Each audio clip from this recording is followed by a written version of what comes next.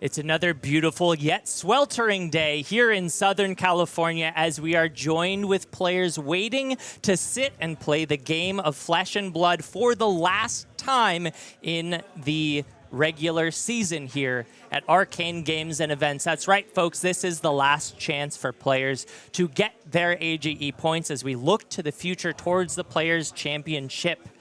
And I am so excited for some Flesh and Blood today. How are you feeling about that, Barrett? Super excited. Can't wait to see what we see today. A lot of new cards. A lot of stuff's happened since the last AGE Open. It's been, what, 2-3 weeks? Not been that long since our last one, but a lot has shifted here, right? We Absolutely. have so much to talk about here with our early stories, but Mastery Pack Warriors come out. We've seen a little bit of adaptation with some of the decks since Pro Tour Las Vegas. So I'm really excited to see what happens here today. Yeah, I think that hit of this is the first large streamed event with Mastery Pack Warrior that we've seen means there's a lot to explore in the meta. Super excited to talk about that, which brings us into our weekend stories. First topic, Mastery Pack Warrior. Let's just start gabbing about that. How are you feeling about Mastery Pack Warrior? I think that this is everything that people had an issue with the Mastery Pack Guardian has kind of been rectified with this. People's concerns about the power level of the set, maybe Warriors still won't be that good, out the window. This set's cracked. It's the good. cards in this set, ridiculous. Every time you look at an M in this set, it's like, what are the numbers on this, right? Yeah. We have everything from Kassai support. We see Hala and Olympia as kind of fully fleshed out heroes now. There were a couple bones thrown to Fang and Bolton on the side.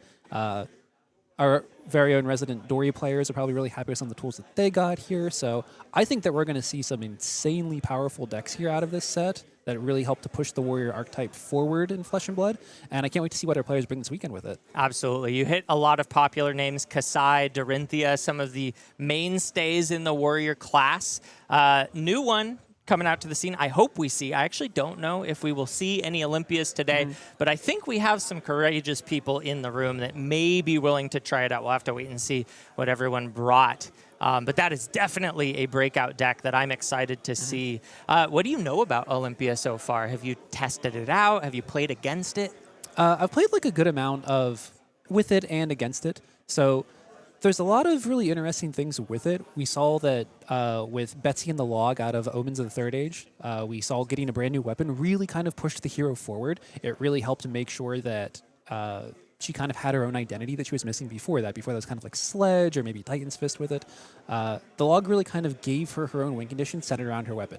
Olympia is much of the same thing, I think, where Golden Grail just kind of really gives him this whole brand new unique identity that he was missing before. It really interacts really elegantly with both the old wager cards and so many of the new ones that he got with this set. And I think that he has a lot of really interesting ways he can get built. He has a lot of small value things. You can kind of build up for that gigantic one-shot with all in. You can play a more fatiguey, grindy style with him.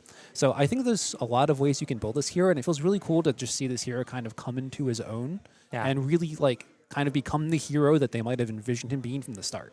You know, I'm really glad you brought up log in this kind of conversation. We were talking before this about how much I enjoyed the game theory question that is asked every time you wager, which is, hey, I think this will hit, and I think I will benefit from it, but I'm giving you an opportunity to give me some cards to say, no, I would like the tokens instead. And I think Olympia, obviously, the log is just kind of the log every time, but Olympia has so many different flavors and variations of that question that I might have to build that deck and try it out. I haven't done it yet, but I love the wager mechanic so much. I also really loved the wager mechanic when it was first released in Draft. In can you remind me the set name? Heavy Hitters. Heavy Hitters, thank you. Heavy Hitters, one of my favorite draft sets because it was just so blocking mattered, hitting mattered. And there was a lot of uncertainty. A lot of gold matters. A lot of gold mattered. Great. Yeah. Gold is now not just the payoff itself. The cards I'm so are excited to see an all-in kill. I don't know when I'll first see it, but when I get to see a sword come in for 25 or something crazy like that. Just don't do it against a Guardian. Right. I have seen a local swing a 22-powered Golden Grail with all in and then just get staunch response, armor. Yeah, take 0. The downside of that card, really bad, it turns out, if you don't hit with it. Yeah, sure. But yeah, I'm really excited to see what Olympia does with those new cards. And then I think the other one that's like really intriguing to me is actually Hala. We saw Hala when she came out with her Armory deck. Really, really interesting core mechanics to her, but maybe felt a little bit underpowered. Kind of struggled to have her own identity potentially. Still saw a lot of success with her. We saw multiple people go X1, I believe, at the Pro Tour with her. Do really well with some Colin. She's had a really good showing overall from the people who have brought her. She has a lot of new tools with this set. We saw Beck and Steel kind of push that strategy forward before with that expansion slot at Omens of the Third Age. And here with the Mastery Pack Warrior, we kind of again see this is what LSS envisioned when they made this hero, when the Armory deck first came out. This is her with all of her new tools, whether they're point of escalation for giving her some additional play with power increases, whether they're a stronger blue base, whether it's more flurry token access. Is it and again that you can swing a second time? That card feels so cool to me. The new mechanic of the ability to add an attack to the combat chain that doesn't come from an attack, but rather queues it up, a brand new mechanic in the set itself. And after seeing what Hala can do with it, it seems like the kind of juice that she needed to push her from value grind to like, oh, the value's getting so high that maybe she just kills you sometimes grind, but still has the value needed to play on that sort of mid-range fatigue axis if needed. Yep. And then on top of that, I think that she already had really good numbers before, but she's such a well-positioned defensive deck in this meta where I expect to have other warriors running around. Arachne Marionette is still one of the best decks in the format. Betsy and the other Guardians, Jarl particularly, have seen a lot of play overall as well. So she's really, really well situated into these more defensive, grindy decks just because of the inevitability of her hero ability with that Zenith Blade and getting to just kind of press you so often. So really excited to see what our warrior players bring this weekend since they actually have so many options now. Yeah. Well, you did just bring up an assassin, and I think that's a good segue into our next topic, Mastery Pack Assassin. We have not yet talked about this at all. I am very curious to know your live thoughts on this set. Well, we gave Brian Gottlieb a set. Is anybody shocked here? That's a fair take. I think that when we knew that he was making a set, it was probably going to be Assassin. He is known to develop Assassins. I believe responsible for Arachne Huntsman, the original, and has he been responsible for every Assassin design? Or I know it's just like an area that he likes. And yes, we joke about it, but it's a huge credit to all the developers who put their time into this set and made this possible.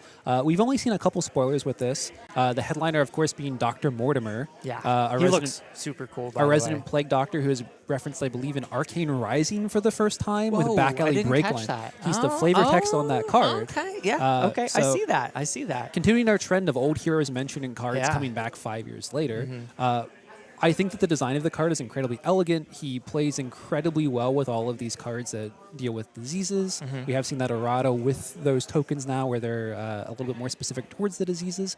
But he's just such an interesting and elegant way to design a hero, utilizing the tap mechanic, kind of interact with all of these old pieces we've seen before with all these old disease-creating cards, as well as some really new cool pieces that they've spoiled so far with his trap, allowing you to then make more diseases on the defensive side, the way that interacts with other cards like Under the Trap Door. So I think it's a really cool introduction here of a set that we haven't seen everything with yet, but that really elegantly shows how modern fab design with the tap mechanic and things like that interacts with all these old pieces that have come before them. Yeah, no, I mean, at least the flavor of being a plague doctor and dealing with all of these diseases, flavor win. Love the idea. Love it. However, and we can't touch this topic without mentioning the elephant in the room. Azuri?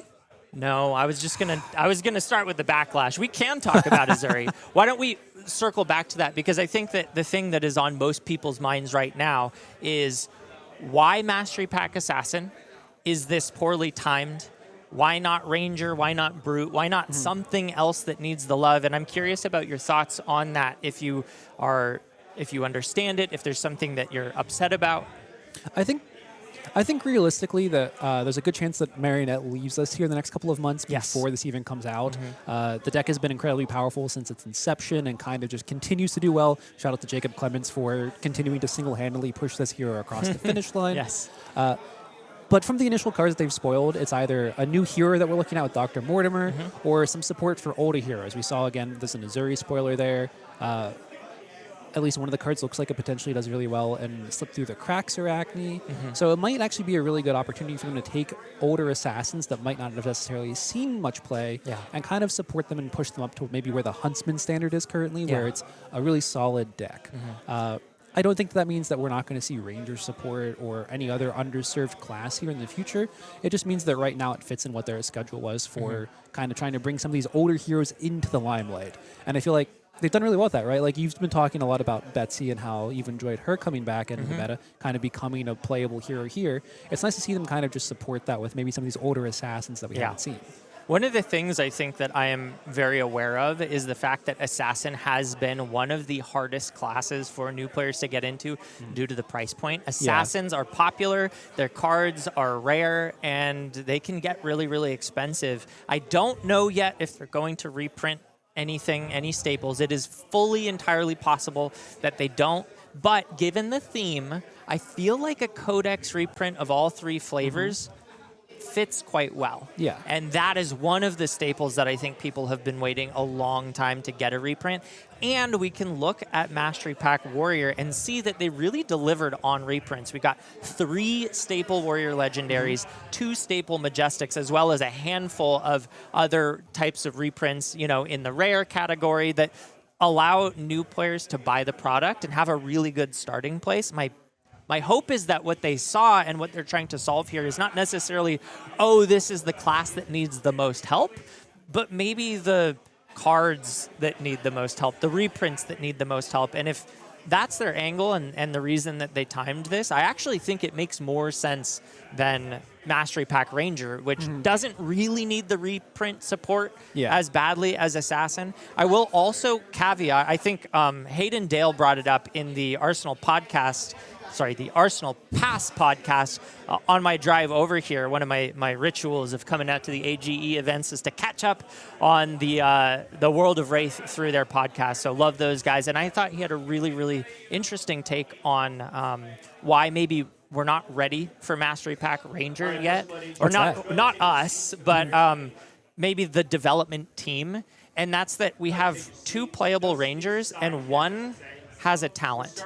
And from what we've seen so far, Mastery Pack seems to be a product geared towards the untalented versions of the heroes. You can still use an untalented card in your talented hero, but it can be really difficult to, say, support draconic cards in Mastery Pack Warrior because there's only one warrior that uses them, and it doesn't really, you use slots for something that could go towards all warriors. And as a result, we saw Fang sort of fall by the wayside in Mastery Pack Warrior, which it is what it is. But I think that in Ranger, we may need to see some more Rangers come out before it's time to release Mastery Pack Ranger. So I really liked that take. That resonated with me. It was something that I thought about before, but to see other people in the space, share similar ideas and thoughts makes me feel like that might actually be a really important thing to remember when it comes to these Mastery Packs, is that they're not just to build up a class, but to kind of support an existing archetype, and it may be that we need that archetype to be built before it can be supported.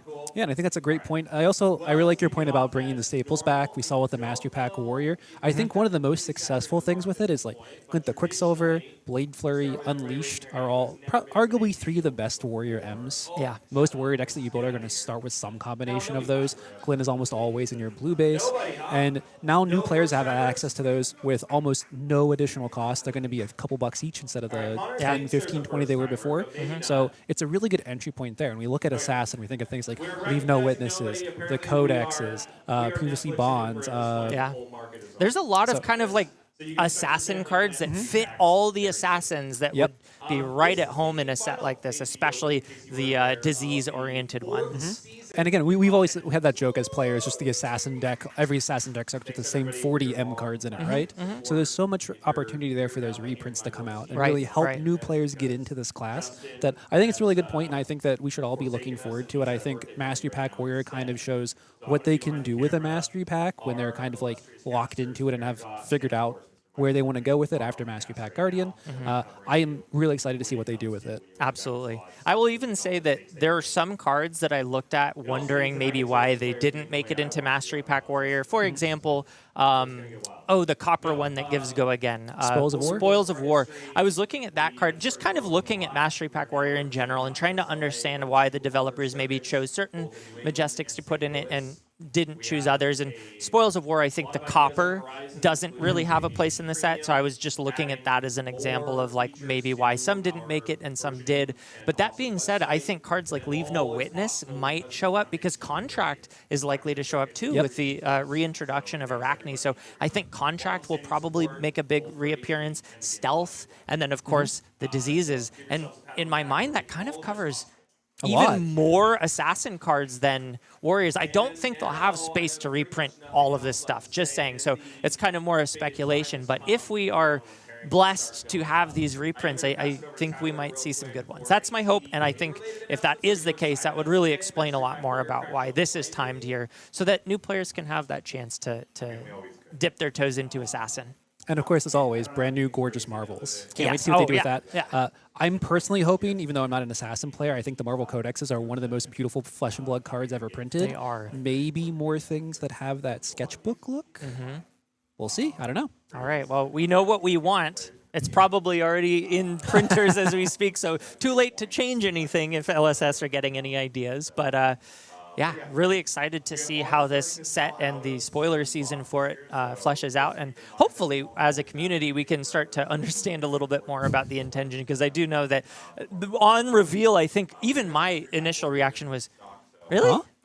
Wait, hold on. Because we were just, I think, so much more expecting like the support coming out for the unsupported classes. But the more I sit and think about it, the more I think that, you know, kind of like a video game that releases a year too early. You don't really want an Undercooked set, and I really wouldn't want them to release an Undercooked Mastery Pack set that doesn't have the foundation that would support it. So, you know, I've really changed my tune, I think, a lot as I sit down with it and think about sort of the benefits, the pros and cons, and what it could have looked like if they pivoted to a different class. And the more I think about it, the more I actually starting to get on board with the idea.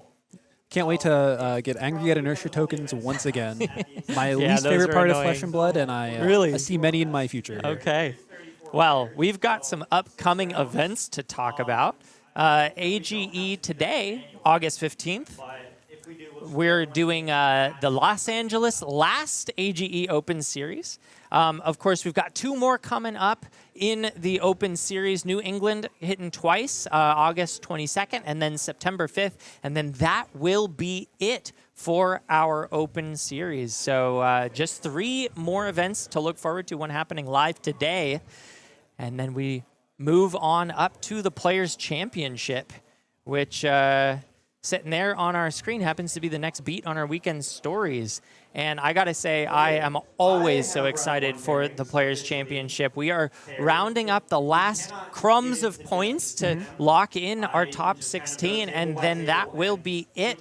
We will send out a survey to each region for the players to decide when they will best be able to attend. So we want to try to get everyone that can attend to attend and find the best date for everyone. Of course, if that doesn't work out and there are conflict issues or people simply can't make it, the way that it works is we will go look at 17th place and bump them up into the running so that we will have a full 16-player tournament. And we know for a fact that this will occur after the release of Usurp the Shadow Throne, which means that we will get to play with some fancy new Shadow cards going into that event. So pretty fresh new meta to look forward to in the Players' Championship as well. Very, very excited about that. Yeah, and we're on our last one here today for LA. We'll know at the end of today what our top 16 looks like for this field. We do still have those 2 left for the New England Players' Championship. One will be this month, and one is the start of September next month. So by the end of, I guess, around the start of spoiler season here with Usurp, we should have all those players locked in and have a really good idea going forward what to expect for them in those Players' Championships coming afterwards. Yeah. But a lot of room here still today, a lot of room still in New England for those standings for those last few spots in those top 16s. And that leaves us with one short but sweet weekend story beat. The news is that we've got a spoiler coming out, but not now. That's right. Stay tuned, because this will be revealed right after the semifinals headed into the final round. So stick around for not only an amazing day of Flesh and Blood competition, but near the end of the day, we're going to get to see one of the first scheduled spoilers for the spoiler season of Usurp the Shadow Throne. And with that, I want to head on over to thank our sponsor. That's right. This is Calling Kansas City World Tour, sponsored by Fabtcg. This is the 100 Calling.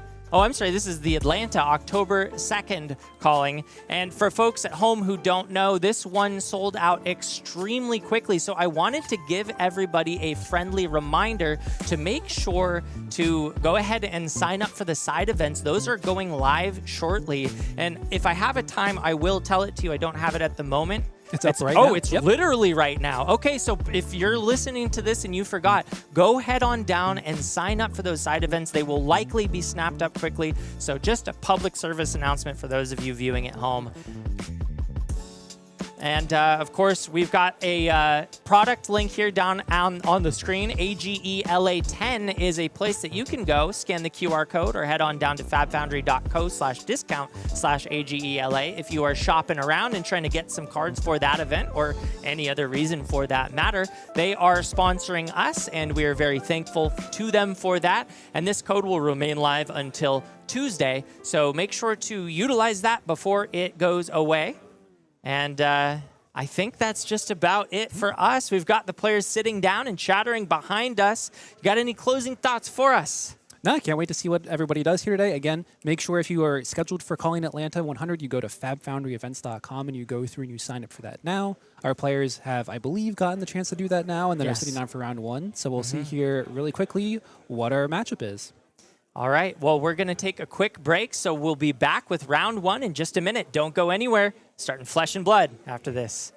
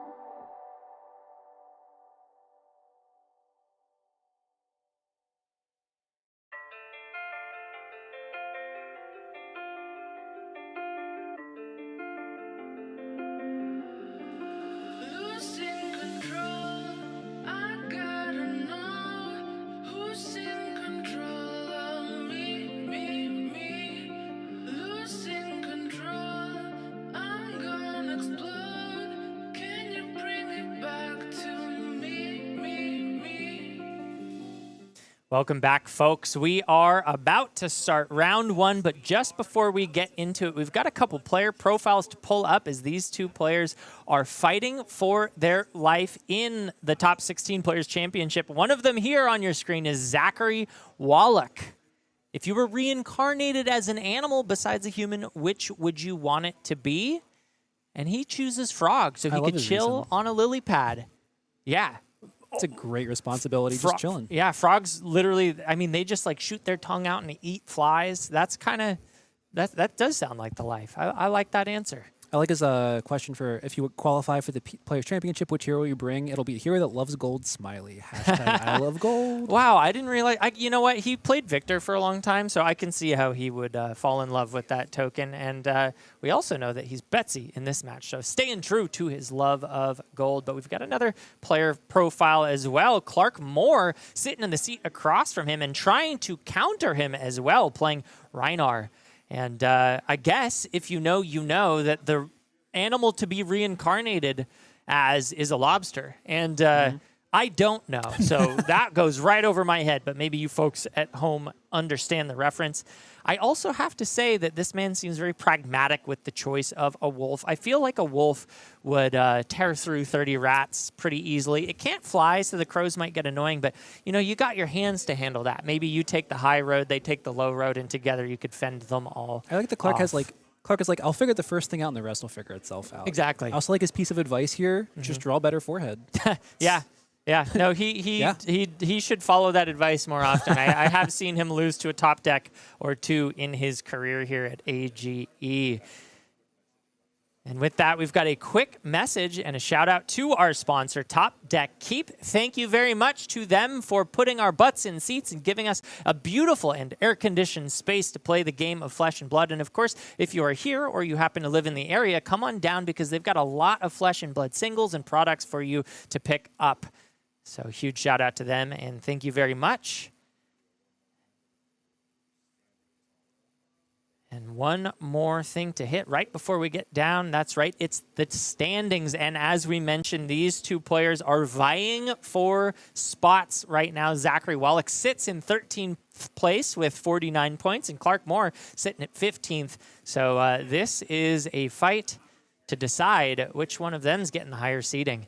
Yeah, and potentially in this event, we also have some people here, I think, that are still clawing their way up the leaderboard. So they're both trying to make sure they lock their place here in that top 16. Yep. The first step is here, finish high enough that you're locked for it, and then see if you can kind of scramble to get on that left side of the bracket. Yeah. Being 1 through 8th, if you can, gives you that placement and that side choice for first or second here in the Players' Championship. Yeah, that's right. For those of you who don't know, the seeding, the way it works in the Players' Championship is that the higher seed always chooses turn order for the entire tournament. Of course, that flips on its head for top 8, but continues in concept as the seeding order changes to the placements as they move out of the, I guess, round-robin bracket. Is that the technical term for what they're doing? And we see here our players have presented here and are drawing up. Tell me about the equipment suite here. What do you feel for both of these players? That looks pretty standard from my side of things here. What they're each bringing? So I have seen variations on Rhinar, and I think the first thing I want to touch on is the Ravenous Meat Axe. What that tells me is that looks like we got to flip the names there, but Clark Moore will be looking more towards the Intimidate keyword rather than potentially aggression or value. The Meat Axe allows you to draw and discard a card every single time you swing with it, which means that not only are you coming in for a clean 5 damage, which is really nice, but also enables the Intimidate trigger, which we're about to see here as the first turn of the game. Clark Moore decides to go for the Blood Rush Bellows, doesn't even want to Arsenal and build that up, thinks that, might as well try to push damage through on turn 0. Oh, and he hits the Beast Within. Wow! We saw his opening hand here, had 2 Beast Withins with it, goes for the 50-50 here and does manage to hit, so he's going to wind up drawing up 3 cards here. We're going to first get this Intimidate from the first Rhinar trigger. We'll see here. Draw good forehead. I think I'm eating my words about what I said earlier. Clark Moore showing us he's refined the ability to hit off the top. And we see a Wrecker Romp here off the top, off the Beast Within. So Clark will lose 1 life from that. I'm going to draw 2 additional cards here from this Blood Rush Bellow, and we'll see how much go again he has here. Is it going to be a Eugene Seasick out here and just roll Scab Skins next? Please don't, Clark. I can't take this early in the day. Insane. I didn't see a go again source, but the blue being a resource is somewhat nice here. He's looking over at those boots. Yeah, I see an Agile Wind Up, a Sea Legs of that blue Wrecker Rump, and then one other that might be a Smashback Ale. You know what I think I like? Just go ahead and establish that agility right here, right now. Get another Intimidate, and you don't have to go. He's doing it. No, please, Clark, please. Shows the 6. No, is he putting the deck? No, dice forward? he's Who's rolling? showing which one he wants. He's like, I could use 3 action points right now. Why not? Off the screen, we are seeing a 2. Okay, so turn's not over, but he did not benefit from the extra action point there. And this is kind of where the problem is with this potential game plan, because he will get this extra intimidate here. However, he's only really going to get +2 off of this Blood Rush Bellow, and it being turn 0 here does mean that Zachary can just block the cards and draw back up next turn. So we're not really seeing the full power of what this turn could have been with that Beast Within plus that Blood Rush. We will see him pay here in the Gauntlets of Tyrannical Rex, and it looks like we're just going to get 1 swing here from Clark. Yeah, I'm kind of waffling. If this card discards, I like the play. I kind of want him to swing with the weapon. I know it feels bad. It's only 7 damage, but at that point, you will have intimidated 3 cards from the hand. You're guaranteed to connect with at least 4 damage, but here, another even better way to do that. So pumps it up to 8. Wrecker Romp is the play, gets the extra intimidate, also gets to discard to create that Gold Kiss Rum, so really setting himself up as well as forcing through damage on turn 0. Yeah, and I think what Clark was thinking there was whether or not he wanted to have an arsenal potential for this turn or not, and have the random draw off the top and potentially miss that Sea Legs if he went with the Ravenous Meat Axe. This way, he just takes the guaranteed Gold Kiss Rum, guaranteed swing here. Zachary did skillfully keep that shelter in his hand here, so does have the highest block card that he had in his hand here to cover this. And from all that with Clark there, with those power cards played right away, we do see Zachary here only taking, I believe, 4 damage off of this turn cycle. So really from Zachary's side, he's got to be really happy with how this wound up turning out, actually. Yeah. I think all said and done worked out really well. I will say, though, that 4 damage being taken on turn 0 is significantly more than we usually see if a player decides to attack. So Clark does get ahead a little bit on life there. Looks like maybe the players marked it down in the wrong section, so we'll get that corrected. So flip the life around there. But I really like how set up Clark Moore is. He's got the agility for next turn and the Gold Kiss Rum for the following turn that he needs it. So go again is solved for the time being. Yeah, and one thing that's really good here from Clark's side and kind of a benefit of him in this matchup with Betsy is that you know that Betsy's really not going to pressure you that quickly. She traditionally, unless she has those opening hands where she has like a couple of her suspense arrows on the board and gets to kind of sit on those and then swing a giant hammer or a giant CNC at you, she's not really pressuring your life total that quickly. So Clark here gets to set up, gets to establish with this agility and rum and kind of start to sculpt his hands to really have one of those power turns here in the next couple of turns after he's gotten to kind of pick and choose how he wants to play. And we see Evan here, or Zachary here, excuse me, with something we're going to see a lot here. Yep. I was about to say, get used to it, folks, because the pile driver is coming in for 7 with overpower, and if that's not going to be said a lot this game, then I don't think Zach's playing the deck right. And traditionally, Rhinar doesn't run that many defense reactions. It depends on which build you run and which era we are, but traditionally you really don't have too many just because of Rhinar's ability to draw discard. You don't want to miss with that. So Clark actually probably doesn't have that many ways to fully cover the log. So Zachary feels very comfortable here starting out and just saying, I'm going to just send this with overpower starting on turn 1 and just push this damage as fast as I can. And Clark very quickly says, yeah, that's fine. Takes the 7 damage because he knows how set up he is. He's got the bare fangs to kick things off, which not only gets the go again thanks to the agility he established last turn, but will be part and parcel of this Intimidate game plan that he is going for. Does hit on the Wrecker Romp, which means an Intimidate goes through, and an 8 damage on the chain would go again. Yeah, and we'll see here whether or not that blue was integral to Clark's plan here for the rest this turn. Sometimes that extra blue getting out of the way here is something that you're okay with. I suspect that Clark drew that off the top since he has that Sea Legs in his pitch already and wanted to just kind of maybe get rid of that. Maybe we're okay with it with what our game plan was going into this. We do see Zachary from his side has that staunch response immediately to help cover this up and kind of blunt this assault here, and we'll only take 2 out of this attack. Yeah, really nice line up there with the staunch. I will say that's kind of he got a little lucky that one wasn't hit with Intimidate, because that's one of the things that Intimidate can just be so painful to deal with is getting those defense reactions into the banish zone where they'll just sit and rot and become super inefficient. So Zach dodging a bullet, I would say, only taking a little bit of damage here and gets to keep 1 card for his sake, hoping that it's a blue, but it could be an arsenal target, also not the worst thing in the world. Did also have that Shelter from the Storm in his arsenal there to really blunt that turn, so you won't have to IAP here. One of the downsides of Betsy a little bit with the Pile Driver is that you can't really have an efficient 1-card play without having your Tunic up. So probably pretty happy here with how the turn cycle went out. Got to blunt a lot of Clark's damage here, get rid of that agility token, and back to Clark on his side. Still doesn't have an arsenal, so maybe Zachary here can gain a little bit of that tempo back, but we do see a buck wild here from Clark, leading off with 6 go again for the turn. And I'm really starting to see what Zach's philosophy is coming into this matchup, saying, yes, you can intimidate me, and yes, that can be really clunky with D-Reacts, but if I just bring enough, maybe you just can't get through it. And I see, once again, Staunch response in hand. I think you mentioned Shelter in the arsenal, so he is well insulated here as he blocks. Takes a little damage down to 30. We see the Ravenous Meat coming out here from Clark. We'll draw and discard. Overall, maybe Zachary's first turn here without having a ton of pressure here, but we'll see what this Intimidate can do from Clark. Intimidate coming in for 5. We see the Pounce discard here, so we do see that trigger here. Intimidate on stack. And we'll see here Zachary does have a play. We do see that Oasis Respite in hand along with that Staunch response here. So Zachary, plenty of defensive tools, and we have a CNC in our arsenal. And the question here from Zachary's side is how he wants to approach covering this damage. He could just use that Oasis Respite here, gain a life, effectively take 1 on this attack, and then send the CNC back. Right. It looks like we have reds in hand, though, so it might be a situation where he just wants to do that.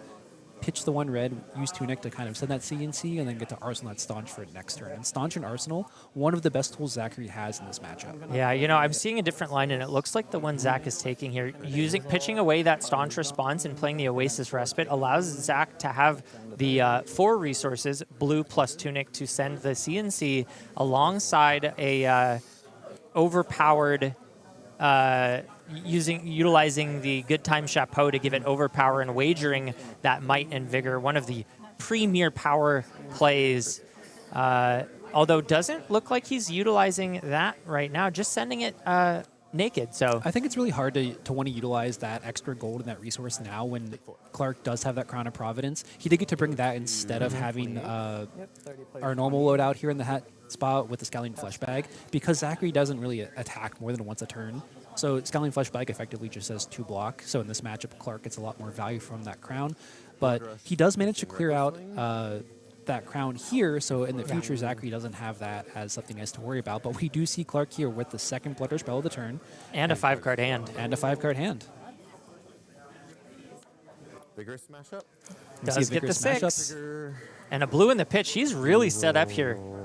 And critically, what we were missing the first time around when we did this on turn 0, he does have that Gold Kiss Rum as well. So we always, even if we don't draw the go again attack here, we do have that option for having that first go again for the turn effectively here. I am anticipating a boatload of damage. Just don't roll scabs. It's got a Beast Within in hand as well, which means that if he gets super lucky and does another Intimidate, he's going... Oh, you know what? I like this here. Hedging on the Scabskins, wants the 3 action points if possible. Let's see what he gets. It's a 1. Loses the go again, but at least his turn continues.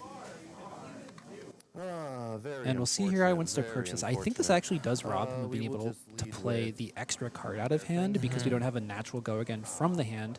As we see, the Bear Fangs is coming out here.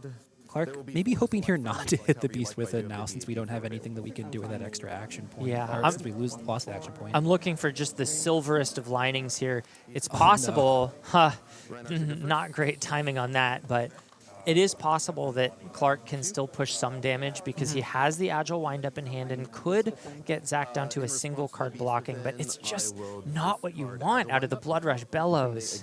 I will say Blood Rush Bellows, still an incredibly powerful card out of this deck, still can be convert through 3 attacks.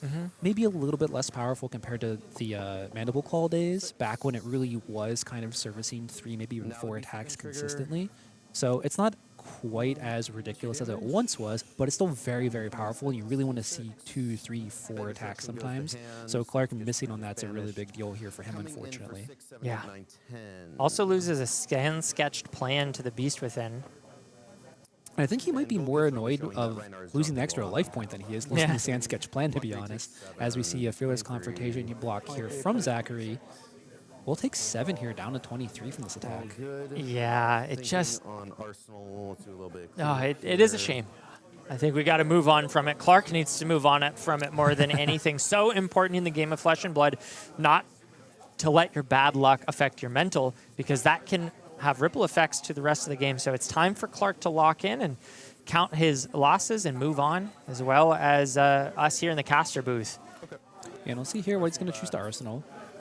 No longer drunk. Missed it. Does have the agility made for next turn thanks to the agile windup, so he is still set up here for a reasonable next turn, but will be passing here with an IP2 effectively. Yeah, that's a go rough back to spot Zach. to be in. Zach has 3 cards now to work with, and one of the things that Betsy does really well, surprisingly, is convert larger hands. It does depend on the build, but especially builds that run the instant auras, like you see here in the pitch zone, gives you just a little bit of flexibility where if you do happen to run into a hero that intimidates your whole hand, you're not completely out to dry. Yeah, when you do see Boulder Drop Red coming across here, great card in the deck, does a lot of really powerful things, particularly in the aggro matchups. Of course. And in this situation, probably won't get its crush ability off into Yeah. Clark, but will rob Clark of potentially 2 cards or some of that armor block that Zachary wants to chew through here as early in the game as he can. Yeah, depending on the texture of Clark's hand, he may just choose to block and give 1 piece of armor, could decide to block with 2 cards, or as you mentioned, shove full armor and say, I like my 5-card hand, let's rip it. Yeah, and one of these things that kind of the players are going to be looking for here as the game progresses and they kind of figure out what their game plan and strategy is through the game.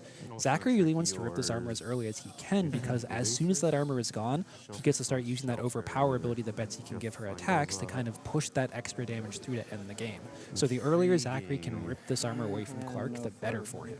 Yeah, he made a really good read with that CNC, not using the good time chapeau, not getting rid of the tunic counter, because he effectively got the same result, which was headpiece gone. No longer need to worry about that one. Ready and live for the next CNC to hit, and we'll see here if that remains true. I'm sure Zach has his little checkbox of things that need to happen in order for him to win this game, and one of those things is you got to get through the armor. Block 6 with the equipment. 6. Clark just says, I'm going to give the full fridge, likes what his hand is. And this is actually a really critical point here, I think, of this game. Clark choosing to say that, again, that armor, this is its spot for it. I can send enough damage with this hand that giving this up and kind of not being able to stop that overpower later is worthwhile here. Now, I'm really curious here to see from Clark's side, are we going to see a Savage Sash pop here potentially this turn with that agility token in play? I think that this feels like a Savage Sash turn. The thing I'm questioning is the blocking with the boots. You still stop the crush if you don't give the boots here, so it was a choice. I'm not sure I understand it fully, but we will continue to see as Clark more starts the game or the turn off with Savage Feast, one of the premier cards to pair along with the agility token, because it will allow him not only to discard a card to intimidate, but then draw up another one. So very, very efficient offensive play. You see Thick Hide Hunter here in the discard, so Clark will get that intimidated trigger off. Coming in for. I appreciate that Zachary just starts the turn and just puts the hand out. Yeah.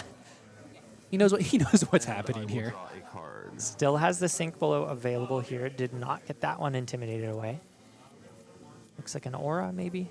Yeah, an Edge of Their Seats, and I believe a Ripple Away is his last card here.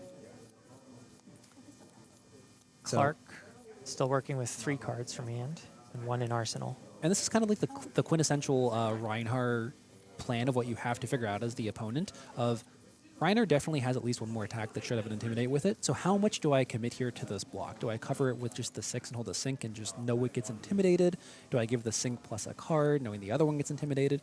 This is kind of like the fork that Rhinar puts you in of, I know that these cards are going to be leaving my hand here with the rest of this turn. So how do I get the most value out of them before Rhinar gets to just send unblockable damage effectively? Yeah. No, I find myself sitting there in spots where I would normally never block because I need to save for the on-hit. You just are kind of forced to block early. And here we're seeing Zach anticipating a wide turn, going ahead and cashing in those quick dodge flexors for a nice clean 6 paired up with the Sink Below. And this is great from Zachary's side, really heads up, I think, where he recognizes that all 3 of these cards will be gone from his hand after this turn, whether it's the Intimidate or through blocking. So he just decided, I still have that card in my banish here. I have Tunic up for next turn as well. He can probably swing the Pile Driver with that. So he's just playing the most efficient way to actually utilize all 3 of those cards. Now we've got Bear Destruction on the combat chain. Looks like he's debating on Beat Chest, does go for it. So when it attacks, if he has Beaten Chest, which he has, it gets Go again, and the next Brute Attack action card played gets +2. I don't know if he can play that last card in hand, but I'll have to take a peek at it before I can make that call. This is a really, really efficient offensive play, and although Zach seems to have played it incredibly well, He's going to be taking some damage here. Take 9. Yeah, Taking a lot. Gets the last card intimidated here. 11 from that swing big here. And Clark, we see here why he decided to just give the equipment on that last turn and just say, I can kind of tank up with that.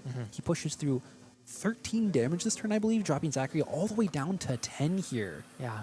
I got to say, I'm really impressed with the spot that Clark Moore is in right now, despite having such an unfortunate turn of events on that Blood Rush Bellow turn. Both of them, Yeah. really. Like, both of let's make no mistake here. Clark has drawn, had bad things happen with 2 of his power turns so far, and is still in a very commanding situation here. So it speaks really highly to how the Rhinar deck can just kind of chew through these really, really defensive decks and just push damage that they can't really stop. Yeah, no, he looks kind of locked in. He doesn't seem so phased by the past unfortunate turns of events. I love to see that. Yep, and we see Good Time Chappelle here, finally activated from Zachary Wallach, sacks that gold, so he's wagering a Vigor, a Might, and that gold here, coming here for 6 with this Pile Driver. And then notably, he does still have the Sigil of Solace in hand here, so he's not going to IP a card here, he's just going to be able to discard that, gain that 3 life back. Really good play here from Zachary to really push and kind of ask Clark, will you give me 2 cards here and let me kind of reestablish a control point here in this game? Yeah, I really love this question that Betsy can ask, which is just 6 damage and a boatload of tokens, but you're asking that of the aggressor. You're saying, hey, will you give me 2 of your 4 cards? Will you give me 50% of your offensive output to gain some tokens? And from Clark's seat, that kind of seems like a good deal. Like, wow, that's so much value. But from Zach's seat, that's a full turn of reprieve from this onslaught.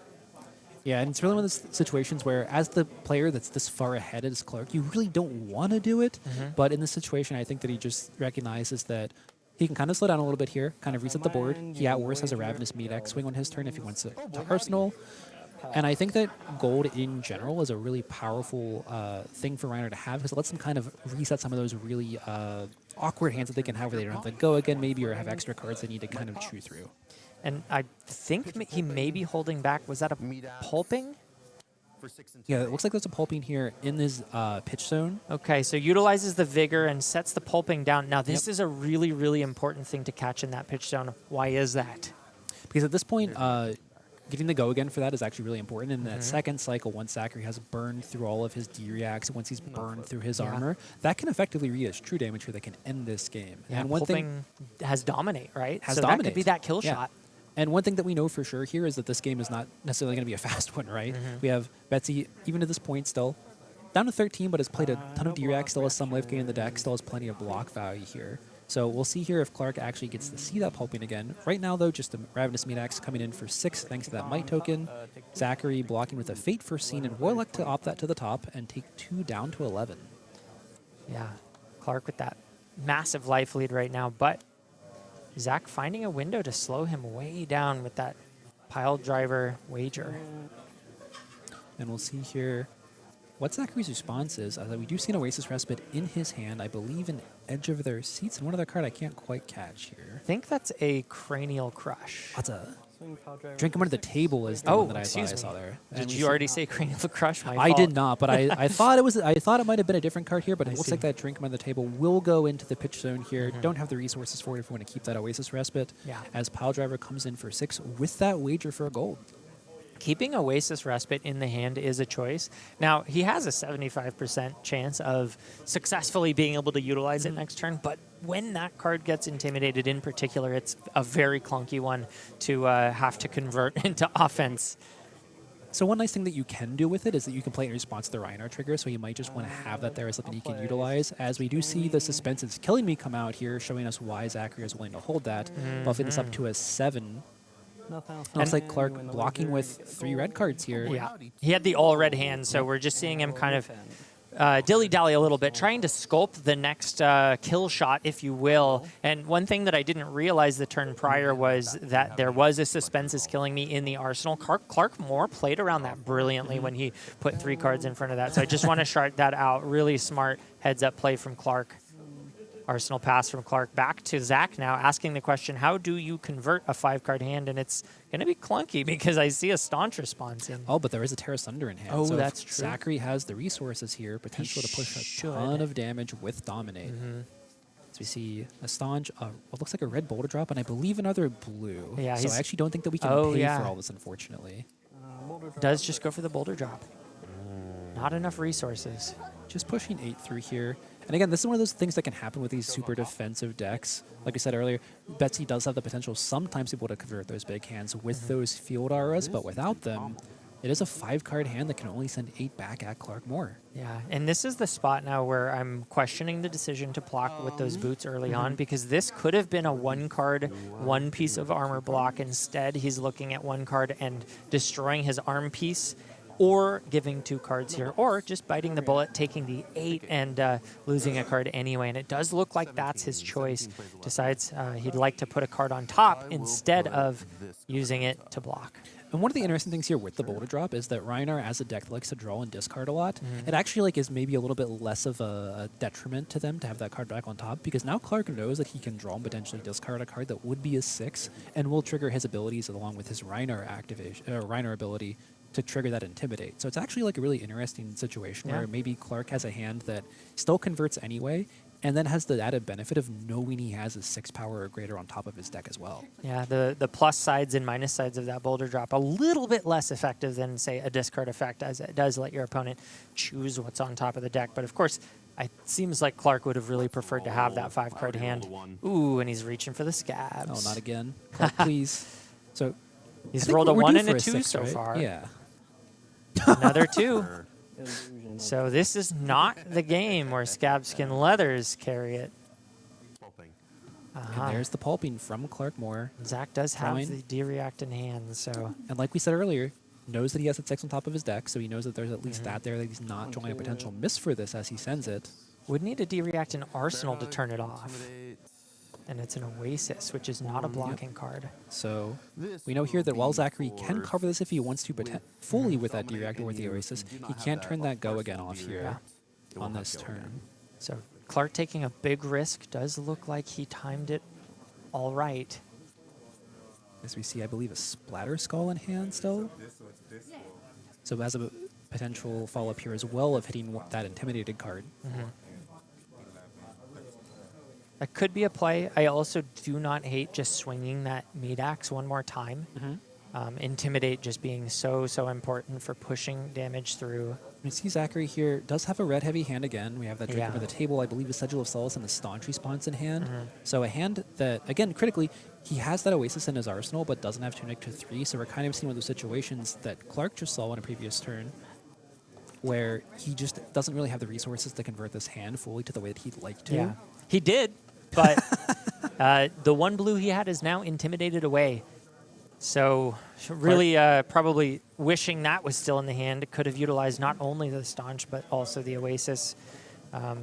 Now is forced to figure out how to deal with costed defense tools with an all-red hand. Clark has taken his luck from his Scabskins and then converted the good luck into his Intimidates on his opponents. Well, he wrote draw good forehead, not roll good forehead. So that's on him in his player profile. Potion of Luck, of course, being my favorite card and the thing that you need in order to win games of Flesh and Blood. Luck, that is.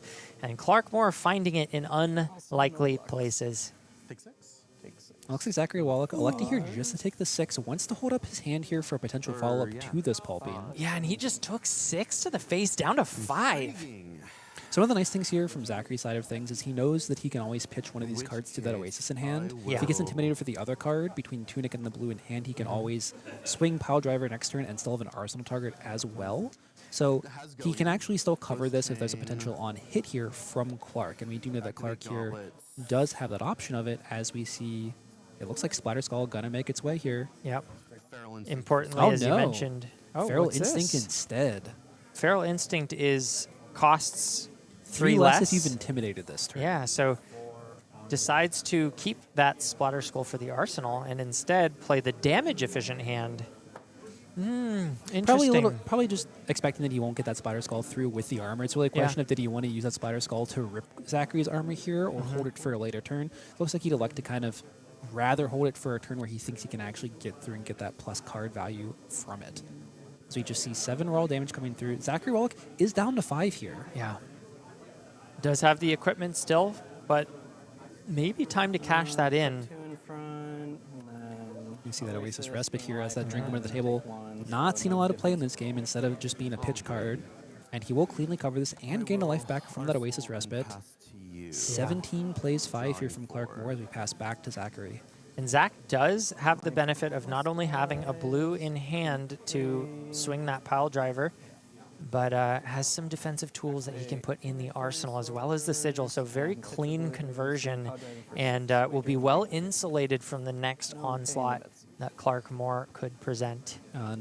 Michael's Guardian heart sings here as we see once again the sledge coming across, but this time, wager a gold. Yeah, no overpower on this one, just asking the question, giving the option of letting Clark Moore block. And of course, as the aggressor decides not to do so, still has the life total to weather at least one more of those without respecting it.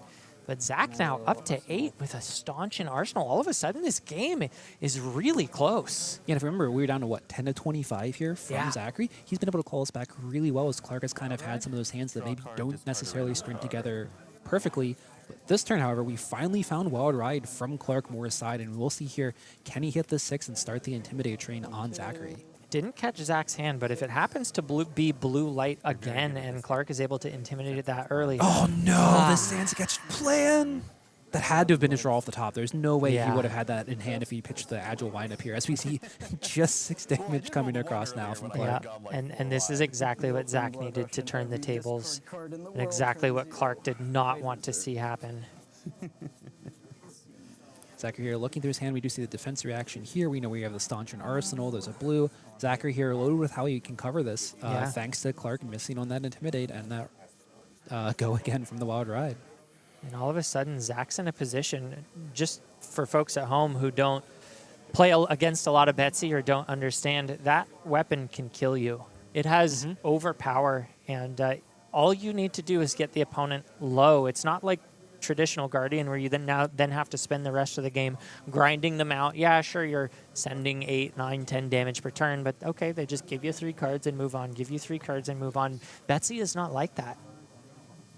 And we've really seen the power of having the Sigil of Solace from Zachary here to kind of claw his life total back up. He's been able to have a couple turns here where he's blocked really efficiently into Clark, gained a bit of life back, and then chip Clark down as well. So we'll see here how he wants to approach this from the hand that he has, what defensive tools he would like to use to keep the rest of his hand, as we see that Gauntlets of Iron Will being pushed forward here potentially. Block 2, Gauntlets, reaction, sync. We'll see here. We will see a sync. Elects not to sync with it, but does cleanly cover that 6 from Clark. And Clark is forced to pass back here with 2 cards in hand and an arsenal that he cannot use thanks to that roll on the Wild Ride discard. Activate good time. Yeah, really unfortunate roll there. Good time Chapeau activation here from Zachary. We're going to go for the Intimidate. Wagering Gold, Might, and Vigor. And then does the full wager here with the Pile Driver. Gold, Might, and Vigor coming across here for 7 overpower. Am I missing something? Did he wager twice? He did wager twice. So Okay. he had the one off the Good Time Chapeau and then the one off the Pile Driver itself, which is why he has 8 in his pitch zone. So Betsy actually lets you, for every wager that you have, pay 2, and you can get the +1 off of that. So we have 2 wagers here, so he's paid 4 extra for +2. So we have 8 coming across here from this Pile Driver on this turn. And this is not a number that Clark Moore is likely to be able to stop, even if he had the 4 block. I guess if he had the 4 block, he would have armor. Reckless Swing, Reckless Swing, right? The Reckless D-React Swing, yep. is a card that a lot of Rhinars are on.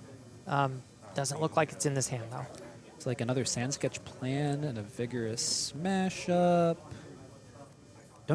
I think that the issue that we're seeing here with Clark's hand is we have that Sand Sketch Plan, but no native Go again. So it might be a situation where Clark is forced to use that to go and kind of get a discard and make that his action points for the turn here. But again, like you said, this is 8 coming across with Overpower. Clark can only block with 1 card. Yeah. So he's going to be taking 5 from this unless he commits those last 2 points of equipment block into this. And Pile Driver here just showing its strength in this late game situation here. Yeah, Overpower is really difficult for some heroes to deal with as long as they're not able to run D-Reacts like Rhinar is very punished for, thanks to that Intimidate mechanic. Really just is basically dominate. As you hear Zachary taking a look through to see what's been used from Clark more, maybe seeing how much Go Again has gone out of the deck, or maybe checking how much Dominate has gone with those pulpings. Really, how much of a danger is he in at this point from Zachary's side of things? As we see Splatter Skull coming across here to block, and Clark Moore down to 6 for the first time this game, is no longer in the lead in the life total race. 6 plays 8, and we still know that Zachary Wallach is sitting on that staunch response in Arsenal, so not only does he have the life lead, but he has so much more insulation from this damage. Clark will have to piece together at least 2 strong Intimidate turns, I think, to break through that. And we see the sand sketch plan here from Clark. Love to see that in hand here because it means we can't draw it and discard it accidentally. Yeah. Happened twice already. This is the last one, so... And he is getting a card out of his deck here. I'm imagining it's probably the 3rd Beast Wisdom that we saw him pitch on the first turn of the game here. Sure. Looking for that extra card draw. I tutored, so shuffler. Doing the math right now on the overpower, I think it's safe to lose a life here, but he's getting dangerously close. 3, 4. You see Savage Feast gone. So not a card that you really want to see discard here if you're Clark Moore. Probably will be one he'd rather play with that extra action point. But how he will go ahead and intimidate that first card from Zachary Wallach. Does make that 2 action points here. And we'll see how he wants to progress with this turn as we see a Vigorous Mashup still in hand. Meat axe. And just swings the meat axe first. 1 floating. Draw a card. So it looks discard like- a random card. We're going to get the swing in here. Does he hit here off of the draw discard?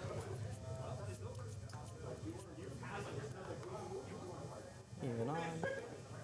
Odd. Drum roll, please. It is the Vigorous Mashup. Okay. Probably happy, but it does depend on what he drew. Zachary Wallach down to 2 cards in hand. And again, we know that Staunch Response is in his arsenal. Yeah. So effectively, he might be forced to use this here, actually, if he only has 1 resource card in hand here with that Ripple Away, which it looks like that is the case. Has to decide here, does he want to give the Sink Below here on the block and then lose that Ripple Away potentially, or not be able to use that Staunch Response to the next Chain Link? Yeah, this is actually quite a fork.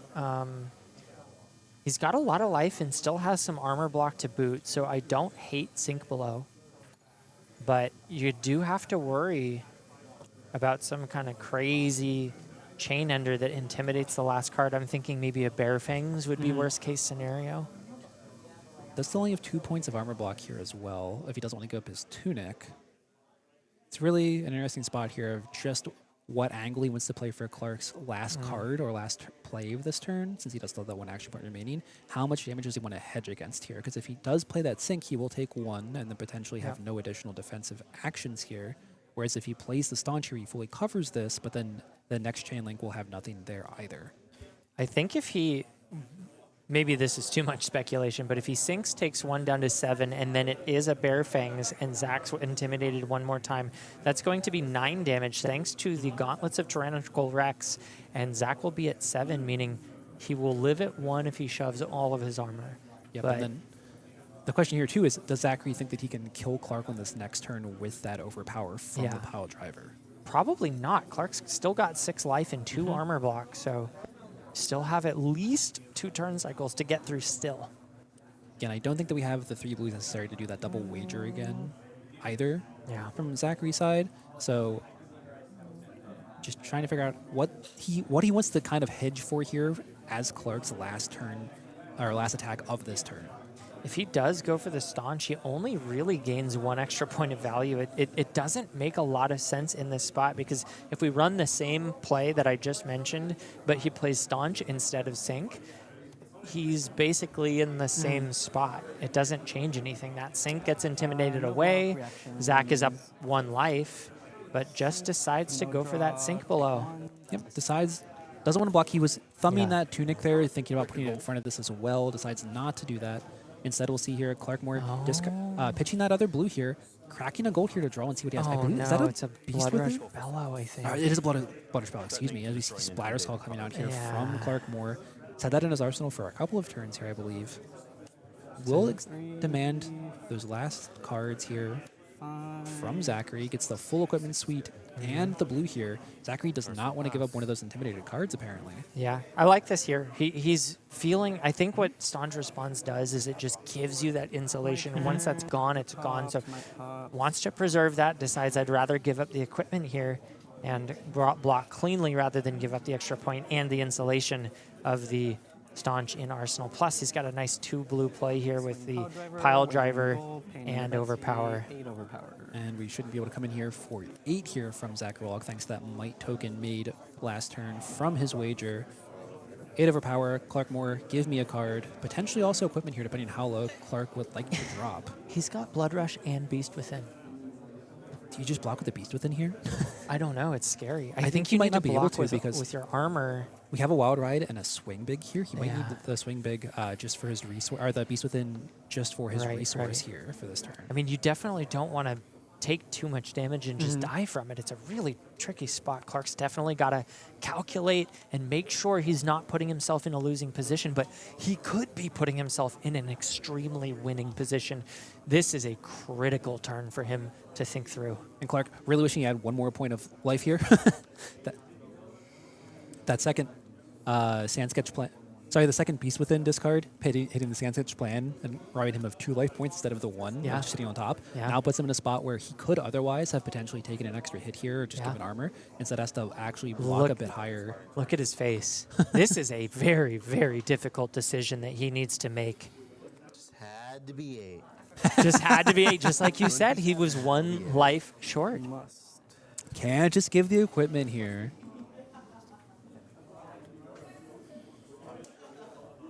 Zachary has to feel really good in this situation. You have that Staunch in the arsenal. You know that you're covered for this turn. Bryce in the background. Can't help putting the Brutes in their place with the sit. Yeah. But if you're Zachary here, you're pushing through damage. You're robbing at least 1 card out of Clark. Probably only 1 card because Clark's trying to have a D-react here.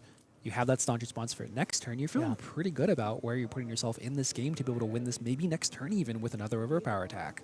Absolutely. But right now, I would say it's time to focus on what is, not what could be. And right now, Clark cannot afford to keep the 5-card hand. He must block. And so the question he needs to answer is how does he navigate from there? After giving up a card, what's the best card to give up? Can you afford to gamble on hitting that Blood Rush Bellows onto the Beast Within?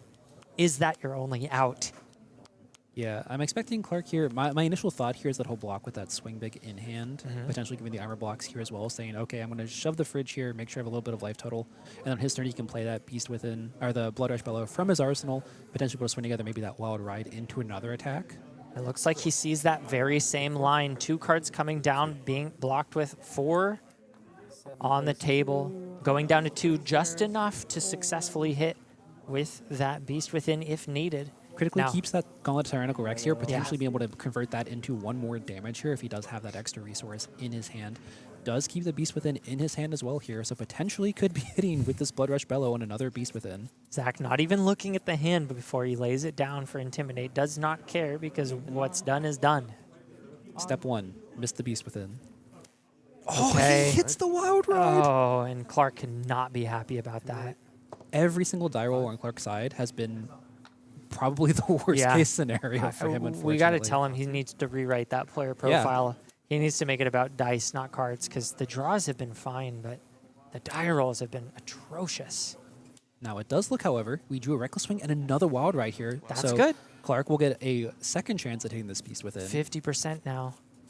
Surely. Zach still has Staunch in the arsenal, has a really clean way to cover this up if he has the blues to afford it. Hoping. We missed it again as we see the Pulping go in the grave. Wow. And again, this was one that Clark Moore put into his deck, looking for this No, late no, game this cycle to is be able to my kill apologies. Zachary with it. Instead, discards it.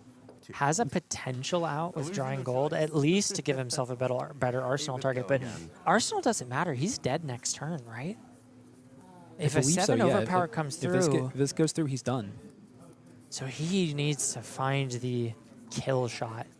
And Could potentially have another Reckless Swing in the deck, yeah, but see if we can see, are either of those cards blue in Zachary Wallach's hand? Does look like a buckle. Both are blue, so he's well insulated to still be able to play that Staunch if needed. well, the problem is that we have to block with these, right? Well, he could just play the Staunch here. We could play the Staunch here if we want to do that. If he does, he has to play. He either takes 2 from this, or he covers it fully and doesn't have a card for the next attack here, Yeah. which is also potentially dangerous here because, again, he's at 7 and there's a Blood Rush Bellow in Yeah. play. So Clark here could have enough damage just to push through. He's at 6 life with no more. Does a Minax just kill? I believe the Minax here will just Oh kill my him. god. Did Clarkmore find it? Well, if he hits, he has to go off the top here. Again, we know that there are still misses True. potentially He's got the in the Beast deck. Within in hand. If he gets the Beast Within, he could potentially brain kill is himself doing brain there, things to me, or he my could draw apologies. discard Right. and draw a non-attack action Right. there as well. So Okay, so there's still a gamble, but it's Still a looking gamble. actually really good for Clark all of a sudden. It looks like he found the line. getting the Wild Ride off the top was massive for him. We drew Absolutely. discard the first one. The second one actually was game-changing here off the top. He really wrote it up right. It's not about the rolls, it's about the top of the deck, and it's so funny to see just how true that has been in this game. The decks have been cooperating, the dice have not. 2 cents scratch. Clark here going through. I think he's just counting what his misses are potentially still in Yeah. the deck here for his draw and his discard, where he could potentially lose the game off of that. And I love the diligence that we're seeing from him. He's got a card that could kill him on the spot if it gets discarded. He needs to make sure to insulate himself. He does have a potential alternative line where he draws off gold, but that has the risk, of course, of changing the top card into the non-attack. It's still a gamble, but he does like Going the for it. odds. I think this, I'd have to run the numbers, but I think this improves his odds overall. Just adding an extra card is more likely to give less misses. And we now see it Plus, is a listen- 6. It lets him be able to pitch the Beast Yep. Within here to the Minax, so he can't hit that off of it and potentially That's kill true. himself off of it. Yeah, so does play around that, really thinking about all of his outs and all of the things that could end his game on the spot.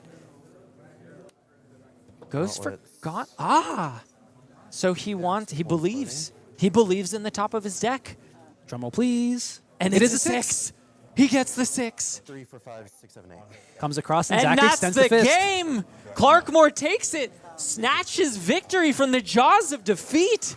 I didn't have any. Somebody get that man new dice. Yeah, he Somebody needs go new into the dice, main but store my and God, buy does new his dice. deck love him. The top of his deck cooperated all the way to the end, and you can just see the relief on his face. What a way to start the day out. Game 1 going in favor of Clarkmore, who is now looking all the better to clinch more points and get better seeding for that player's championship. Yeah, and Zachary, credit to him. That game looked doomed at the very start of it. We started out with that Blood Rush Bellow turn into another one, was down massively in life total, managed to claw that back until the very end, where then we had to see Clark then draw off the top of his deck for that kill shot. Yeah. So great game from Zachary as well. A lot of game to be played here. Still 4 more rounds left for the day for Yeah. him, so he has a lot of room to kind of claw back and get those points he's looking for. Yeah, really important win. And unfortunately, we do not have time for an interview, but we do have time for a shout out.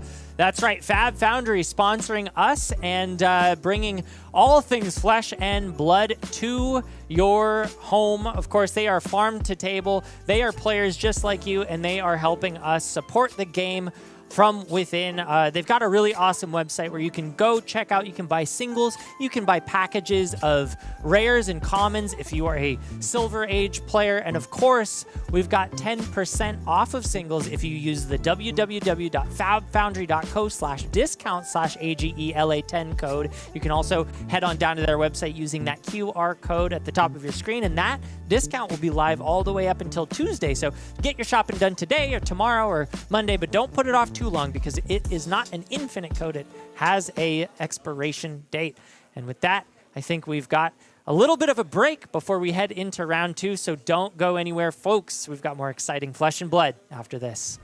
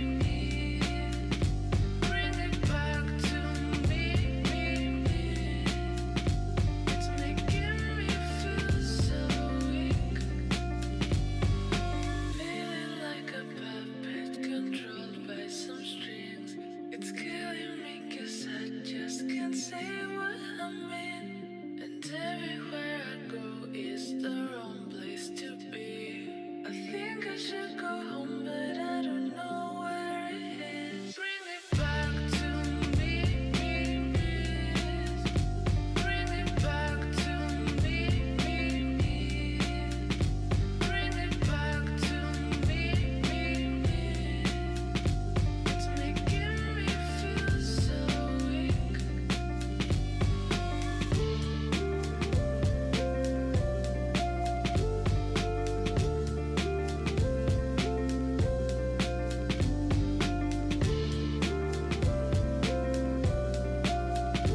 It's making me feel so weak. Bring it back.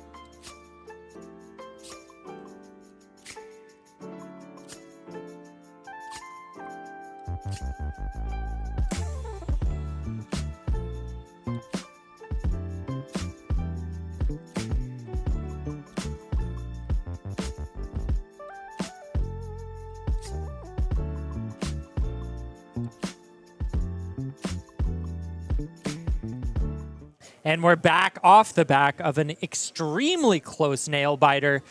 What a match that was. Looking forward to seeing more flesh and blood that's that close. Because, man, if every game feels like that, we are in for quite an exciting day ahead of us. But we've got that match set up right now. I think we may have something quick to hit. Let me see if our producer has a note on that. We are going to talk about AGE Premium. We are trying to be the front page of competitive flesh and blood. But not just that, we are the PBS, if you will. We are the players-built, players-supported flesh and blood. And what we're trying to form here is, of course, getting you guys awesome content for the low, low price of $10 a month. And, of course, if you attend an AGE, that is basically free because we're giving out discounts to everyone who participates.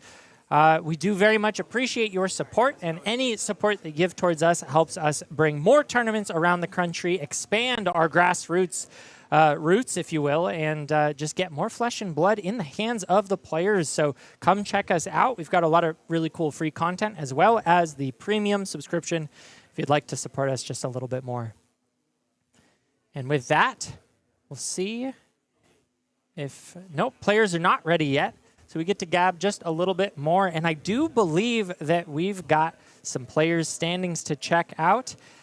Tight race. Yeah, Tight this race is what players are fighting for right here, right now. We see Zachary Wallach at 49, just lost to Clark Moore. So, of course, no points are locked in just yet. Everything could change.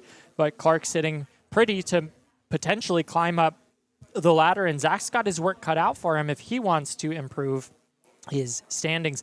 Kai Sickler, sitting at 11th place right now, is who we are about to fly down and watch, playing his beloved Marlynn. I always love watching Marlynn games, and Kai Sickler has proven to be one of the best here at our local tournament.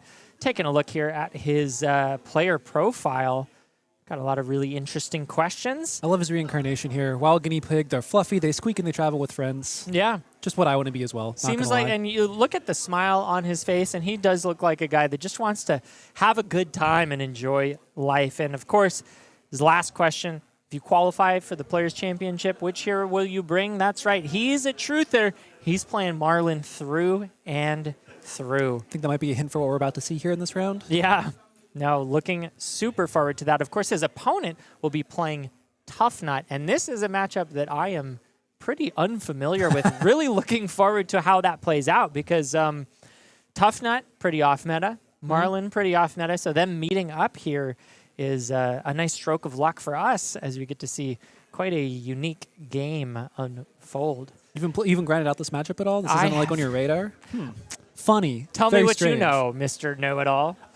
So I also have not, surprisingly, played a ton of this matchup. I have to imagine this is a really interesting one, actually, because Marlynn kind of follows the tradition of Azalea. She just wants to go really tall with her attacks whenever she can, load them up with a bunch of damage on an overpower to make it really difficult to actually block out. However, on the other side, on Tuffnut's side, toughness tokens really kind of help to put a damper on that. While he might not be able to cover every single attack fully, he's going to sink a lot more into that damage prevention thanks to toughness that a lot of decks necessarily won't let that happen with them. So I think that Tuffnut actually has a lot of tools that traditionally should line up well into what Marlynn wants to do. Funnily enough, also, if Marlynn is trying to rip multiple cards out of your hand, you know what really stops that? When you only have 3 cards in your hand instead of 4 to start off for your turn. No, I'm really looking forward to seeing that interaction with the 3 intellect hero because, as you mentioned, starting with 3 means you have to rip less to basically make them have no cards in hand. But of course, we know that Tuffnut's uniquely positioned to play a 0-card hand because you hit that blue off the top and you're swinging rock. Heck, you hit the yellow with a Tunic counter or a Vigor, you're swinging rock. So he's very well positioned to block with multiple cards from hand.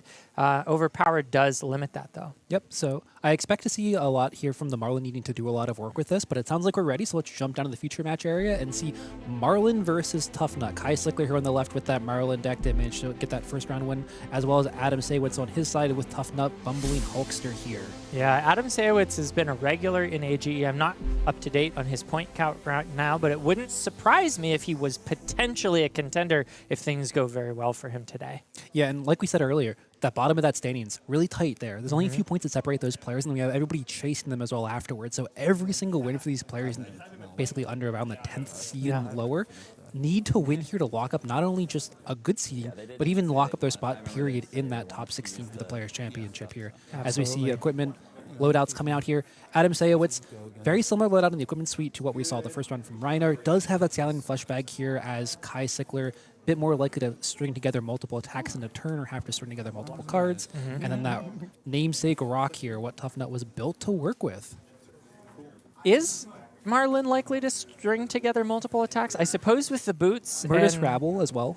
So, okay. So there's more potential here than there is with Yes. the Rhinar versus Betsy matchup. So there's just Definitely. actually like value of running the Scaling Flesh Bag here that you normally wouldn't have otherwise. Okay, good call on the Murderous Rabble there. As we see rip off the top here from Tuffnut, Bumbly Hulkster, draws a card and then pitches a random card if it's 6 or more power, gets +3. Again, not cards we see a lot of. Here kind of learning along with a lot of us probably what these cards do, as we see does pitch that dig up and has 4 resources here floating. We'll let Adam here swing that rock if he so chooses, I believe, as we see Tuffnut tapped here for an activation. Yeah, just Does looking hit. for the toughness token here, and still has a card in hand, so we'll need a way to get rid of that before he can swing the rock. And critically does not have the ability to actually sink into it here with the gauntlets because of how many resources there are there. Can he play this card out? He Looks like it. can. No hero stands alone, so this is, I think, a really fantastic blocking card, a pretty middling attacking card, just a regular 6. So, you know, coming out for 9 thanks to the front pump, and demands some cards, but turn 0 happy to part with them, and pretty much a wash here as things pass over back to Kai. And Marlynn, so we see a Quiver of Wrestling Leaves activation here from Kai with that Eye of Ophidia. Will opt to here, looks to find an error here and kind of start this turn like up 1 card from what you traditionally would see. Shades of Lexi when we had Voltaire here to kind of let her load that first arrow for the turn and start with 1 in play. So definitely eating my words here. Kai finding the way to gain the advantage here, going second, and takes 1 damage. I think maybe blocking with 8 instead of 9 there.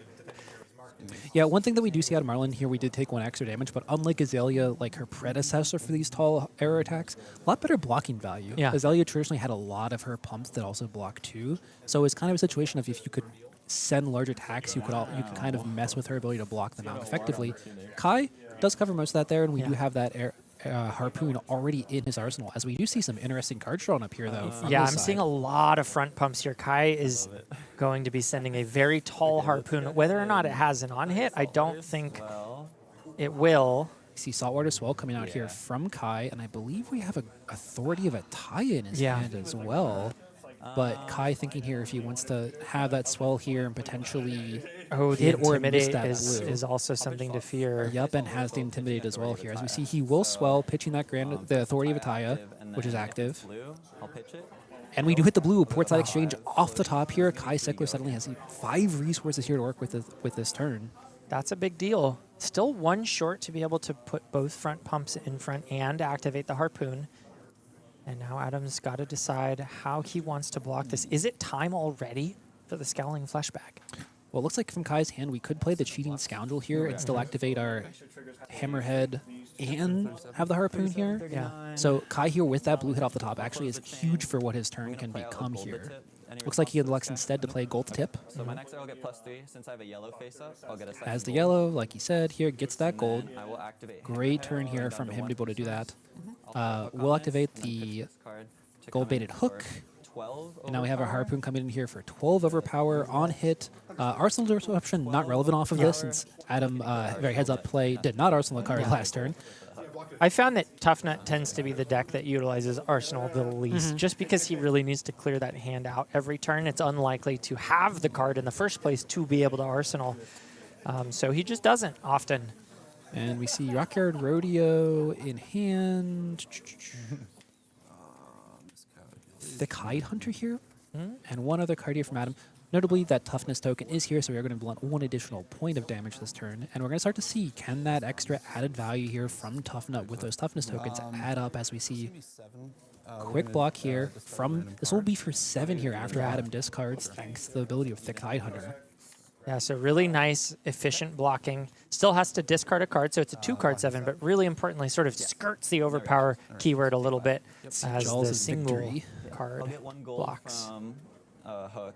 Jaws of Victory, not a card that you see a lot of, but was one of my favorite cards. I opened it in the That's all I got from Super Slam World Premiere with Tuffnut. That card is a house in this deck, but you Yeah. just never see it, unfortunately, because it is specific to Tuffnut. Yeah, pretty much just lives here, but it's one of the best go-again sources, maybe outside of the barraging beatdown.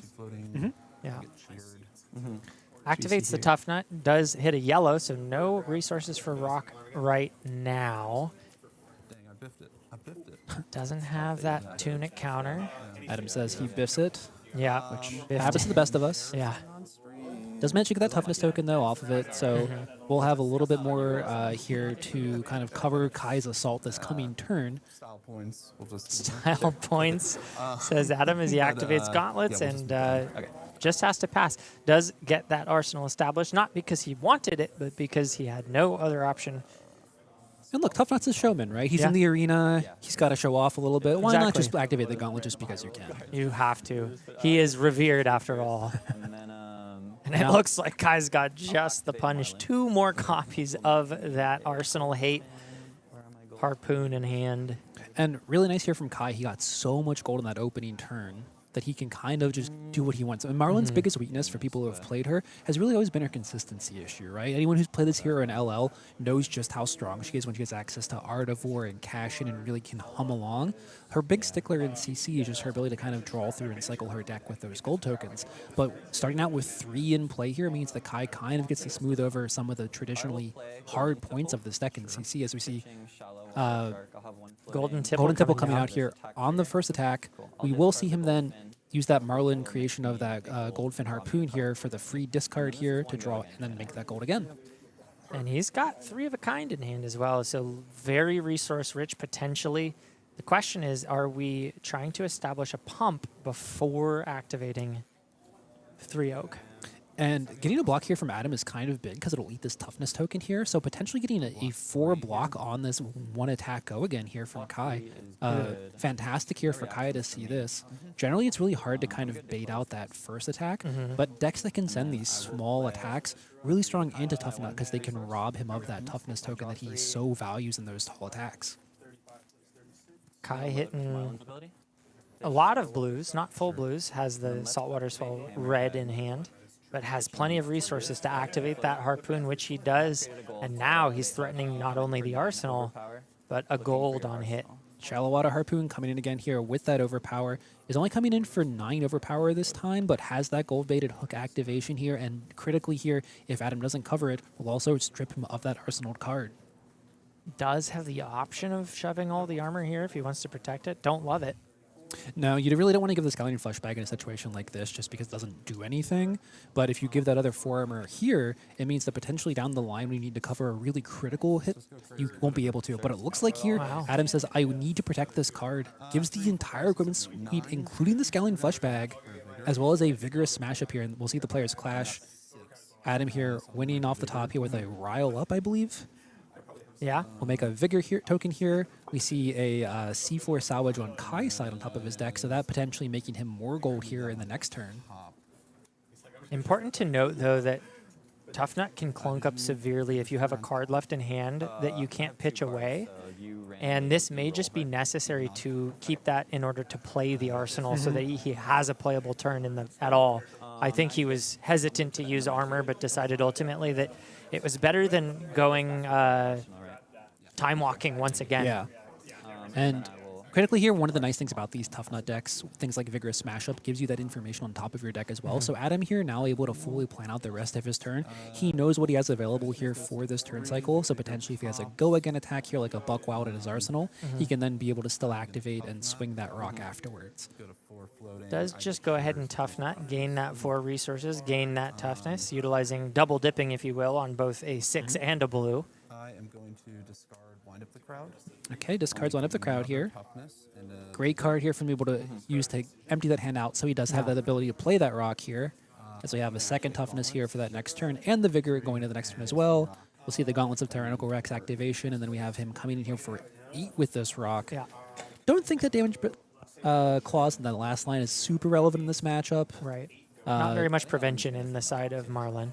no reaction. It's the throw and overboard card is really the only one that they really run, and I can't imagine that they're running them that often in the current meta. Yeah, throw caution to the wind. Excuse me. Thank you, Bryce. I am questioning just a little bit on the armor block choice. Now that I know that he could empty the hand and discard that for free, I'm questioning a little bit the protection of the arsenal. It may be a card worth protecting, and I don't know what it is, so I can't really fault him for that. But it turns out that he wasn't protecting against the IP penalty of a time walk. Yeah, and generally whenever you have a situation like that where you want to commit the armor, a lot of time it's because the Marlyn is so gold starved that gold on hit is really relevant here. But Kai has had gold since the first turn of the game. Yeah. And I don't think we're in any danger here of Kai bricking it, as we see his hand here is going to be able to create potentially multiple more this turn cycle.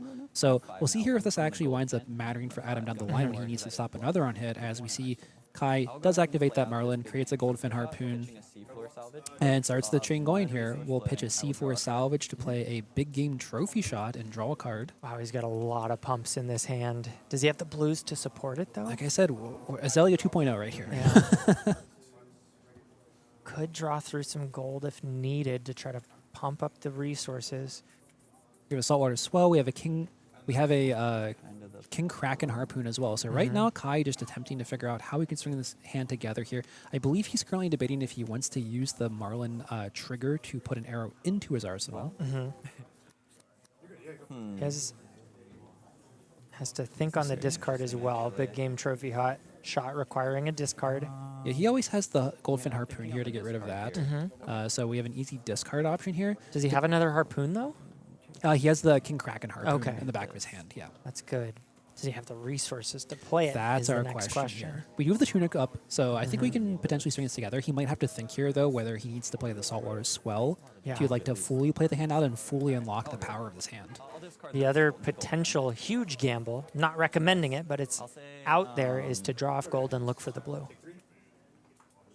We'll see here how Kai Sickler wants to approach the rest of this turn, how much risk he wants to take. This is a big part of the Marlyn deck, is kind of understanding your risk assessment level with each of your hands and when you can afford to take those risks to try to play pumps or things like that. He's going for the Saltwater Swell, looking for the blue, and he does find it. Big deal for this turn. Huge here. Did load the King Kraken Harpoon as well. Adam here just taking a read of it. This is the one that will target the non-attack action cards, which traditionally this and King Shark Harpoon kind of have antithetical matchups where one is really good and one is really bad with them. Tuffnut, a deck that definitely runs more attacks than non-attack action cards, but it still gives you a lot of information when it hits and does have the chance sometimes to kind of mess these hands up from the opposing hero's side. Yeah, and the non-attacks that Tuffnut does run are premium. The reason they're in the deck is because they're worth the risk of missing off the top. And here we see Kai now establishing the Cheating Scoundrel has the yellow and the Tunic counter to get just enough to activate Harpoon and send King Kraken. So this is a tall freaking Harpoon. Yeah, and taking the risk there with that Saltwater Swell really paying off here for Kai Sickle. Lets him fully unlock that hand like we said. We'll come in here for 4 from the Big Game Trophy Shot, 3 from the Cheating Scoundrel, then 6 from the base here, and then another 4 from the Hammerhead Harpoon. So the grand total for this is 17 overpower, with the on-hit of making 2 gold thanks to the gold baited hook and the Big Game Trophy Shot. Sorry, 3 with the Cheating Scoundrel, and then a potential 4th from the King Kraken Harpoon as well. You got to think Adam's going to block with the non-attack if he has it in hand. Yeah. Does have 2 toughness. Okay. Does have the Crowd Goes Wild on the block here. No reactions from you. No reactions at all. Taking 12 off of this hit as Kai strings together a massive turn here. And we're going to see Adam's hand here from this effect. Here, so I'll go up to 5. Sure. And then Yeah, I'll 5 gold. to see if you have a non-attack action. In there. And when Marlynn hums, there are a few decks that can push out just the sheer amount of damage that she does, as well as having all this extra information from her side. As we see here, a Buck Wild in hand here. I'll choose that one. Nothing happens. So. Nothing happens here from Kai as he picks the Buck Wild. We will see Adam here able to crack back a little bit, but down to 17 life here so quickly on his side as Kai has just had everything work out his way so far. Important to note, he's got the Vigor to support playing the Buckwild off of a yellow, as well as the Tunic to support the follow-up. So pretty good offensive turn here. So I'm expecting Kai to take a little bit of damage on the back end as Adam answers. Yeah, that unexpected backhand, not really where you want to see it. You'd rather have on top of the deck for a clash, obviously.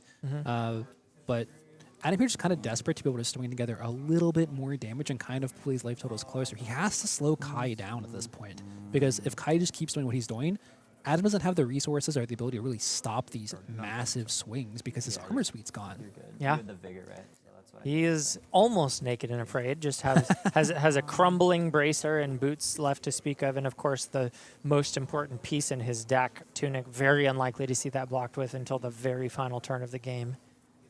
Yeah, and this is really Marlynn at her scariest, with a stack of gold here and a full grip and then a comfortable life lead. Yeah, no arsenal right now, so not a completely full grip, so Adam's got a little bit of breathing room as Kai decides to take the 6. Oh, no. It's messed up, dude.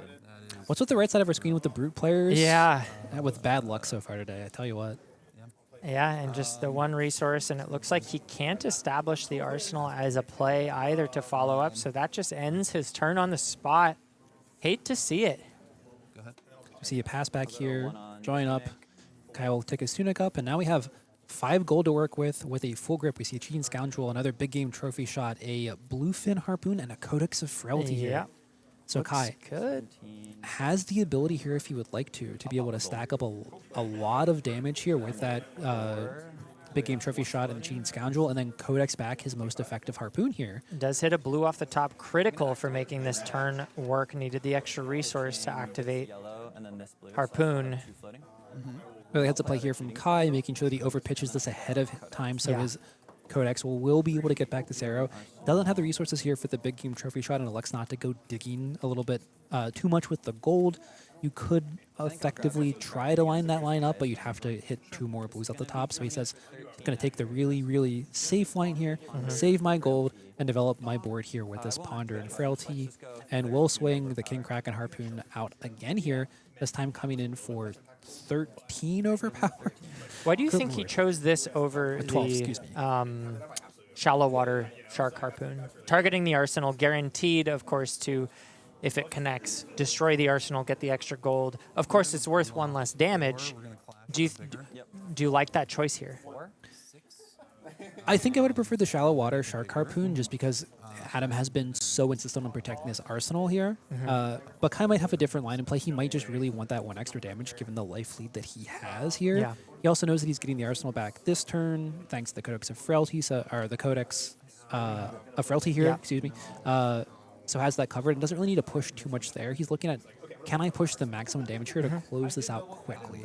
I really like decision points like this and watching the really seasoned players make them. Kai Sickler, of course, one of the best Marlynn players we have in the circuit. But it's a really interesting choice. Like you said, we would be giving up 1 point of damage, but of course we gain the extra gold and we destroy the arsenal. And looks like Kai says, yeah, give me the 1 damage. I will say there are tough nut hands that could cover a 12 between his amount of blocks, defensive reactions, and having the toughness token. So Kai might have just said, I want to be safe with this. I want to make sure I hit, redevelop that gold. I'm in a position where I'm so far ahead that all I have to do is not brick these next couple of hands. And this is the safest line that I can take. Yeah, and he took Adam all the way down to 8. Does have a 3-card hand, including the arsenal, to work with here. See if he has that go again source and maybe a little bit more fortune off the top of his deck. Very similar to last turn. Yellow Buckwild hits the chain. Coming in for 6 go again here. And I'm expecting to see Kai have minimal blocks here. I will say one thing here. This is the first hand that we've seen from Kai so far that doesn't have a bunch of pumps with a harpoon. This is Kai having a hand that actually, as of right now, does not convert particularly well. So he does have that stack of gold, but potentially we could see the first time where Kai actually wants to block with some cards or kind of has to worry about what the top of his deck is like here to be able to draw through. Yeah, and it looks like you made that read correctly. Does put down a blocking card, decides to slow down just a little bit and keep his life total high because he doesn't have the conversion that he would otherwise need. Adam, of course, gains that toughness as he flips the Buckwild off the top. A lot of Buckwild yellows showing up right now, and the Frailty brings that rock down to 6, but still comes in for a pretty efficient 3-card 12. Yeah, and this is exactly what Adam needs to do here. He needs to string together some turns of damage. This is really similar to last game, but from the opposite side where we saw Zachary with Betsy kind of be from a lower life total. He has to string together some turns where he pressures Kai, pushes damage, and then is able to answer the response on the crackback here. So this is Adam kind of doing what he has to do here. He's sending a relatively powerful turn with a good amount of damage, dropping Kai down, and now, does Kai have the answer on his side is the critical question here. Can he make a hand that can either kill Adam here or strip Adam's hand and kind of stop him from doing anything on the response next turn as well? Yeah, it does have a decent amount of resources in the hand. Didn't catch the arsenal, did you? I didn't. It was off the ponder. I think he just drew and put it there right away. Unfortunately, it does not like his casters enough to just show it to us. So we're going fishing, trying to find some better options off the top. Finds another blue, I believe it was. Catch of the day. Speaking Yes. of go fish. He fishes and he catches. Now, it's a blue and it's a pump, so it could kind of help him string together more stuff. Does opt to keep it in hand while he digs once again. This time, Redfin Harp. No, I'm sorry. That's the new blue that can banish cards and allow you to play them. Which was in our arsenal as well. Yes, yes. So we're able to activate our harpoon here. Gets that buff. And then I will Red Lure Harpoon. Thank you to our producer. And I actually have never seen Sile Sarong activated on camera for its Go Again use. So it's really cool to see here. We have 8 Overpower and Go Again with 2 floating. Is there a way? I guess you could draw a card and reload that way using gold. He has the option for that. He also can activate Marlynn, create the harpoon, draw a card off the gold, and reload it that way. So he does have the option here to still send a harpoon afterwards. Yeah. And with Adam this low, it effectively lets him be able to pressure those last few points of life here if he so chooses to. And wait, hold on, because if he gets an attack, he can just send that Yep, off that the as well. back of. Wow, okay, this is coming together. This is a really cool play. I haven't seen this line yet from Marlynn. And Red Lure really is another one of those cards that kind of adds to Marlynn's ability Yeah. to just kind of extend these turns in ways that she didn't have access to when she first came out in High Seas. As we see a tough smash up here, we'll clash, we'll reveal another tough smash up on top for Adam and generate that toughness token, but currently only blocking 4 of this 8. Going all the way down to 4, still has 3 block in the armor suite. But he is getting dangerously low, and Kai gets to choose a card from Graveyard, and he's going for a 2 for 6. Great choice. for 6. You don't get cheered though. Nice. Jaws of Victory. And I believe this one says that if you have less life, the crowd cheers you. He does not, so this will not have Go Again, but he doesn't need it. He just wants to have a nice, efficient 8 into 6, and man, these are some questions that are difficult for Adam to answer. He does have the block to survive here, but he is starting to get really low on life. And again, like we saw from Betsy last round, Overpower really strong on closing this game out against these brutes because they really don't have a lot of ways to dodge it. They don't have the non-action cards to get around that Overpower and be able to stonewall those attacks. So Adam here, once again, dropping down here. We'll discard, 2 toughness. line up the crowd here, makes the toughness and the vigor token for next turn. So we'll have a decently sized block coming in next turn, potentially also sending some damage back with this rock, but down to 2 already.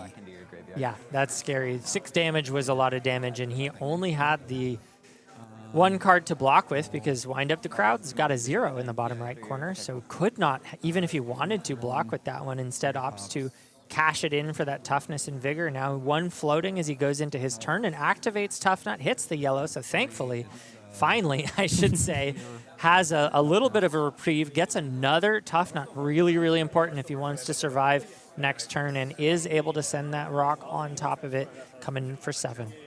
Kai still not threatened at all. And Kai here has that Sunken Treasure, has the gold-baited hook here for the block. Going to make another gold here from this Sunken Treasure block. And it's just been an embarrassment of riches for Kai this entire game here. He's never Yeah. dropped below, what, 2 gold this entire game? Yeah. And as we watch him enter the cusp of victory, I want to point out his placement, I believe currently 11th in the Players' Championship standings. So going up 2-0 is a huge deal for him for his hopes of getting good seeding in the Players' Championship. And we'll see here if he's able to string together another turn. He does have enough gold here where he should be able to cycle through his hand if he needs to. But right now his hand doesn't really have a huge amount that it's doing. It has the 3 of a kind, it has the portside exchange, but they need to turn into cards here, right?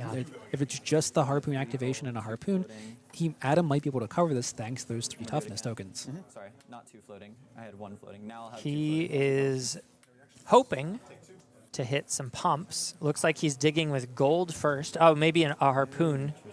Yeah, so we have the harpoon there. Oh, does he have one in Arsenal? None floating, 1 I think he kept one last turn. I think he so did as well. Really is probably looking for the pumps. Still no pumps. And you can always get that pump off the harpoon here to make it a 10 overpower. Yeah. The problem, again, is that since Adam has those toughness tokens, he might be able to cover this out entirely or cover most of it and not actually die here. So Kai really wanted to see one of those +4s, like a goal at the tip, big game trophy shot, something like that here to really be able to close the door in this game. Still has plenty of blues to go digging if he wants to continue the gamble. Make this And gold into see a our gold final stack. gold go here. And this is the power, again, of Marlynn getting to have a gold stack. She's dug through 4 cards this turn, thanks to those 3 gold draws plus a portside exchange here. Yeah, gets another look thanks to that card. Golden Tipple is not a front pump, but playable and a way to continue to dig and potentially make more gold. Pop another gold. Nope. Pops the gold Nope. with it instead. Get out of here. Draw 1. Doesn't want to push that one. Instead, we see More another harpoon. harpoons. Yeah, he's really just looking for a way to end it right here and right now. Isn't quite able to find it. Has touched 6 cards so far. Maybe that was one too many, but it's been a lot. We go again, Kai says. Yeah, more gold, more looks. Banish a flip a yellow, make a gold. Are we sacking this gold immediately? Gain a gold again.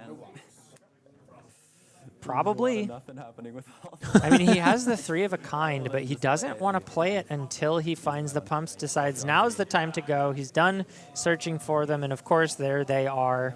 2 cards that are now unplayable from hand. Codex of Frailty and Gold the Tip will have to either become resource cards or arsenal cards. Activate hammer. So we see Hammerhead activated here, getting that +4. It looks like we will just only be at the end of this seeing, what, 9 extra cards? Only 7 extra 9. cards for the turn? I didn't keep track, but let's call it 15 just Sure. to be safe. You know what? 20. 20. I'll meet you He's- at 20. He's seen all of his deck, 60 cards straight up.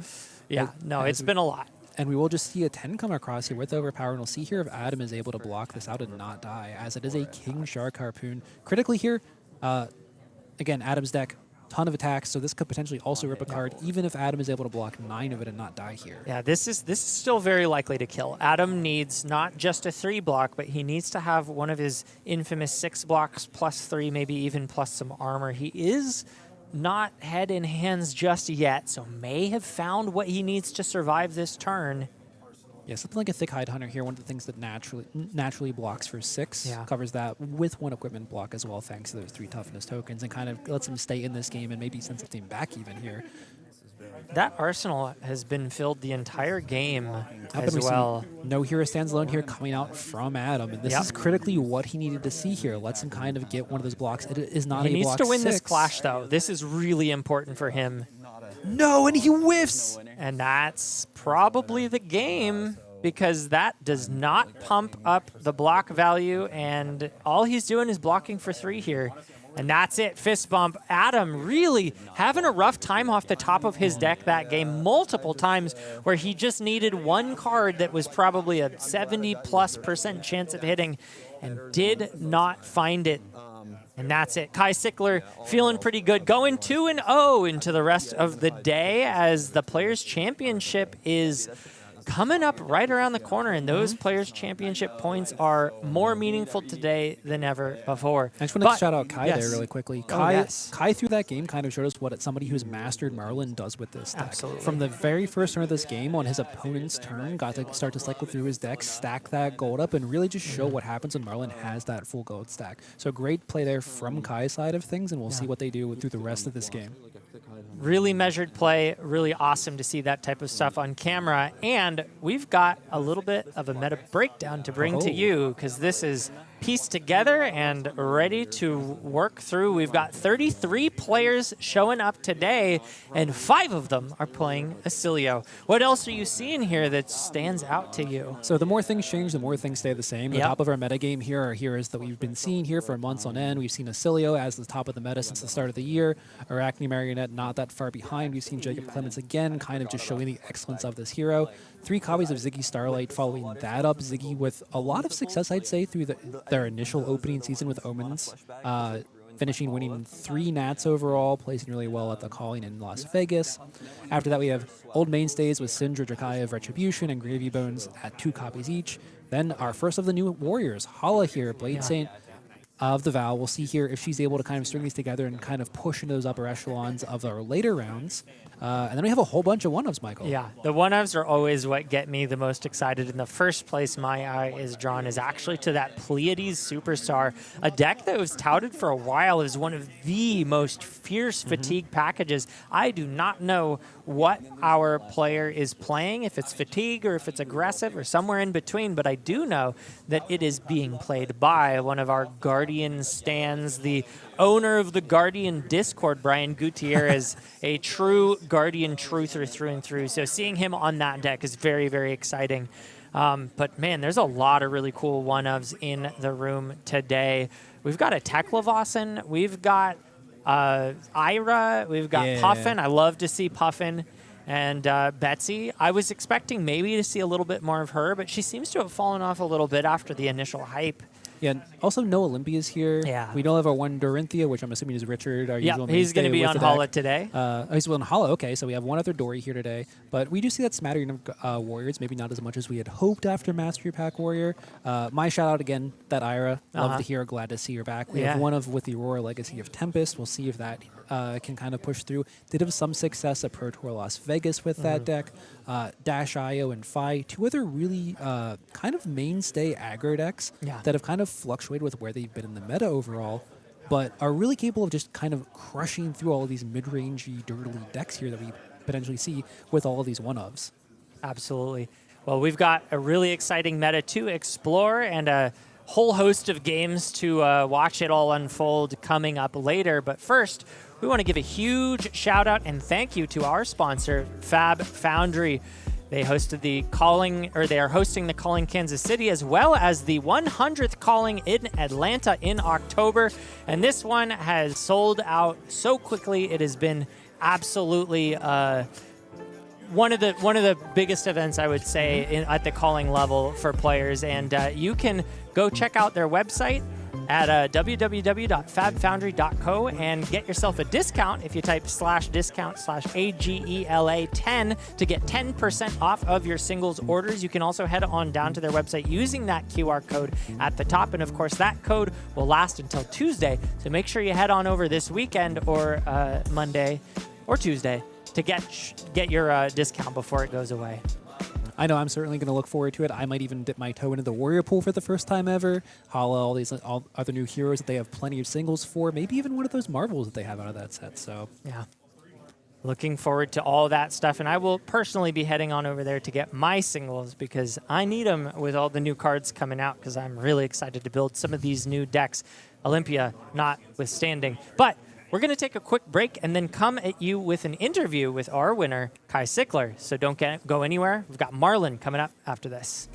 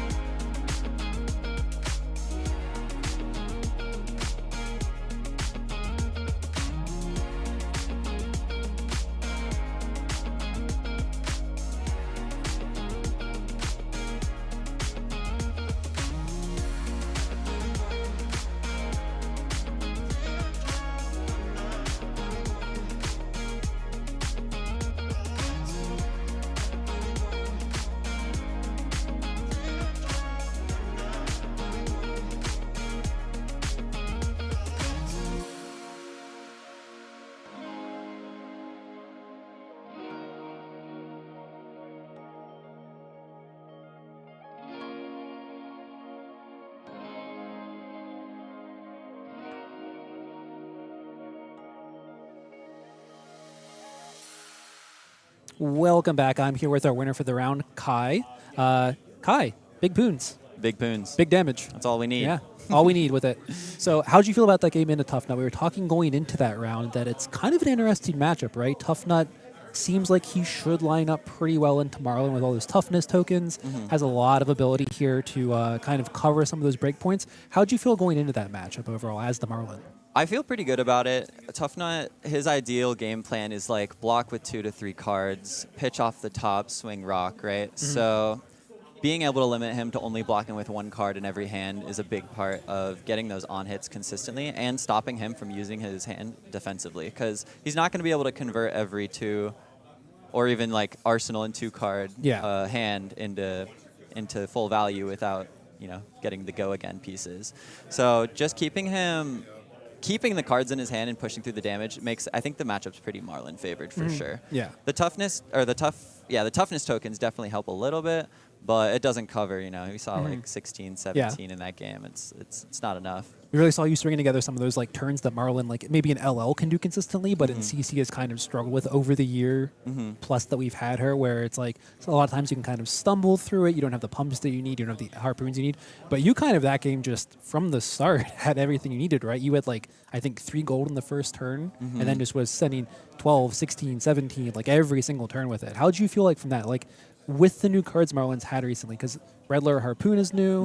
Shallow Water Harpoon was not recent, but like a more recent addition. Yeah, I think. Yeah. So how have you felt with how she's kind of evolved since we first got her in High Seas? She feels great now. I mean, 2 extra harpoons to her arsenal just makes it so you don't brick as much. You know, like not having an arrow is just the worst feeling. And honestly, 6 extra arrows in your deck was enough to make her feel way more consistent.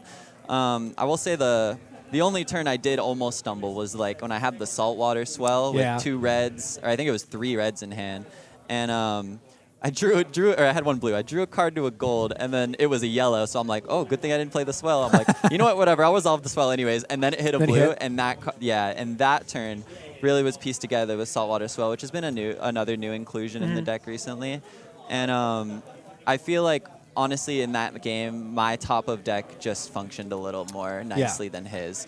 He pitched off the top, hit a red, passed. Like, that's just brutal. When you need a yellow or a blue, because he had Tunic to bail him out. And then, even the end of the game, he needed to win that clash too. I hit a 0. He hits a 0. Like, what are you going to do? And it's just situations like that where Tuffnut can't run the defense reactions because he needs the 6 powers to hit off the top of his deck, which are usually the biggest ways that other decks are able to block out the overpower from Marlynn. So him not having access to those tools, I think that makes the matchup very favorable. Yeah. Another thing that we saw there that Michael commented on was that traditionally you don't see much of the Sealay Sarong activations throughout the game. We got to see that with the Redler Harpoon, really letting you kind of like pressure him there in a really cool way of like you got the hit and then also swing his Jaws of Victory at him afterwards too. So that must be really nice that like finally like your boots don't just block 2 instead. Yeah. Well, it wasn't the best Arsenal target, and I was like, do I really want this in Arsenal? I'm already kind of beating him, and I'm like, you know what? I drew up my next hand, and he threw his 8 or whatever, and I'm like, I could just pitch 2 blues, come in for 8, but let's dig through some gold and see if we can get 6 more damage out of this. I love it when that card resolves, honestly. It is so fun to look through the opponent's graveyard and be like, what can I play from here? Like, kind of like new almost, where it's just like they have that stack and you're like, ooh, what do I get to beat you with now? Yeah, it's like a shop, you know, and I have the money to spend. I have the 6 stack of gold. It's literally going to a store, you know? But just pitching 2 extra blues, finding 2 extra blues just for two extra resources to send the extra 6 damage. It's fun. It's fun when that card resolves, for sure. And we really saw a lot of this game, like kind of where that situation happens where Marlynn gets bailed out by having that gold stack near the end when you had just that string of just draw, looking for those final pumps to end that game too.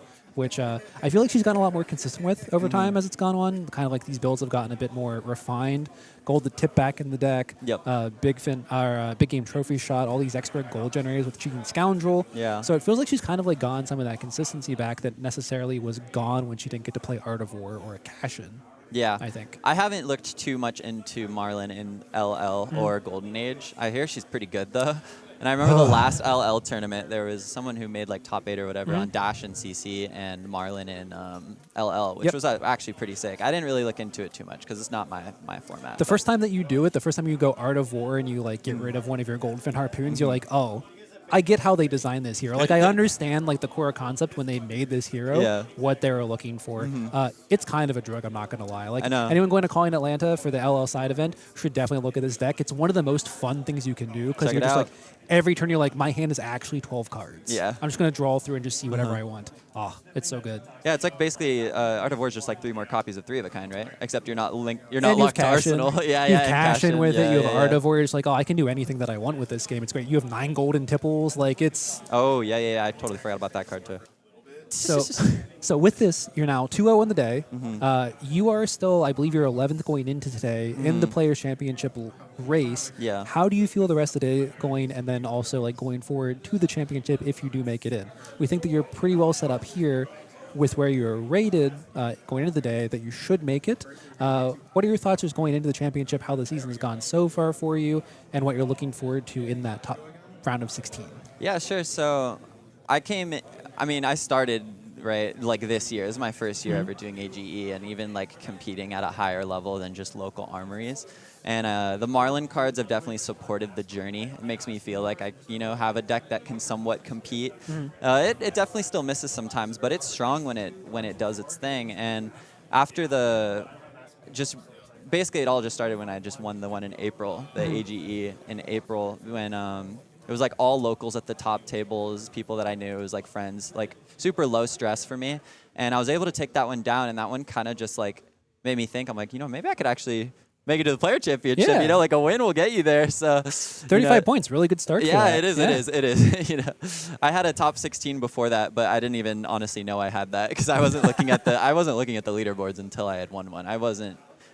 I'm just here to have a good time and start competing at a higher level. Yeah. And going into today, I have friends who are saying, dude, you're chilling, like you're locked. But everyone right below me is like the next 8 people I think are like 12 or 10 points. Yep. So it's like if I crash out today, it could very well be over. And we can see here just what the standings were going into the day. You again at 52 points, so it is 10 points down to 16. But like you said, with the amount of points you get for a top 8 or a win or something like that, we could really see a lot of shifts here in that lower half of it. Yeah. Now, how do you feel with the field of what we see with the players who are locked already? We know that some of them are going to be like mainstays, maybe on like decks like Dorinthia, Hala, some of the players here that have kind of been staples like yourself with a specific hero or heroes. How do you feel with that format since you are due to kind of like a round robin bracket almost? I see, like the people who are locked. Oh, yeah, I see. how do you feel with the field of players that you could potentially see with that, with Marlynn going into this next event? I mean, actually, I have a question first. Is the player championship after the release of Usurp? Yes. So Okay. we will have all the new cards with it. Potentially also new Marlynn support according to James White. So you might get That's some what extra I'm waiting cards for. there. That's what I'm waiting Yeah. for. Yeah. James White said we had a Marlynn banger expansion slot coming, so I'm excited for that. But I think the current field of all the top players, the matchups I'm like hero-wise, the matchups I'm most afraid of, I would say like are obviously the Dorinthia. I'm feel okay into Hala with the Mastery Pack Warrior upgrades even after. Kassai's kind of scary, but she's LLing soon, hopefully by the player championship. We live in fear of Colin Eriksen in this room. Yeah, so- exactly. That man strikes fear into everyone's hearts. But starting off 2-0 today makes me feel a little more secure that I'm even going to be able to make it there. Yeah. 3-0, I think I will be like chilling. Close? Yeah, Yeah, you'll be really like close for then. sure. It'll be hard to not make 16 at top 16, I think, if I start off 3-0. But starting off the day with some great crazy gem luck, I had Teklo into Tuffnut, which are 2 very, very good matchups for me. Turns out those equipment pieces say action on them, don't they? Yep. Yeah, that seems They like a do. problem for They do. Tekla Vossen. So hopefully honestly, if I get to the player championship too, it's just gonna be cool. I'm just there to experience it. I feel like that's the vibe you have to kind of go in with if you're playing a hero like Marlynn. Yeah. Here to throw some harpoons, pop some gold, get some big pumps down, and try to disrupt the opponents a little bit. Have a good time while I'm there. Yeah, now we do have your player profile card here. I kind of vibed with you with the first question that you'd prefer to be reincarnated as a wild guinea pig. I liked your answer with that. I'm not going to lie. The idea of being fluffy and squeaky, just, Yeah. I can live with that. Have you ever seen like flocks of guinea pigs in the wild? It's just so funny. They're just like such chillers. I had a guinea pig when I was little too, and she was very talkative. The hair just blowing in the breeze. Yeah, as it stands there and exactly. just goes, "Meep." Exactly. And your piece of advice for people that you give out but never follow is reflecting and taking notes in your games to learn more. Now, Yeah. do you think after today that you're going to take more notes on these games, or is it kind of just your note is the top of my deck is going to be sick every game? Yeah, I'm a very vibes-based player, to be honest. I've gone to 1 or 2 testing sessions with friends, and I feel like I'm not really contributing too much because I'm just the wild card Marlynn there, but I'm getting good reps into them. Yeah. So and still, even when I go to those, I'm kind of just there to have a good time. So I know it's a good habit to get into is to take notes on your game while they're happening, especially at practice sessions, and review. It's really cool to be on stream too because you get to review the game, see what you could have done better and stuff like that. So I'll try to get into it a little more, but right now still not. And now we see your unhinged side character. You said Rowley because he's such a chill guy. Now, I need an explanation here of how he's both chill and unhinged. Because this was after my time period. I'm an old millennial. So this was a little bit coming after my age. Explain how he's both chill and unhinged. Well, Rowley was the funny side character in Diary of a Wimpy Kid who would always low key get bullied because he was really into child stuff. I remember he was babied by his mom and stuff. But the main character was friends with him still, and he was just funny. He's chill. I would say he's unhinged though because the stuff that he's into wasn't for him. You know what I mean? He was into I think if I remember I don't know, no hate at all, but it was made fun of that he was really into toys, children's toys, as a high schooler and stuff. Okay. But I don't know. I just thought it was kind of funny. That was my unhinged part. He was chill though. We've seen some other answers from other people that are maybe a bit more towards the psychotic unhinged, but I can appreciate your interpretation of unhinged of just this is a high schooler that just has different interests. We can live with that. That's better. Yeah. He's unhinged, but that would totally be me too, That's Okay, now, why. final shout-outs, final thanks. Anyone that you want to thank here, shout out, anything that you really would like to say while on stream? Big time. Shout out to Noah Timney. He's also in the top 16 here, one of my best friends. Drove up with him here today. Shout out to Valerio. He's also in the room today. He has had kind of a rough season, but he's always here at the event still supporting. It's always good to have him around. Shout out to the Pitch It To Me crew. They got me into the game. Pitch It To Me podcast and local game store Tilted Gaming and Cerritos. That's all. Sick. Pretty much all I got. All right, well, best of luck for the rest of the day here. We will be back very soon with our round 3. Don't go anywhere, folks.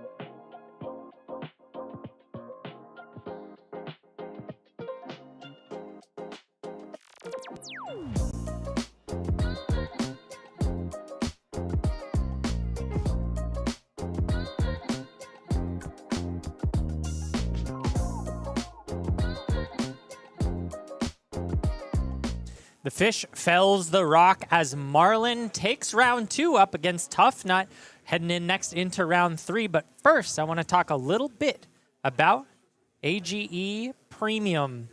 We've got really awesome articles and some really, really awesome players writing them. We're featuring right now Raiding the Reliquary, Who's the Beatdown? And this is a reference to an old Magic article, I believe, that I'd love my co-caster to fill us in on.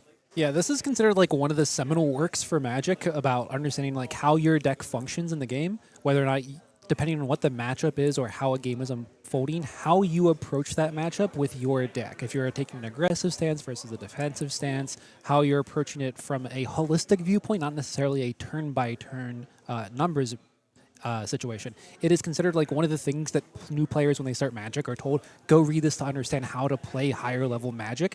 And Hamilton, one of the greatest players of our game, one of the greatest card game players potentially all time across all card games, really gets to go into that and kind of break down how that translates into Flesh and Blood. While we don't have the classic aggro versus control strategies that Magic has, we do have specific archetypes with our different heroes here, and Michael really does a good job of kind of translating that idea and those philosophies into Flesh and Blood. So anyone who has AGE Premium, highly recommend go check that out today. If you don't have AGE Premium, sign up for it today. It is only $10 a month, and if you enter one of our AGE events, either here in LA or one of the satellite events with St. Louis or New England, you will have that $10 used towards your event entry fee, so it costs you nothing if you play in our circuit series. Again, you also have other awesome articles here, like Elise Sims taking you through the different arachnes and kind of helping walk you through that as well. It's a great series for anybody who both plays Assassin or wants to learn more about that as well. Couldn't have said it better myself. Really, really cool articles coming out on AGE Premium. So go check those out. And if you're not sure yet, go check us out anyway, because we've got a ton of really cool free stuff as well. With that, we're going to check to see if our match is ready. Match is ready. So we're going to fly on down to round 3. And this one, we've got A couple of lightning heroes sitting in front of you. Moises Lopez on Oscilio against Tyler Horspool on Zyggy Starlight.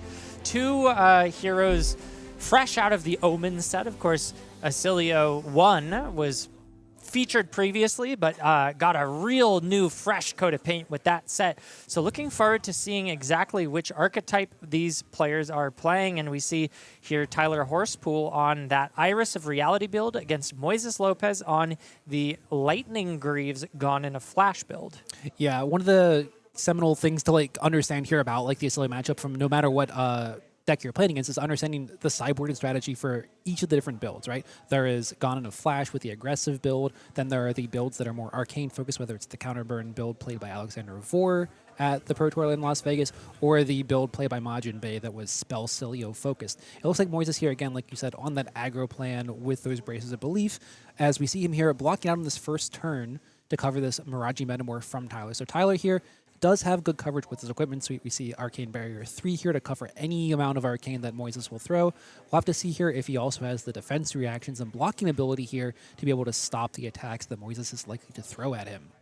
Yeah, as you mentioned, this will really come down to a big burst of attacks, namely Gone in a Flash on the side of Oscilio. He'll be looking to line those up. And of course, Tyler also on Lightning Greaves may have a similar, albeit likely weaker, form of that combo to contend with on his side of the board. Yep, and we see Moises here taking advantage of that Oscilio hero activation, both on Tyler's first turn and his first turn here to sculpt these opening hands. As we see Entwine Lightning coming down, fusing with the Sigil of Brilliance here for 4 go again, and also letting Tyler know that Moises will have a powerful setup for his next turn as well. Yeah, knows that he'll have an extra card to work with. Oh, wow, and just really clean double Entwine Lightning. We see that Shelter from the Storm here to cover that first Entwine Lightning from Tyler. A card that you'll see play in both against these Gone in a Flash variants as well as the spell ones, just because it does a little bit of extra coverage duty as a defense reaction. We'll have to see here if Tyler did have the knowledge ahead of time that Moises is on this aggro build and whether or not he has all the defense reactions in or not, as it looks like we will block just with the Warmonger's Diplomacy here from Tyler, taking 1 damage down to 39 and getting first blood over to Moises. As you mentioned, it is a big risk to bring a ton of D-Reacts into a spell version of the list. So the fact that we see Shelter from the Storm makes me think that either Tyler knew a little bit about what he was going to face or thought that the D-Reacts wouldn't hurt him too much into that other matchup, as we see now Command and Conquer coming out, threatening that arsenal, which is a pretty big deal, but Moises has come prepared with the Crown of Providence. Yeah, and we'll see him discard here the Echo Flash, the namesake thing from Omens, really the thing that was the initial thought of people when they saw Echo Flash, wasn't Oscilio 2. It's Oscilio 1 here, discarding this for a free 1 point of damage, potentially 2 with that Volzar. And now Moises has the opportunity here to potentially block this out or just give this arsenal up if he wants. Usually that Crown of Providence, you kind of want to save it for a turn with something like, I don't know, like you're Gone in a Flash, protect it for a late game, or when you want to be able to set up those big turns. So here, it looks like Moises does have enough to block here if he wants, or could just play the Arsenal out instead and just take 6. Yeah, good point there that the Arsenal is an instant, so isn't currently being threatened by that on hit, and Moises calculates that he's okay with blocking with just 1 card. You got to sculpt the hand still with the blocks, and can work with 3, maybe 4, as that Sigil of Brilliance will pop. And we see that Meteoric Impact blocked with. This wasn't something that the Gone in a Flash builds initially ran when Majin played it at US Nationals. This was not the list, it was just Comet Collision. Over time, we've kind of seen the deck develop into having a bit more tall Arcane, where it can really push over those decks that block really well. Zyggy is a deck that blocks exceptionally well into this matchup once it starts to have those D-Reacts and the coverage online for those Gone in a Flash turns. So having an extra tall Arcane to get through, really advantageous for Moises here, and we'll see if he can string together a large turn with the Sigil of Brilliance, as Ravenous Rabble does what it does for me and shows a non-red on top. Yes, he did actually draw a defense reaction. It looks like a Fate Foreseen off of that Sigil of Brilliance. So rather than setting up for a really big offensive turn, will be insulated a little bit for a more value-oriented play, as that will likely go to the Arsenal.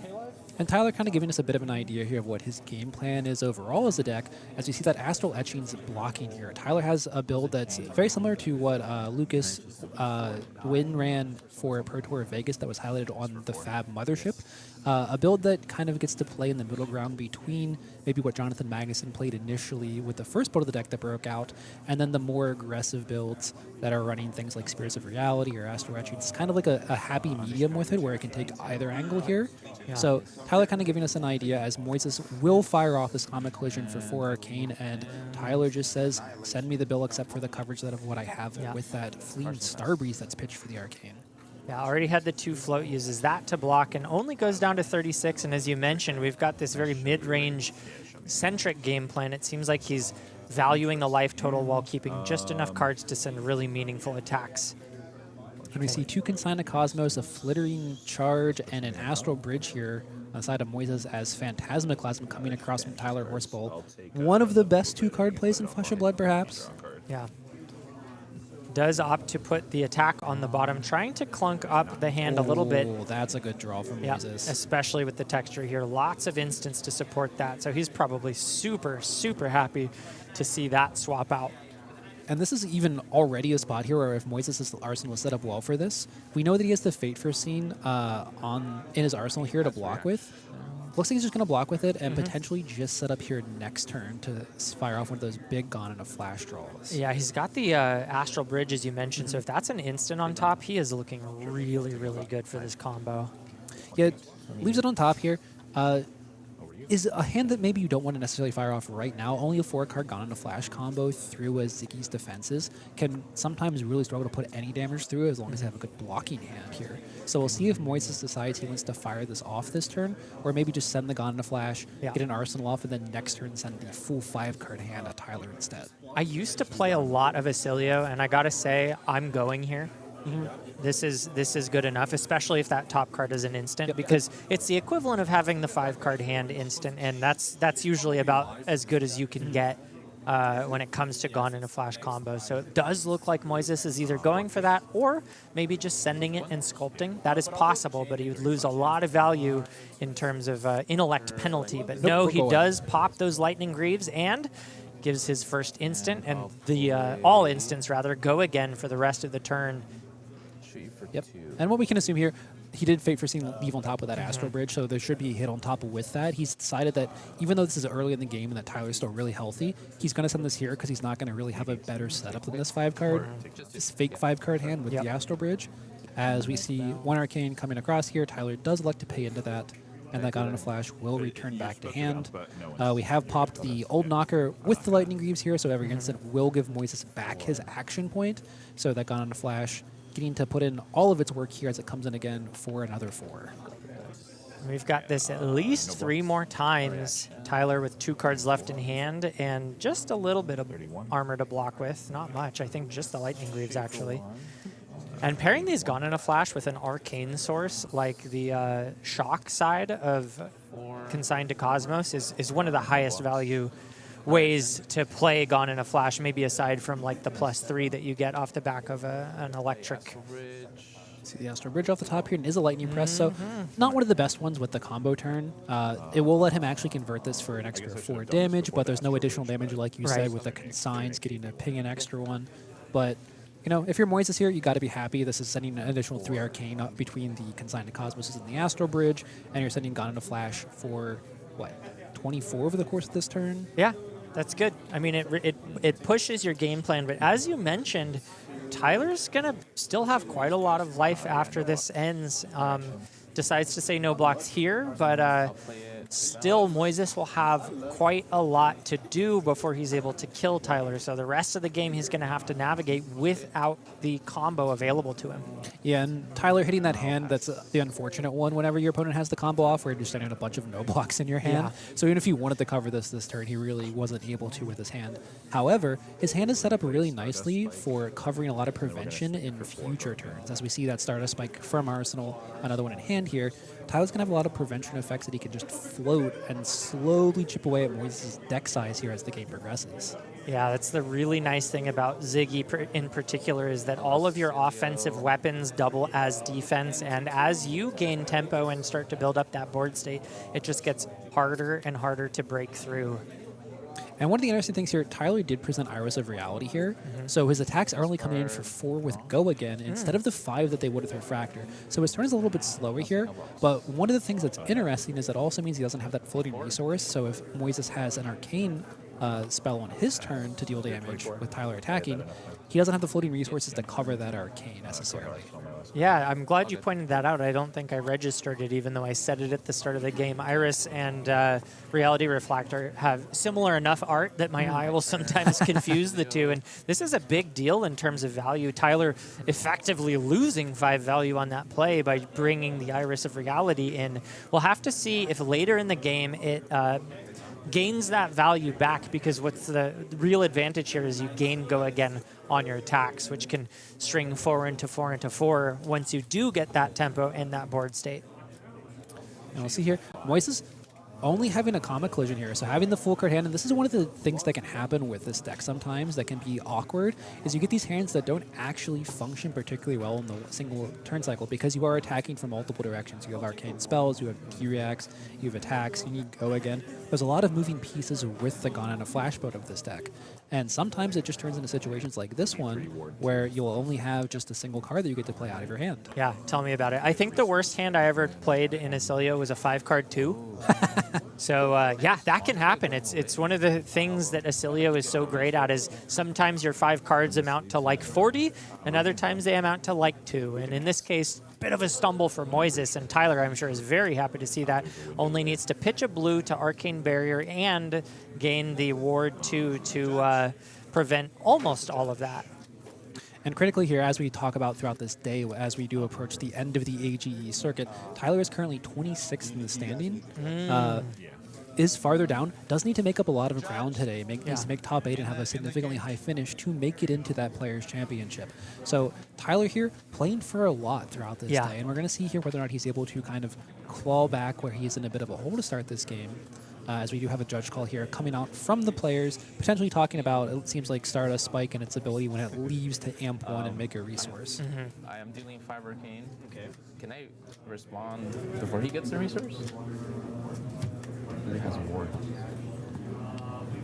Our player's question here, when the resource is created by that leave condition from the Stardust Spike. So this is your hand? Yeah. So he does have an instant in his hand, which would deal arcane damage. So this is a big deal, because if he's able to respond to that trigger before the resource is floated, he can potentially sneak in an extra point of arcane damage. And if you know the game of Flesh and Blood, you know how much 1 point of damage matters. So we're going to resolve this. The judge will make a ruling, and once that's said and done, we'll move on back down to the table. Right now, though, we are in the middle of the game, and life totals are kind of close. The Oscilio's blown the combo. How are you feeling about each player's chances in this game state? I think this is actually a really good example of the article we talked about that Michael Hamilton wrote before this, of understanding who's the beatdown in these matchups and kind of recognizing where your position is. So Tyler presented with an equipment suite that's a really defensive suite, and then has Iris of Reality, which is generally maybe not an aggressive weapon, but one that kind of wants you to present a wide board and kind of use your hand offensively. But we're seeing Tyler here with a really quick shift based on how this game started out, where we saw the Oscilio kind of have that early combo turn, be able to send a lot of damage and put Tyler on a back foot. Tyler's not the aggressor here. Tyler's playing the defensive side of things. So Tyler's name of the game at this point is kind of to outlast the Oscilio and start to run them out of cards, run them out of damage, before he can either chip them down or fatigue them entirely. So Tyler, I think, from this position, is not actually in that bad of a spot. You know, he lived through the combo. He's at about 20 life. Oscilio has really good damage, but Ziggy's kind of a natural flow to that with all the prevention effects that they have access to. So the tall Arcane necessarily won't close the game out like it would against, say, a Cindra or a Phi or the Marlynn that we saw last game, where they might struggle to get those last few points of prevention. Ziggy has that covered. So I actually think that we're in a really tight game state right now. Okay. And from the Oscilio side of things, our player needs to string together a lot of go-again attacks and have really effective, efficient turn cycles, turn over turn. Sending just 5 Arcane a turn isn't going to win this game. It has to be large chunks to kind of chip through Tyler's defenses turn over turn. And we can talk a little bit about pricing as well while we wait for this judge ruling to commence. For those of you who don't know, we're playing for money and we're playing for AGE open points. And right now, those points matter a whole lot. To the right side of the table, Tyler Horspool sitting in 26th place. I haven't run the exact numbers, but he really needs to place at least in the top 16 to have a shot of breaking out, and most likely needs to come in 3rd through 4th, I would say, to really seal his ability to make it into the Players' Championship. So looks like the judge call is cleared up, so we're going to head back on down to the table, and it looks to me like the ruling was that he could respond before the trigger. So that Stardust Spike, it looks like it's still in the stack here, and in response, Moises is going to go ahead and play that Constella Contemplation, get that arcane damage off, and make the ponder before Tyler has that free resource for the turn. So is able to convert the whole hand. Not the most efficient, but does leak just a little bit of damage through. Tyler going from 19 down to 17, and able to prevent the remaining without pitching a card and opting not to do so. But now he's got a 4-card hand to work with, and this is where I think, as you mentioned, it can be interesting, because if Tyler starts to take the aggressive stance and is able to push damage and force Moises to block, his win condition is aggression. And so all of a sudden, as that life dwindles, he starts to become a little bit less able to stand toe-to-toe with that. I think one of the funny things here is that Tyler's hand, if Moises had just started to send cards, Tyler would have been really happy to block that hand. He has an E-Strike and a Sync. Like, he's really fine just blocking those and having the Restless for recover there. And then Moises' hand just says, I can only send 5 tall Arcane. So Tyler's like, okay, I have an E-Strike. I'm going to hit you really hard here. Now, his last card in hand is surely a 0-cost instant, right? So that he can... I think he bottomed the Restless Coalescence and kept the Sync below, actually. Oh, interesting. So he's playing a little bit of an inefficient offensive turn in order to insulate himself from what Moises could be sending. It could be that. It could be return. he has an aura in his arsenal that he can play out here and then effectively get that out and then pocket the Sync in his arsenal. That so he makes just has a sense. bit more coverage for these future turns. As we see, Moises here with one of those Fate Foreseens blocking 4 here and opting his top card. Can't quite make it out, though. This is a crazy read. All I saw was a white corner. I think it's gone in a flash. If that is the case, you can congratulate me later. Yeah, but we do see that Stardust Spike coming out of the arsenal here. So Tyler, really efficient play here. It's only a 3-card 9 technically, but has that additional coverage on board of that extra ward too, has the Sync in his arsenal, has a really nice defensive setup here. And with that Gone on a Flash combo fully gone out of Moises' deck here, Moises might struggle here to send these large turns, as we see Entwine Lightning so close, Michael. Yeah. That's a very similar looking card. It's much better. I'll take half points on that. I'm going to be honest with you. It's a much better card. Oh, yeah. In this spot, you want the go again, and Moises is very happy to see that. At least 2-0 for something go agains. Uses the Ravenous Rabble blind, sees that red, so doesn't hit any resource cards like last time. Yep, and that's a great card to see on top of your Moises and a terrible card if you're Tyler, because those lightning presses are so good at sending through those last few points whenever we get in these low life states here. So Tyler, kind of not happy to see that, but if he has enough blocking in hand here, might be able to kind of cover this onslaught from Moises' turn. As we see that Sync below will meet it, will Sync, and it looks like we have a Ripple Away drawn off of that. Moises with an activation here thinking about from Oscilio to get that lightning press into hand, and will send 1 Arcane over to Tyler. Yeah, really nice use and really efficient here. Now Tyler's having to make a decision about losing that Stardust Spike here and now, or pitching a card to Arcane to save it. He knows that a Lightning Press is on its way, so it would be kind of nice to use the Stardust Spike to eat that rather than absorbing the 1 Arcane. Oh, it is 2 Arcane, I'm sorry. So this is still efficient. Okay, and these players do know each other. They played one time before. Tyler did manage to come out victorious in that. So Moises here playing both for the win here, but also kind of like to pull the match back up together, right? As we see that Entwined Lightning coming across, fusing with the Lightning Press that both players know about already. And this is one of the interesting spots where Tyler not having a D-React, this is where he's kind of having to make decisions with his blocks here, knowing that press is there, and whether or not he wants to overblock it for that press, or just say, Moises, if you want to send this here, it's fine, I'll just take that extra damage. Yeah, and he does make the read right, and thankfully, I think in this spot, the overblock would be very easy to call. Flittering Charge gains go again if there's an instant, and so Moises has the choice of either holding back the instant and, you know, saying no reactions and IPing, or I guess in this case, Tyler wants to keep the 2-card hand, so he takes the 4 down to 12. Yeah, and I think that there's a couple interesting lines here from Tyler. I think that him saying that he wants to keep that lets him send this Miraging Metamorph back at Moises and kind of start to keep that life total closer to where he might potentially actually be able to get Moises within a lethal range. Yeah. But it also says that he's covered a little bit here if Moises has that follow-up. Some of these decks will run something like Snatch in their list. So like if Moises has an attack here to follow up on this, he just wants to make sure he's covered for that as well, and also having a blue in hand so we can cover the Arcane barrier if needed. He's just kind of like hedging his bets a bit and saying, if you blow the press here, I'll take the 3. I'm still at 12. I'm not dead yet or anything like that. Yeah, I think with that play, fatigue is now virtually off the table for Tyler. It may have already been off the table, but at 12 life, I think fatiguing the rest of that stack of cards on Moises Lopez's side, which is still looking quite healthy, is an unlikely win condition. So now Tyler's game plan appears to be value. And what a better way to do it than a 1-card 7 using Tunic, as you mentioned, that Miraging Metamorph coming down as a singular card play. If this connects, will even up the life totals while Tyler has a defensive tool in arsenal. I will say, looking at Moises' deck here, we can kind of see it here on the side of the screen. One thing with Oscilio is he is deceptively fast at chewing through his deck thanks to that hero ability. He'll often go through the game and see 10, 12, 15 cards off the top that he's just cycling from that. Yeah. So Moises is actually well over halfway through his deck at this point.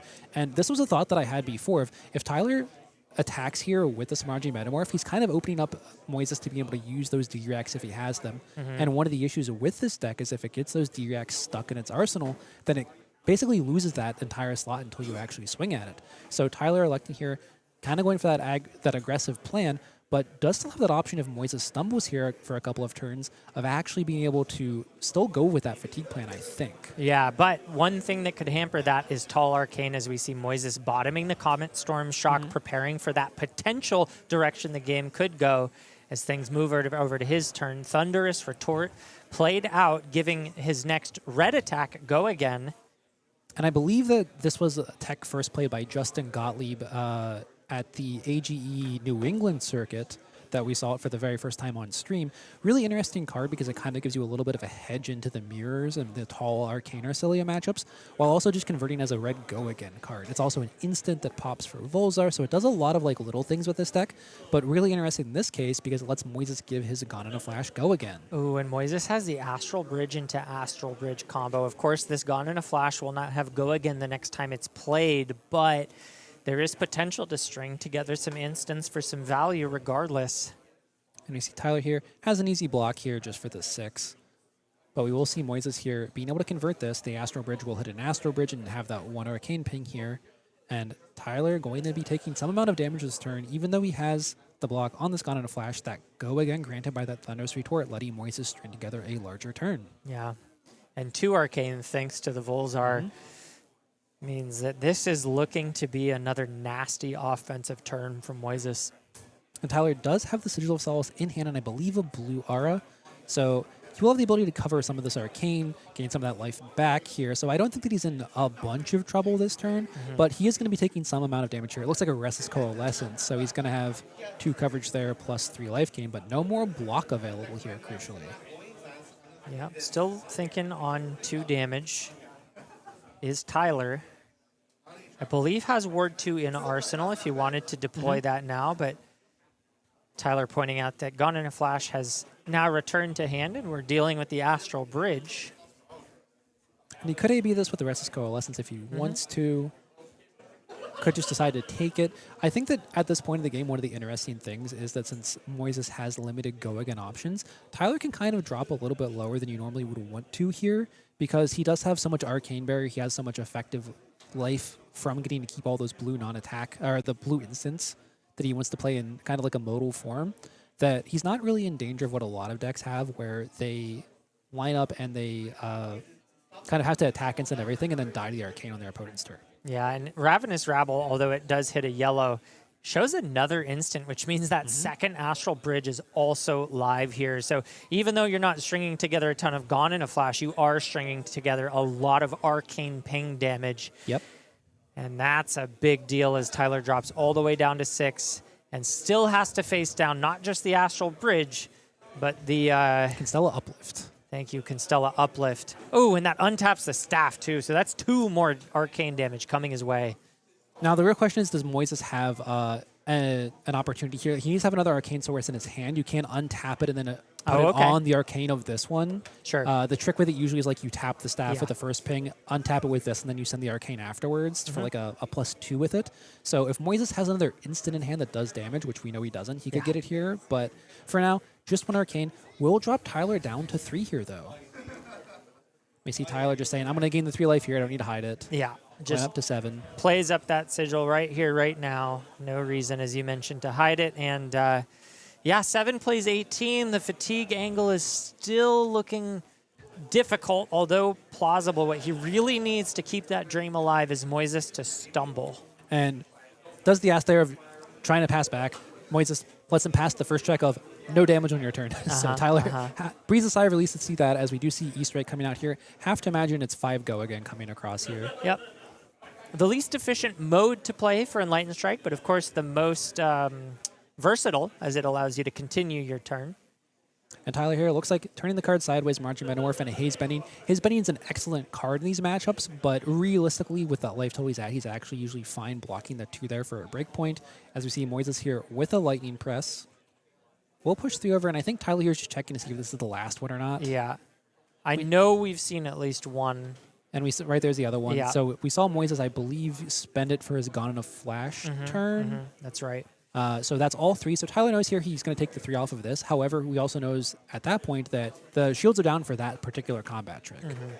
Now it's 5 Arcane that he's staring down, however, and Arcane Barrier 2 is all he brought. Does he has have 3. Ward. Oh, he has 3. Yeah, so Excuse me. Lightning gives us 1, the Okay. Calming Gesture is 1, and then he brought Counter of Reflection for the 3rd. Thank you for reminding me about that Lightning Greaves. It just does everything. Why wouldn't it Yeah. also have Arcane Barrier, right? Of course, and so he does have the Ward 1 in Arsenal on top of the AB3, so is going to sort of take 1, but then heal 1 back, because when that leaves, of course, it'll heal as well. So full coverage. This is the one that, this isn't healing, that's Nourishing Glow. This one Excuse is the me. one that gives +1 to the attack, but it will be a Ward 1 here, so he's effectively covering 4 of the 5. Yeah. Yeah. Yeah, that doesn't help you on defense, unfortunately. For Tyler, goes down to 3 rather than my presumed 4. Ooh, and another Echo Flash. We talked about last turn the ability to have these arcane triggers on your opponent's turn here. Tyler's staring down an Echo Flash discard, potentially for 2 arcane here, as Moises will tap that Volzar.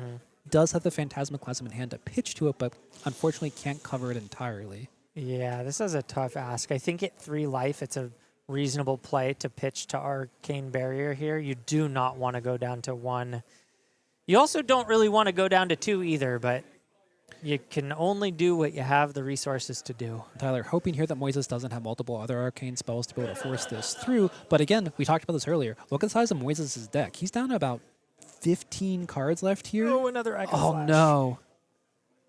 Crucially here, he is pitching Constella Contemplation, and he does have the kill here because he's playing out from hand. 1 arcane from the hand, 1 from it going to his graveyard, and that's it from GG Moises just finding everything he needed at the end of the game there, making Tyler just take a lot of inefficient blocking lines, I think, and that's the power of Arcane. Even though there was a turn in there where he only presented 7 damage with a 5-card hand, 2 of it still stuck, and I think that's an important thing to note is, you know, if you've got 20 block in hand and your opponent sends 22, you take 2 damage. If you've got Arcane Barrier 5 and your opponent sends 7, that's 2 damage. They're virtually the same thing, even though one feels way more powerful. And Oscilio able to make handy work of this Zyggy Starlight, still at 18 damage by the time the game wraps up. So congratulations to Moises.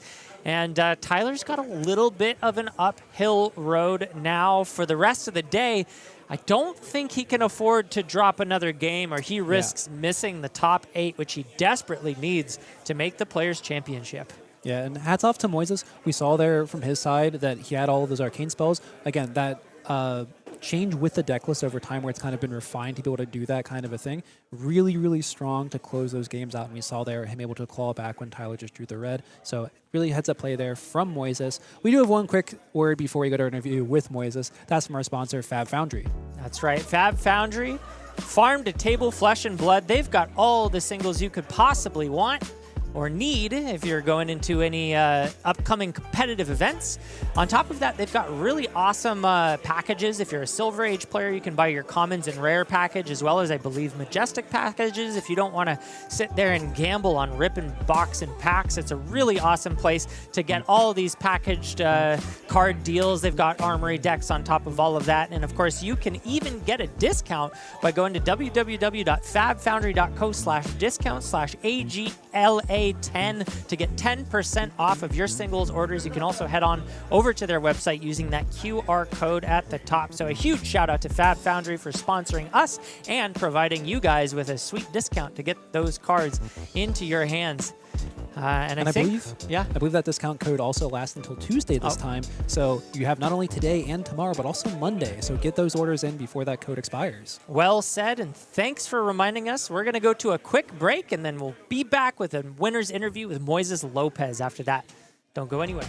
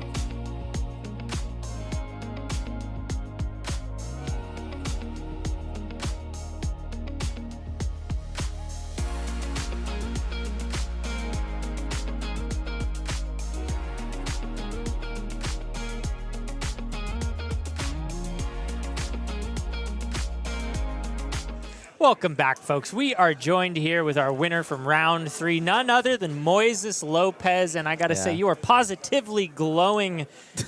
How are you feeling today? I'm chilling. Chilling. Yeah. Excellent, man. So that game, for a moment, looked like it was pretty even. And then it looked like you just ran away with it. Yeah. And I don't know, maybe this is my fault, but I haven't seen you on Oscilio a whole lot. Is this a new deck for you, or have I just not been paying attention? I've been playing the Arcane version. Aha. I find the combos very fun, and I decided to not do that this month. I see. And look what's happening to me. And now you're doing all right. Yeah. 3-0, Yes. which is a really great place to be if you're Oh, yeah. looking to make it into the top 8 today. And I do believe that's one of the things you're looking to do. Yeah.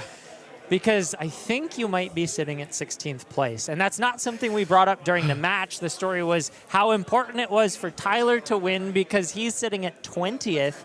He really needs these points to make it into the Yeah. Players' Championship. But you also really need these points I denied him. to make it. Well, he's not out yet. Yeah, I know. He needs to win the next Oh, that's 2 karma. rounds. I have bad karma. But we are sitting at 16th place and looking really good to stay there or make it up even higher. We've got Kai Sickler in the room. We've got Zachary Wallach in the room. Yeah. We've got Clark Moore, Han V, and some more names, although Luke Gilmore probably won't pass. Maybe. We'll see.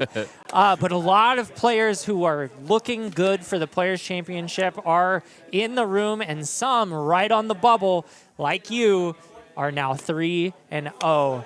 So this is a really great situation for you to be in. But, of course, we've got 2 more my games God. to go. Yes.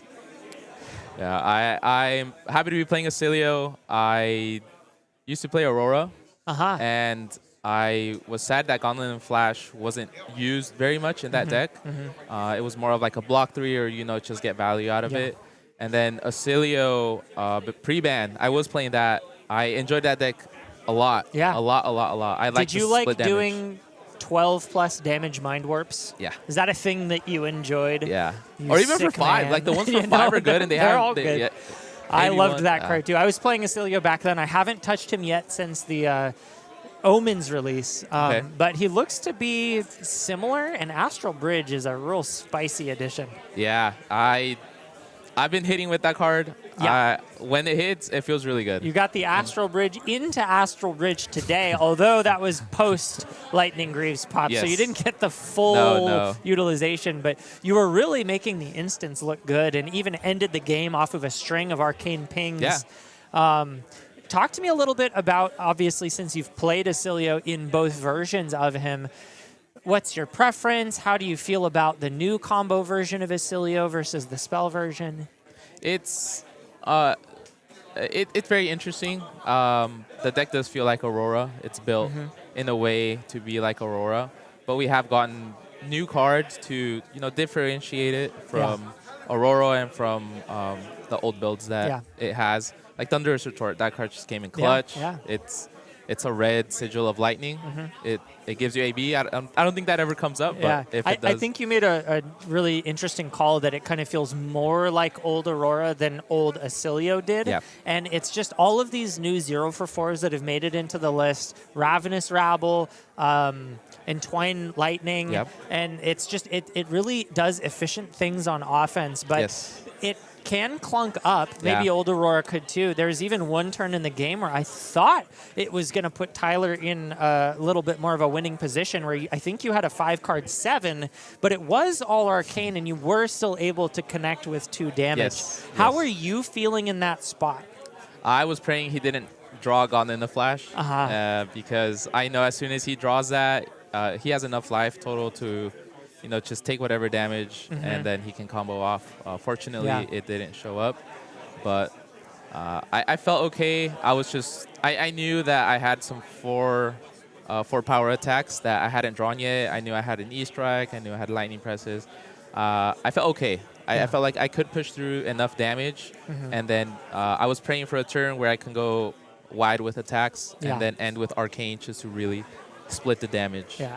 Well, you had a really successful series of draws after that. It seemed like the clunk did not hit as Tyler would have needed to win the game. And from where I sat, that seemed like the biggest question mark point, maybe the potential turning point in the game that did not end up really turning anything. But I also wanted to talk about the Gone in a Flash turn post combo when you did the double Astral Bridge. It feels to me like Oscilio relies more on the Gone in a Flash combo when you're using that version of the list, potentially even than he did pre-Omens, because of the need to use Gone in a Flash and instance to get that value. But the way that you navigated that turn is you actually almost made it look like, okay, fine, I can only send 2 Gone in a Flash, but I'm just going to chain instance off Yeah. of the top anyway, and you turned what kind of felt like a clunker into a pretty good turn. Yeah. Do you find plays like that happening a lot in Oscilio? Yes, and it's interesting because sometimes you don't know what the top is, and there's cards that let you see the top, and it kind of helps you unclunk. Yeah. You know, you use the bracers to see what's on top, or like my Fate Foreseen that I was able to use to see what was on top. They can help unbreak the turns, but you know, sometimes you can break. I was very fortunate that my Astro Bridge hit an Astro Bridge, and then she was like, well, I have to play it because it's going to deal arcane damage. And if Tyler has to pitch, that's one less card that I have to worry about, sending damage my way.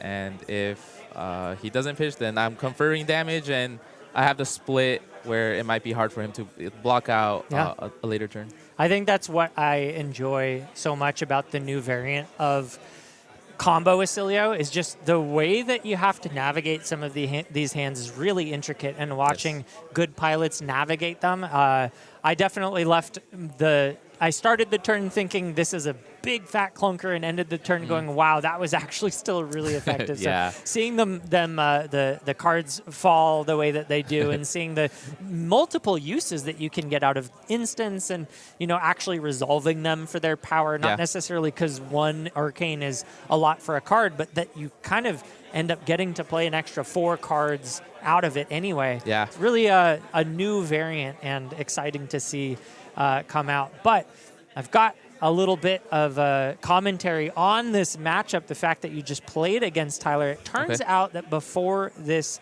match, you were behind by 1 game in your lifetime matchup into Tyler Horspool. Oh. You are now tied.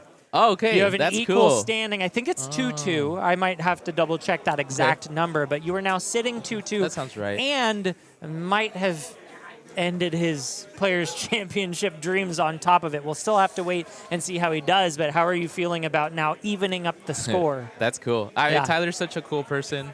I've enjoyed, seeing him on YouTube when he was calling Las Vegas, and he won the whole thing. Yeah. I was like, whoa, good, Tyler. He's one of the early names where I would kind of like rank him up among some of the early Flesh and Blood stars that I knew his name before I ever met him. Yeah. Same thing. And I found out, he plays at Top the Keek in Riverside. Oh, I wonder if I'll ever meet him one day. Riverside is so close to me. I want to go one day. I want to meet him. I want to pick his brain, ask about cards. Absolutely. And it's just, hearing that someone close to the area won such a big event, it's like, wow, that's so cool. Yeah, and now it seems to me, at least, that you might have a bit of a rivalry brewing. You are even with him and could be the scourge of his run. So that might be an ongoing story for next year. We'll have to wait and see how the cards fall. Or next year. It could be an ongoing story for how the Players' Championship faces up. If he does make it in despite that knock, he'll be looking for blood, I guarantee it. He will. Well, I've got one last question for you, and this one's a little bit of a sad one, at least from my seat, because I love Team AGE so much, but you have recently departed the team. Yeah. And despite repping the hat still, I wanted to ask you a little bit about that and just to pick your brain and see how you're doing and what led to that decision. Yeah, so I'm going back to school for music performance. Music performance? Yes. Awesome, Yes. man. What do you play? I play the flute. That's so flute and sick, man. piccolo. I'm a trumpet player myself. It's Okay. been a while since I've picked it up, but I'm a huge fan of a good woodwind instrument. Yes, thank you. Yeah. We're better than orchestra. We know it. We don't have to say it, even though I'm saying it right now. Okay, let's It's just, go. I'm sharing. We're both a band. But yeah, I think I need to dedicate my time practicing the instrument. Yeah. That is time that I will not have to practice playing the game and, giving my all to Team AGE and, sitting down, testing for games, giving my insight on certain things. I don't think I'll be able to balance it. I'm learning that as an adult, you have less time than you wish you did. So you need to dedicate, okay, today I have to do this. And then if something falls out of plan, then I can't. Yeah. Now you're either losing sleep or you're losing Don't lose money sleep, folks. or you just don't have a social life. I don't Yeah. know. I'm thinking about all It's these tough. things. It's tough. Yeah. I know you Yeah. love the game of Flesh and Blood, and you are here do. today to continue that. But Yes. stepping down from a team makes a lot of sense when you have something so important to you Yeah. as pursuing your dream of music and being in the orchestra. That's really awesome. I didn't know that. So sad to see you go, but really happy to hear that it's for a noble cause. It So I is. wish you the Yes. best. Thank you. And we do have Luke Gilmore and Ian Sue joining Yeah. us to fill in that gap and hopefully have some newer names wearing the AGE gear. Oh, yeah. But with that, we got to wrap it up because we got more Flesh and Blood games. So don't go anywhere, folks. Thank you to Moises for joining us. We got more Flesh and pleasure. Blood after this.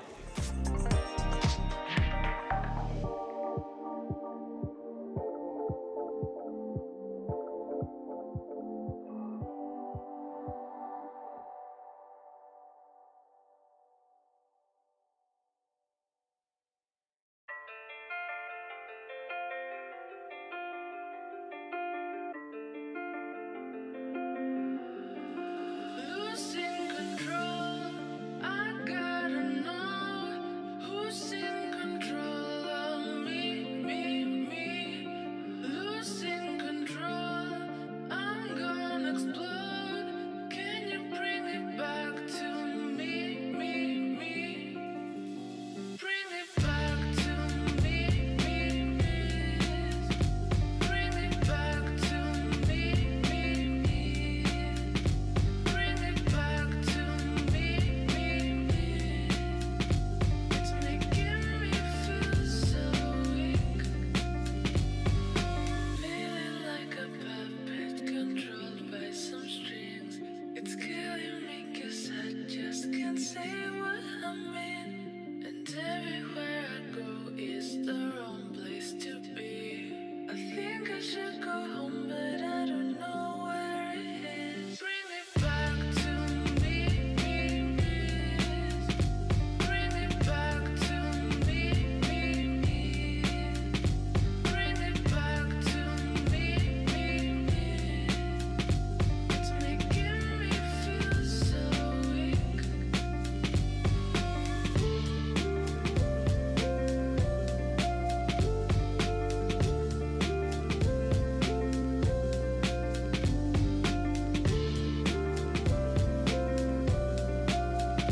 It's making me feel so weak. Bring it back.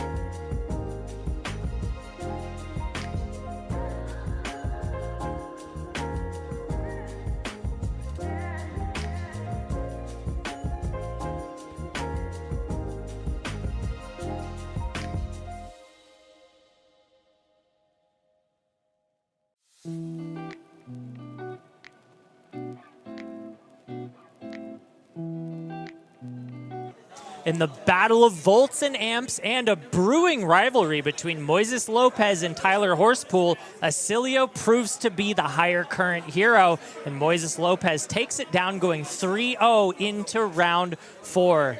Let's take a look at our current standings and see where everybody places in the top 16 as they battle their way into the Players' Championship.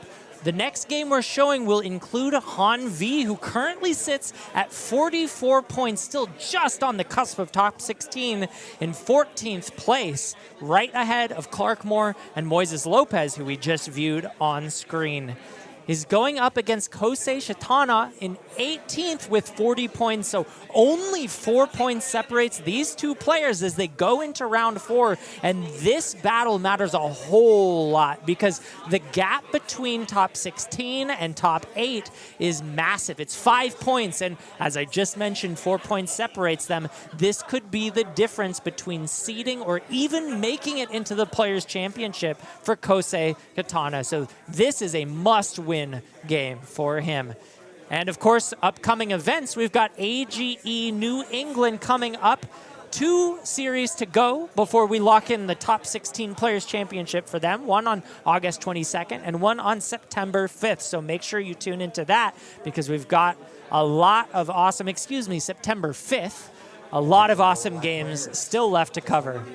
Yeah, and like you said earlier, the end of these standings right now, super tight. We have these 2 players here, 14th and 18th, fighting for those last few spots. So I think that we have our top maybe 10 kind of locked up at this point. They're all going to make it. We don't know what spots yet, but those last 8 spots in this event, or these last 6 spots rather, are going to be really, really tight, and every win here matters. It really does. And then I believe we know our matchup here is Cindra versus Puffin. Now, you, I believe, are a Puffin aficionado. I like Mr. Puffin. Michael. That's exciting. That's my first time hearing it. Ooh, I get to cast a Puffin game. And are these players X1 or XO? These players are X1. So this is X1. potentially also fighting for who will make top 8 or has the potential to make top 8 versus who is going to be knocked out and maybe can only pull in those top 16 points instead.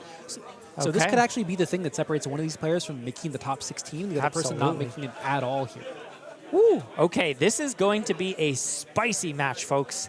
And it sounds like our players are ready. So we are going to head on down to the players match screen as Puffin on your left, piloted by Kosei Chetanna, up against Han V on the right side of the screen, piloting Cindra, Drakai of Aesir. Now, from my understanding, I know like a lot of my local Puffin players actually really like this matchup. They feel that Puffin is really uniquely suited for this because she has really strong on-hit effects that Cindra doesn't really want to block. How do you feel about this matchup? I agree completely, and it sounds like you and your local Puffin players have a very similar way of going about playing and building this deck. The thing that I really, really like about Puffin here is the number of 4 blocks. Cards like Soup Up, cards with Galvanize, as well as the plethora of D-Reacts that you have to bring in, make it a little bit harder for Cindra to gain value off of that Mask of Momentum. Plus, I consider Puffin to be a aggro mid-range deck, which means that the best value you can get comes off the back of both blocking and attacking. Kosei Chetanna here on their first turn, playing a Copper Cog, Arcane and passing. We're back to Han V on their turn, playing Rising Resentment into a Fire Tenant first strike here to start their turn. Kosei did look to take those first 3 points from that Rising Resentment here as they now stare down another 3 go again from the Cindra side of things. Yeah, willing to take those first 2 hits means Mask of Momentum is now live. This is a must block, or I would consider it to be, unless Kosei's got the Hand of Dreams here, but it looks like he's now reaching for that blocking card and has a pretty good option in the form of this Sunken Treasure. No yellows in the graveyard as of right now, and does also decide to commit the Unicycle as well. Pulls back the Sunken Treasure, decides it's not yet time to use it, maybe looking to flip over a dagger, or at least attempting to do so, but unfortunately kind of shows his hand here a little bit, and lets Han V know that that is coming by putting it on the combat chain. We do see that Crash Site Salvage blocked with here, one of the new cards that Puffin did get out of Omens of the Third Age. Incredibly powerful card for stringing together those longer turns as we see Han V following up that display loyalty with the Ravenous Rabble. Shocker of Shockers coming in here for 4 go again. And this one, again, thanks to that Flick Knives and the Kunai of Retribution synergy here, still threatening that Mask of Momentum draw. And Kosei did respect the potential for an attack reaction +1 on the display loyalty by putting that unicycle in front. Now getting a little bit punished, I would say, because this is a breakpoint, and if he doesn't commit armor here, that Mask of Momentum is live because the dagger was flicked, which counts as a hit. And it looks like Kosei is going to allow that trigger to occur, however, flips the dagger on the side of Han V. And did I miss something? Was there not a breakpoint? So Kosei had to block the unicycle to stop the buff from the Fire Tenant. Yeah. And then there was a breakpoint there, but Kosei blocked with the Sunken Treasure, and in response to its trigger, Han just rebought the dagger so it couldn't be banished. Sure. So both players there respecting each other's play lines there and having to kind of like play around things that were known information almost. Yeah. As we see Kosei here coming in with backspin thrust for 4 to start this turn off. Just a really straightforward 1-card 4. Yep. And no follow-up, unfortunately, does not have the topped cog there because couldn't do anything with the copper cog in play given the blocks that were done last turn. As we go back to Han here with a full card, a full 4-card grip. We'll see here if they're able to string together another turn here and actually push some more damage through as our life totals are even at 34 apiece. Ignite coming down here, 2 damage, but that really awesome text of making your next Draconic card cost 1 less makes this one of the premier Draconic starters, as he not only gets to have a little bit evasive, harder to block damage, but gets to start the turn off 2 chain links deep with a single card, making that Mask of Momentum turn on all the sooner. Kosei now thinking about how to block if he even wants to respect this here. And we see Han, I see in his hand a display loyalty. I read that I can't quite make out, but the last one's really interesting to me of a take the tempo here. This is something that we've seen kind of pop up every once in a while in the Cindra decks as kind of a 1-for-5 chain ender with potential upside from the damage that it can do in the card that it can get you for next turn. We'll see here if Han wants to deploy this turn, as his hand does still let him go a bit wider here off of these additional follow-up attacks. And we'll see how Kosei wants to address blocking here, as Ignite has put people in a bind since the very start of Cindra with the Hunted. Just, it's so strong letting you have those additional chain links effectively for free with this dagger attack. First, really cool cog there. Second, utilizing the Cogworks Tinker Ring to block, I think makes a lot of sense because he's sitting on that Dovetail in hand, one of the cards that you just want to have as many, at least 3 cogs out to get all 3 potential activations.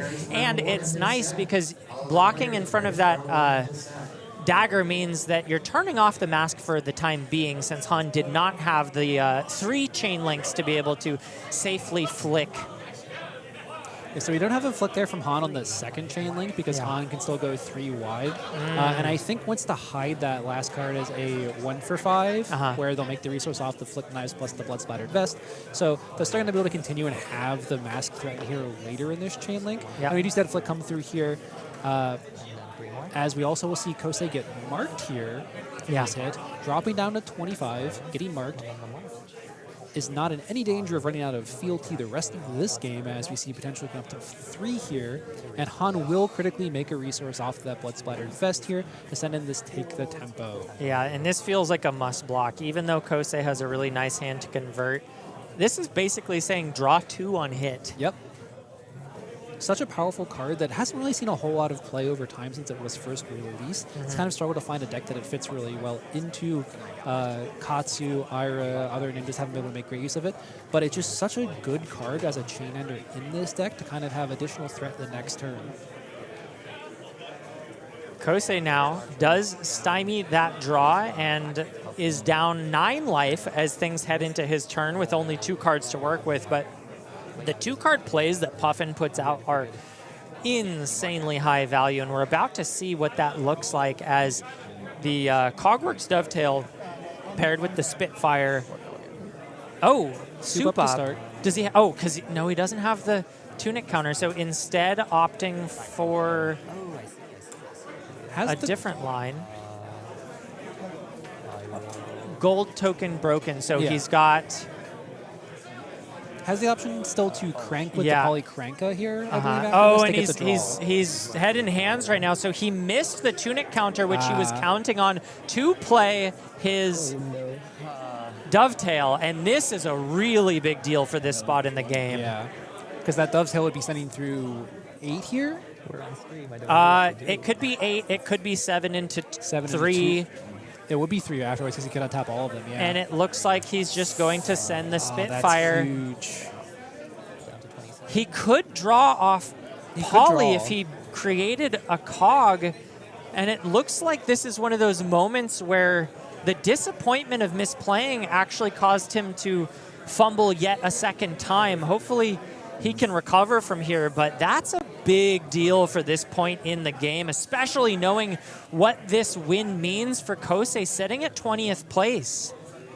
We see Art of the Dragon Blood coming across here. One of the best cards for Cindra out of Hunted. Really kind of had some of that early power that she had, letting you string together a really, really long chain here and can play some of those 1-for-5s that she so wants to play without having to pitch a card into it. But in this case, great 0-for-4 starter with Go again. Yeah, really, really nice start. String of 0-for-4s is exactly what you want to see. And yet another one. It's not a 0-for-4 yet, but once that dagger gets flicked, this will also get +1 and Go again. Hanvi doing his best Oscilio cosplay. I don't know actually which one's cosplaying the other, but 0-for-4 into 0-for-4 into 0-for-4 is exactly what you want to be doing to push the tempo.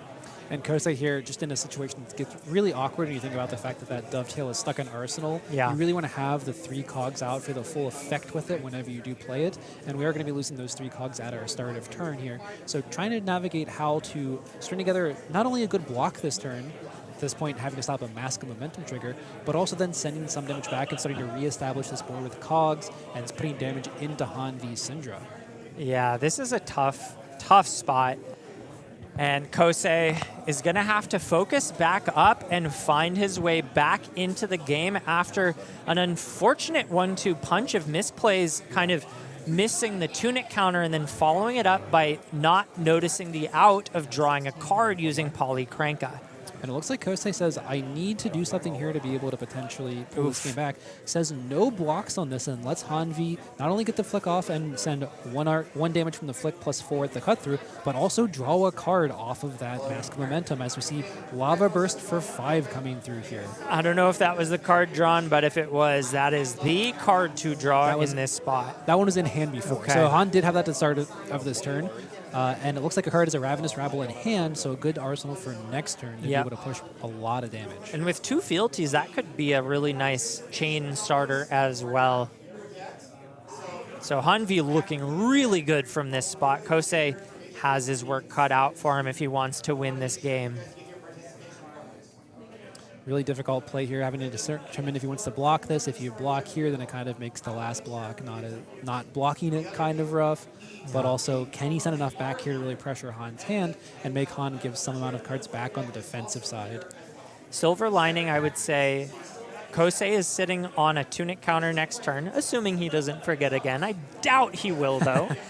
And Cogworks Workshop, which will not only create 2 cogs, really important to getting that dovetail out of Arsenal and used in an efficient manner, but will also gain him an action point. So this is looking to be a very live offensive hand. That being said, he's got 27 life to grind through, and that's a tough spot to be in when you are sitting at 7 against a hyper-aggressive deck like Cindra.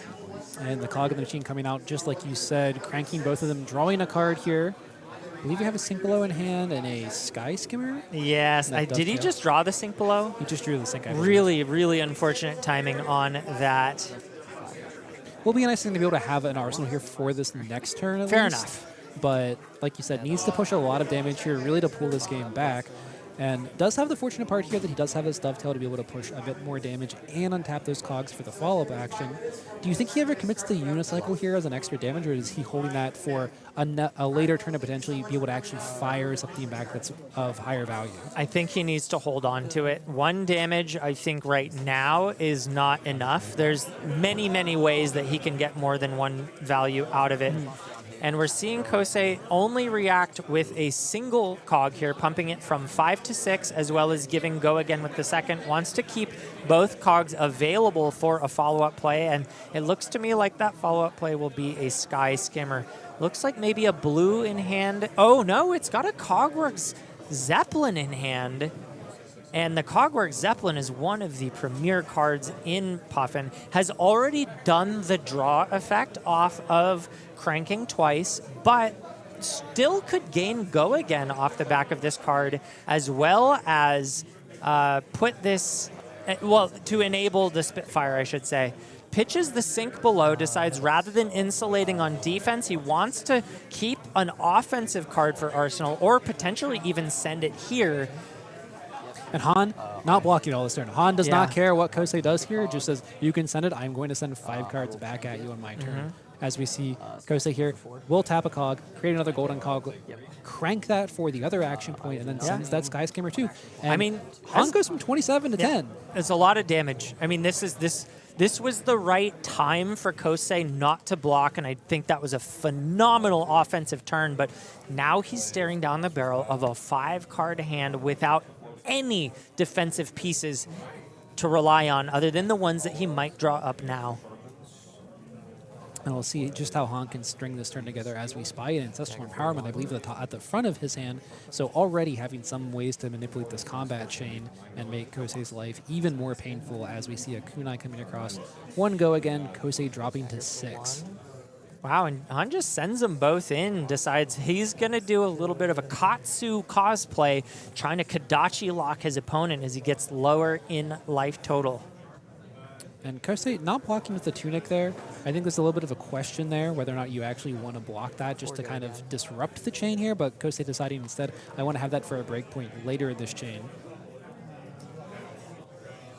Yep, Ravenous Rabble coming in for 4. Kosei deciding now's the time to commit the Tunic. Of course, that is because the Mask of Momentum is live, so this is an important time to do it. I think, fortunately for Kosei, Hanvi is sitting on that Ancestral Empowerment, but this is not a ninja card which it can be deployed on, so Flick will keep the combat chain live, but it will not count as a hit, so Han still needs to connect in order to get that draw. When we see Han here with a Draco Fire in hand, as well as, I believe, a Lava Burst is the last card, behind that Ancestral Empowerment as well.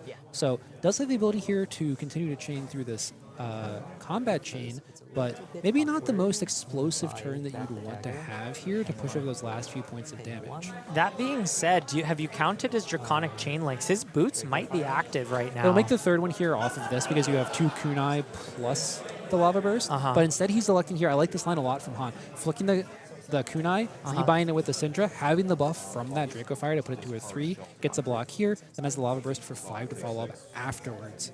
Yeah, so instead of putting all of that, basically what Han is doing is instead of swinging and having the Lava Burst be for 7 after that one, is putting it on the kunai instead with the block. I can see that. Does the Ancestral Empowerment target Lava Burst? It's ninja cards only, and Lava Burst is a Draconic action. Okay, so that was not a live play either. If he could have targeted it, I liked the use of the boots. But instead, he just gets the entire hand from Kosei and does 2 damage to boot, bringing Kosei all the way down to 4, and he keeps an arsenal. Yeah, and critically, again, Ancestral Empowerment, great for getting these last few points out.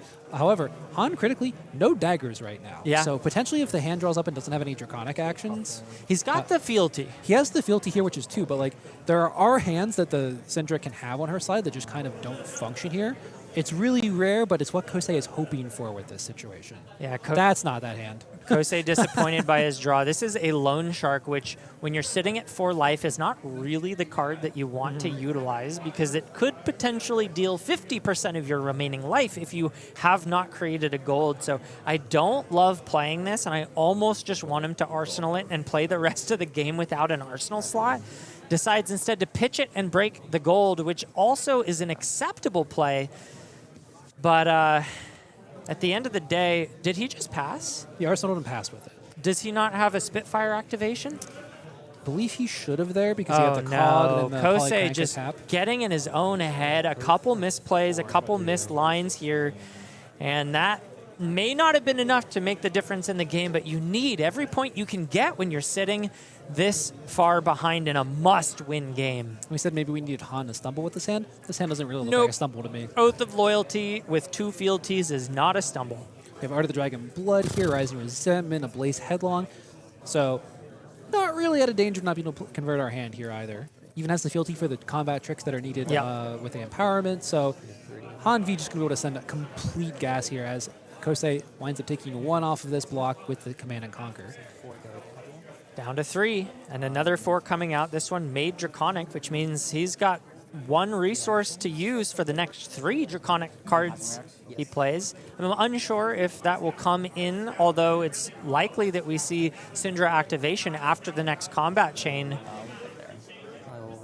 to bring 2 daggers in and just swing with them for free. And there's the Instant Storm out. Now, I believe we do need to pay a fealty for this, correct? We do. Because it is not Draconic. Okay, it is so a of loyalty here, so our players are going to have to correct this. Yeah, that is not a legal play. The players are continuing to play, but we're going to see if we can get the judge down to make sure that everything is clean and above. There it is. So Kosei catches it, and we are now back to a correct game state, which I don't think Han needed any more fealties for this turn to work, just had to make sure to keep it clean. And now we've got another 0 for 4. This one once again threatening Mask, and Kosei gives up the last 2 cards in hand, sitting at 2 life, and Han still has 2 to work with, as well as 2 daggers coming back. And now flicking, going down to 1, and at this point, it's just a matter of which card Han wants to use to end the job, and that's it. Fist bump comes across. Han V goes 3-1 and is still live for that top 8. Unfortunately, I believe this means that Kosei is not only out for today's top 8, but looking like he's probably out for the Players' Championship dream as well. So this kind of feels like maybe the first fallen soldier in a long list of many to come as we round up the end of this season. And really seeing what happens when every single play matters. Cindra is so good at punishing you for the smallest misstep. Excellent play here from Han to be able to convert those hands and really kind of sense that weakness. However, not able to pull it out here from Kosei's side, and we'll see if Han is able to pull out that top 8 spot for the rest of today. We are thinking about heading on down to the secondary match. It looks like it's right near the end of it. 13 plays 7, but we got some time and we got some stream games, so why not bring it to you? This is also a very important game to watch as both players are sitting at 2-1. This is a lose and out almost certainly for both of these players, so they are fighting for their life as John Zapata hits the combat chain with a snapback 4-6. It looks like we're coming right in the middle of what I would call one of the Spellcilio's premier combo packages, that Arcane Flare, or sorry, Aether Flare into snapback. Huge damage comes through as Skylar is able to AB just a little bit of that, goes down to 6 and has a 3-card hand to respond with. And like you said, John Zapata on a Spellcilio variant here. It looks like we're not sure if it's the counter burn one or the full Spellcilio build. From the looks of it, I think this looks more like Majin Bey's Arcane build. Okay. However, Skylar looks like he's playing with some heat over here, as I think I saw a Flying High in hand. Yeah. Which, not a common card that you see in the holodecks, as it looks like starting off just with the Zenith Blade coming in for 3, no go again, pitching a yellow Edict of Steel here. And critically, Skylar is playing with Arcanite Skullcap and currently sitting on AB5 at looking at John Zapata's Storm Stars over there. Like, you really want to fight with me on this? Yeah, this is an interesting point in the game. There's almost an argument to make for Skylar pivoting to Fatigue if you're going to sit on AB5, although at 6 life, that's probably not the right call. It does depend a lot on the number of cards left in John Zapata's deck. But every time Skylar hits and connects with damage that brings John lower, he's going to end up turning off his own AB3 on that Arcanite Skullcap. Now we're seeing Deadly Display coming out here from Skylar. +3, which is almost, wait, no, this is threatening. Why is this 9? It's 6. It's looking 6. at it upside down. So Deadly Display comes down. This is threatening John all the way down to 1, and we see no blocks, plus a flurry being made. Skylar now has an arsenal of Flying High, and it's a 5-card grip for John Zapata with Skylar on AB2. John at 1 means that Arcanite Skullcap is never coming online again. No. It's really difficult to play on the edges against this deck, against Oscilio in general, because of how much they can shoot one Arcane. It looks like John is just about to send it here now that Skylar's shields are down. Yeah. We see the Flying High pitched here as John has and that's the gotta full be combo. it. John finds the massive snapback into Twin Strike. With Meteor Impacts, they're sending 11 across there. It doesn't matter if you have blue there anyway. Skylar's just dead. Well, sorry for the spoilers, folks, but that's how the cards fell. And John Zapata looks to be almost locked for our top 8 today.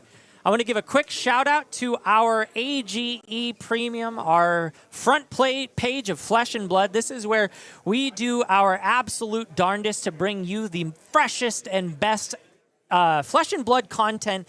And we've got tons of really cool articles, tons of players contributing. This is for players by players, as the likes of Michael Hamilton have written some really awesome articles. We have players like Elise Sims writing articles for us, as well as many, many more. Here we've got an ad for the Sweep the Weekend article coming out. Elise Sims, I believe, did extremely well over the last couple high-level, possibly Tier 4 and Tier 3 events, Pro Tour, as well as callings, piloting none other than Arachne Huntsman, and I believe also has reps on many other assassins. So Elise Sims, one of the premier breakout assassin players, and writing some really awesome articles for us. So if you play in AGE circuits, head on down and check those articles out, because we have a ton of really cool premium content for you that is effectively free if you're attending our events. And if you'd like to just support us because you love the game of Flesh and Blood, you love the coverage that you see, we love being supported and being able to do this for you, because we are a completely player-run, player-supported entity, and we rely on folks like you at home to support us. So thank you so much for giving us your $10 a month, and know that it goes to use creating these events as we expand into other potential regions, and just seem to have so much awesome Flesh and Blood content for you guys. Of course, we've got Flesh and Blood singles coming up as well. Fab Foundry, the front page of Farm to Table, with a ton of really awesome singles, as well as packages for commons and rares, as well as majestics. They've got armory decks. They've got everything you could possibly need. So go check them out. Yeah, can't say enough about them. Get your full packages here. They're selling complete Mastery Pack Warrior sets, singles, Marvels, you name it, they have it in stock. I can't wait to go and get some of those cards I need maybe to build a holodeck. Didn't look like it worked out that well that game for Skylar. Doesn't mean anything. We're still going to have a lot of fun swinging that Zenith player. You know, it's hard to beat Oscilio this time around. He's very peak in the meta, and you got to make a read between combo and spell. Yep. It looks like the read was made and AB5 was brought, but that just didn't cut it as We got John him to one. Zapata Okay, made it into the top 8. But we have an interview coming up with our winner in the last round, Han V, piloting that Cindra Drakai of Aether. So don't go anywhere. Interview with Han V after this.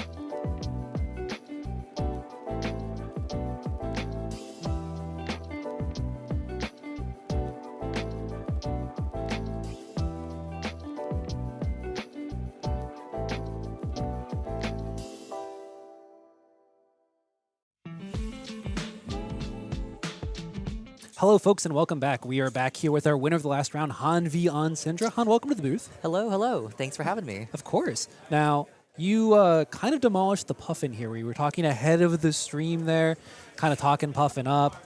It's like, it's a good Puffin matchup. Puffin blocks really well, gets to send a lot of disruptive stuff back. And then you kind of dismantled them in like 10 minutes flat. What's up with that? Oh, it is rough. Kosei's locals with me, so I know what the deck does, but even knowing what he does, like there's not much I can do about it if he gets going. Yeah. And like even like the other week we're playing, and I was confident I can race him, and he just 2 turns later my life is gone, and I was like, like did I lose the race against I'm this supposed to Puffin? be the aggro deck. I'm the one who sends these hands, not you. Exactly, and he just sent like Sky Skimmer into backflip into like another skimmer into like you get it. Yeah, and we saw you there stringing together some really efficient Cindra hands. Sometimes she can kind of struggle a little bit, maybe have some turns that are a little bit like more anemic overall. We kind of saw you just with the pedal to the metal the entire time, just strings of 4-power attacks the whole time through. Yeah, the four count this game was really good, and since the introduction of Draco Fire, like the starter curve, the starter ratio has back to normal. I used to run 16 up until the Brand of Cinderclaw bans, and then kind of drop it back down a little bit because Yep. it's gone there. And Cindra kind of really popular there for a long time, really like one of the staples of the meta. We had Verdance, Gravy, Cindra there as like kind of the 3 pillars through most of last competitive season at the end of 2025. So far this year, Cindra has kind of, I don't want to say fallen off, but it's been kind of like that second tier, kind of relegated behind the Oscilios, their acting marionettes. How do you feel she is right now, specifically after Mastery Pack Warrior coming out? I was really scared of running into Warriors, but I don't know exactly what to expect from them right now. I know like someone's running DGA. I'm probably fine there, but a lot of the other Warriors are making me nervous because they have like that big armor suite to cover breakpoints. Yeah. And Blunton seems really good. Blunton is better too with Draco Fire. Yeah. There's 6 opportunities for them. I still don't. If I was playing Warrior, I probably wouldn't count on it, but it's still like twice the chance for them to hit with it. Now, overall, so far, you've seen a Puffin today. What else have you played into, and how do you feel about the field in general outside of the Warriors? Oscilio's kind of 50-50, depending on what build. I feel like if I run into an Arcane one, I feel like I'm probably cooked.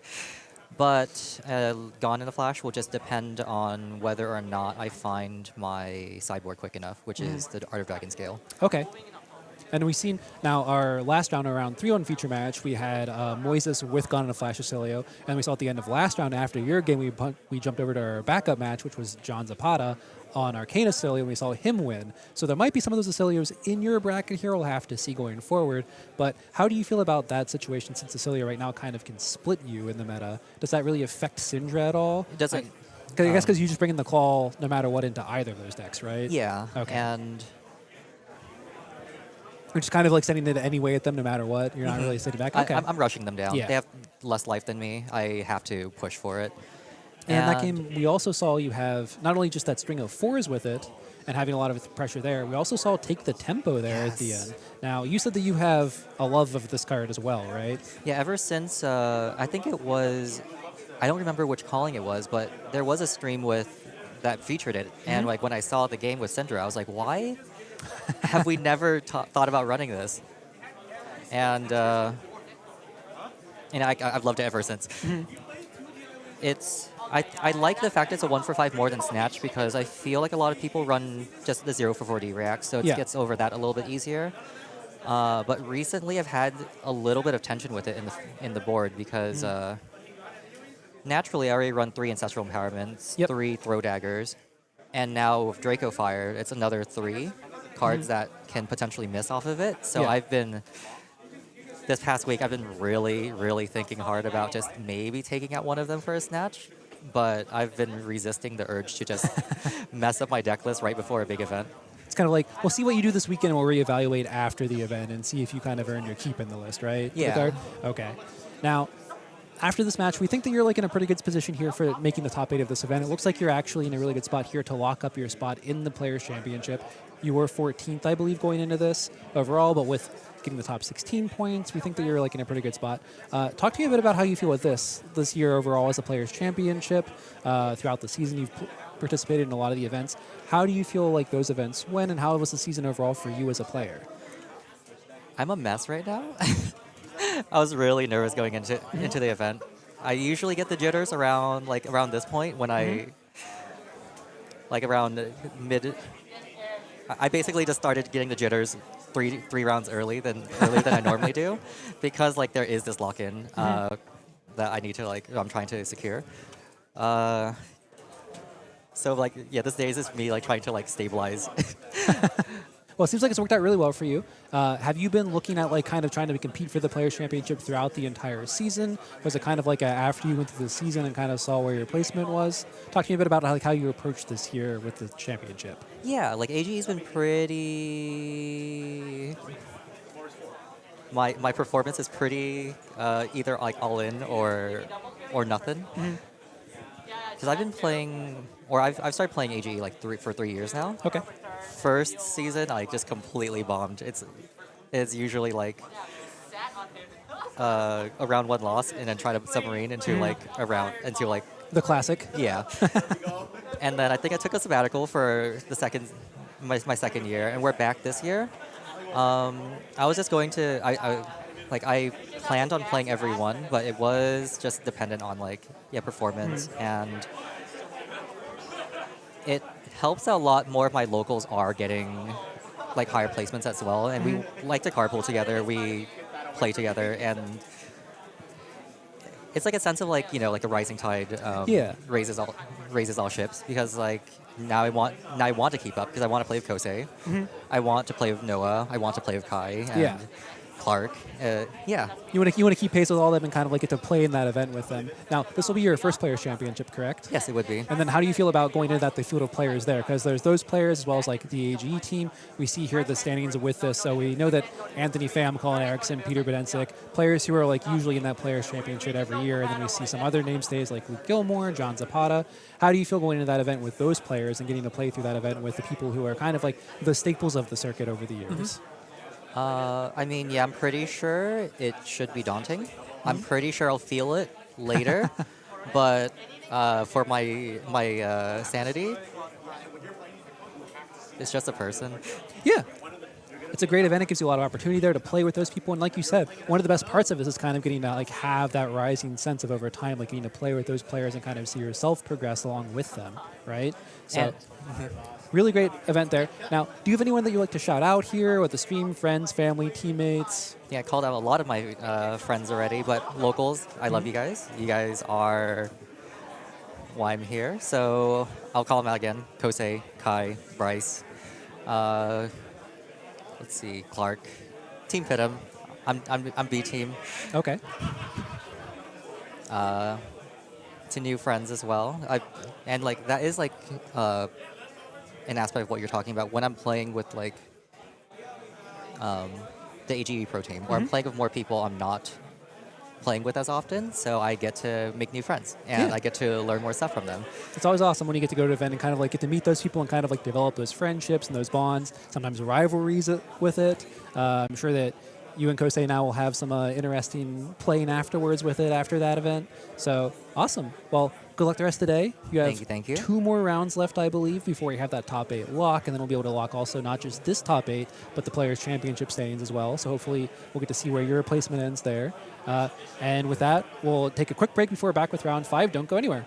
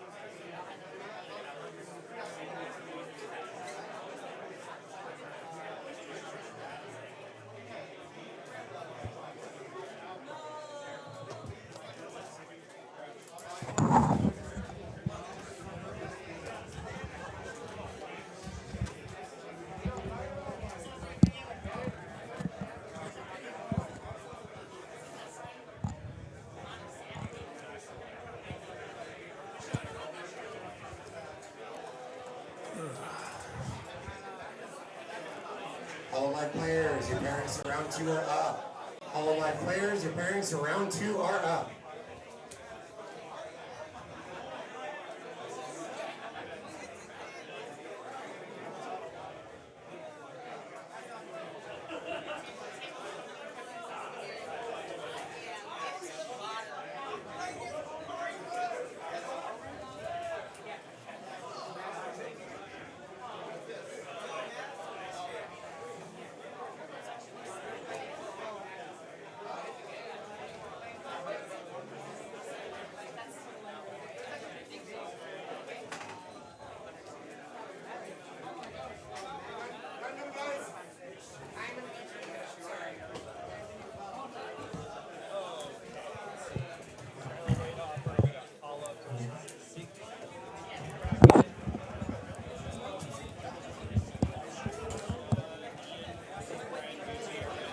Oh.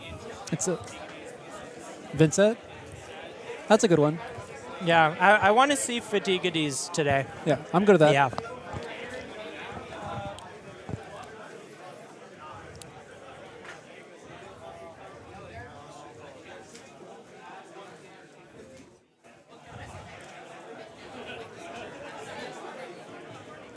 What's Luke on?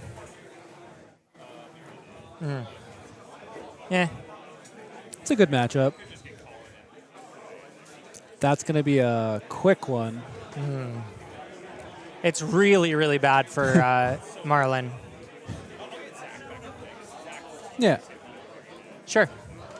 Push Blood players, your primary feature match will be Table 3, Ian Shu versus Brian Gutierrez. Why is there a gravy bones deck just sitting here? Backup Who would feature do will be that? Table 4, Noah Timney versus Zachary Wallach. Meet Connor Brightsman back in the aquarium, please. We'll get you sorted. Bryce, why is there a gravy deck just sitting here?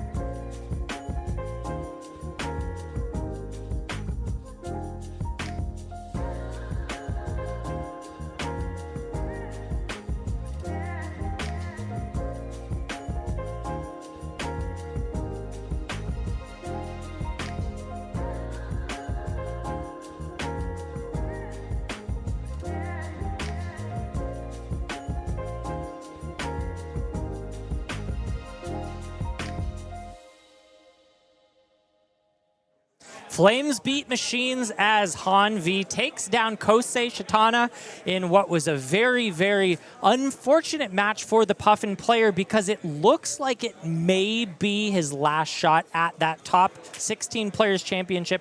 Potentially, depending on how wins go, he may have another shot at it, but it's up to fate now as he battles from 18th place, I believe, to try to make it into the top 16. But we've got another match, 19th place, Brian Gutierrez on Pleiades, Pleiades, for those of you who know the deck at home. One of the premier breakout versions of Pleiades to come out a few months ago in the hand of none other than the Guardian champion himself, Brian Gutierrez, owner of that Guardian Discord.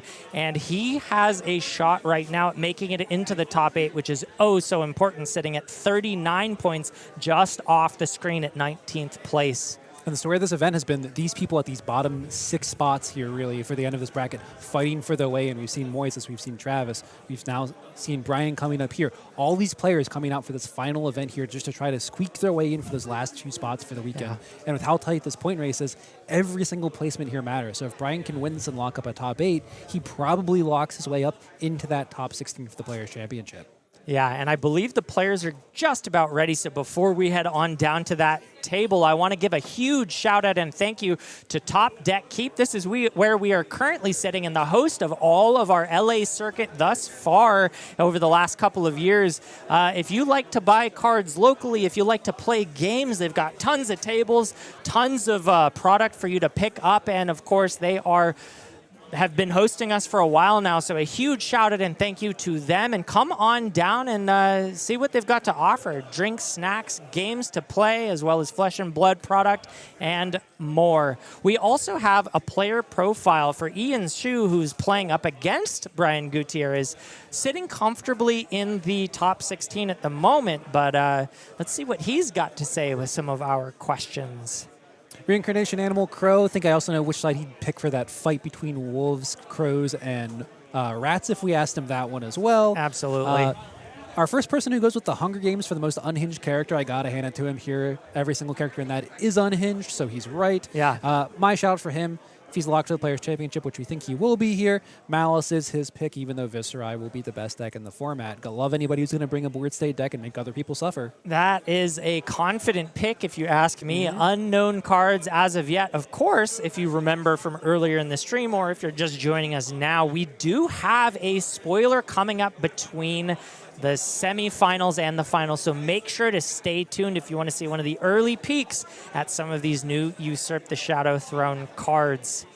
But with that, I think we'll head on down to the match floor and see the players shuffled up and ready to play. This is Brian Gutierrez, 3-1 on the left side of your screen, piloting Pleiades, up against Ian Shu, piloting Vynnset on the right side of your screen.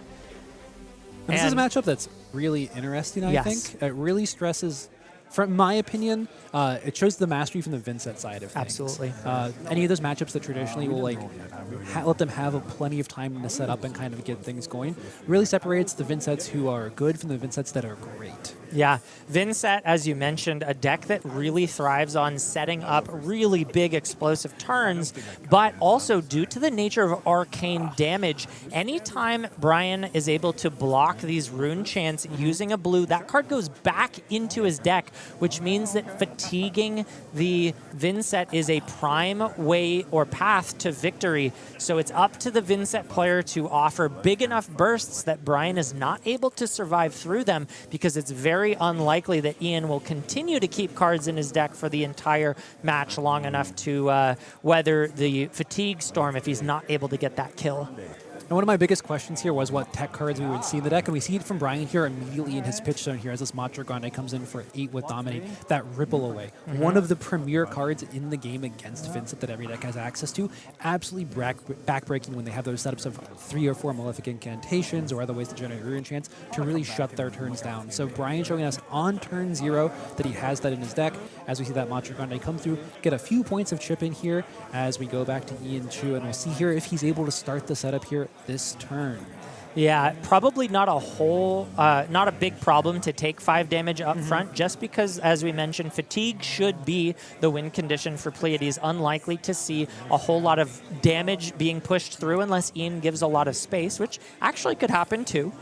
Yeah, I think that generally what you'll see a lot of the life total in these fatigue-oriented matchups happen with the Vynnset isn't necessarily getting hit. It's that they're spending that life on Blood Dead as they set their Banish Zone up, set up their Rune Chant stack for one of those huge pushes over. As we see, Ian there did banish a Deathly Whale, set up with a Funeral Moon, and then just Arsenal and pass back.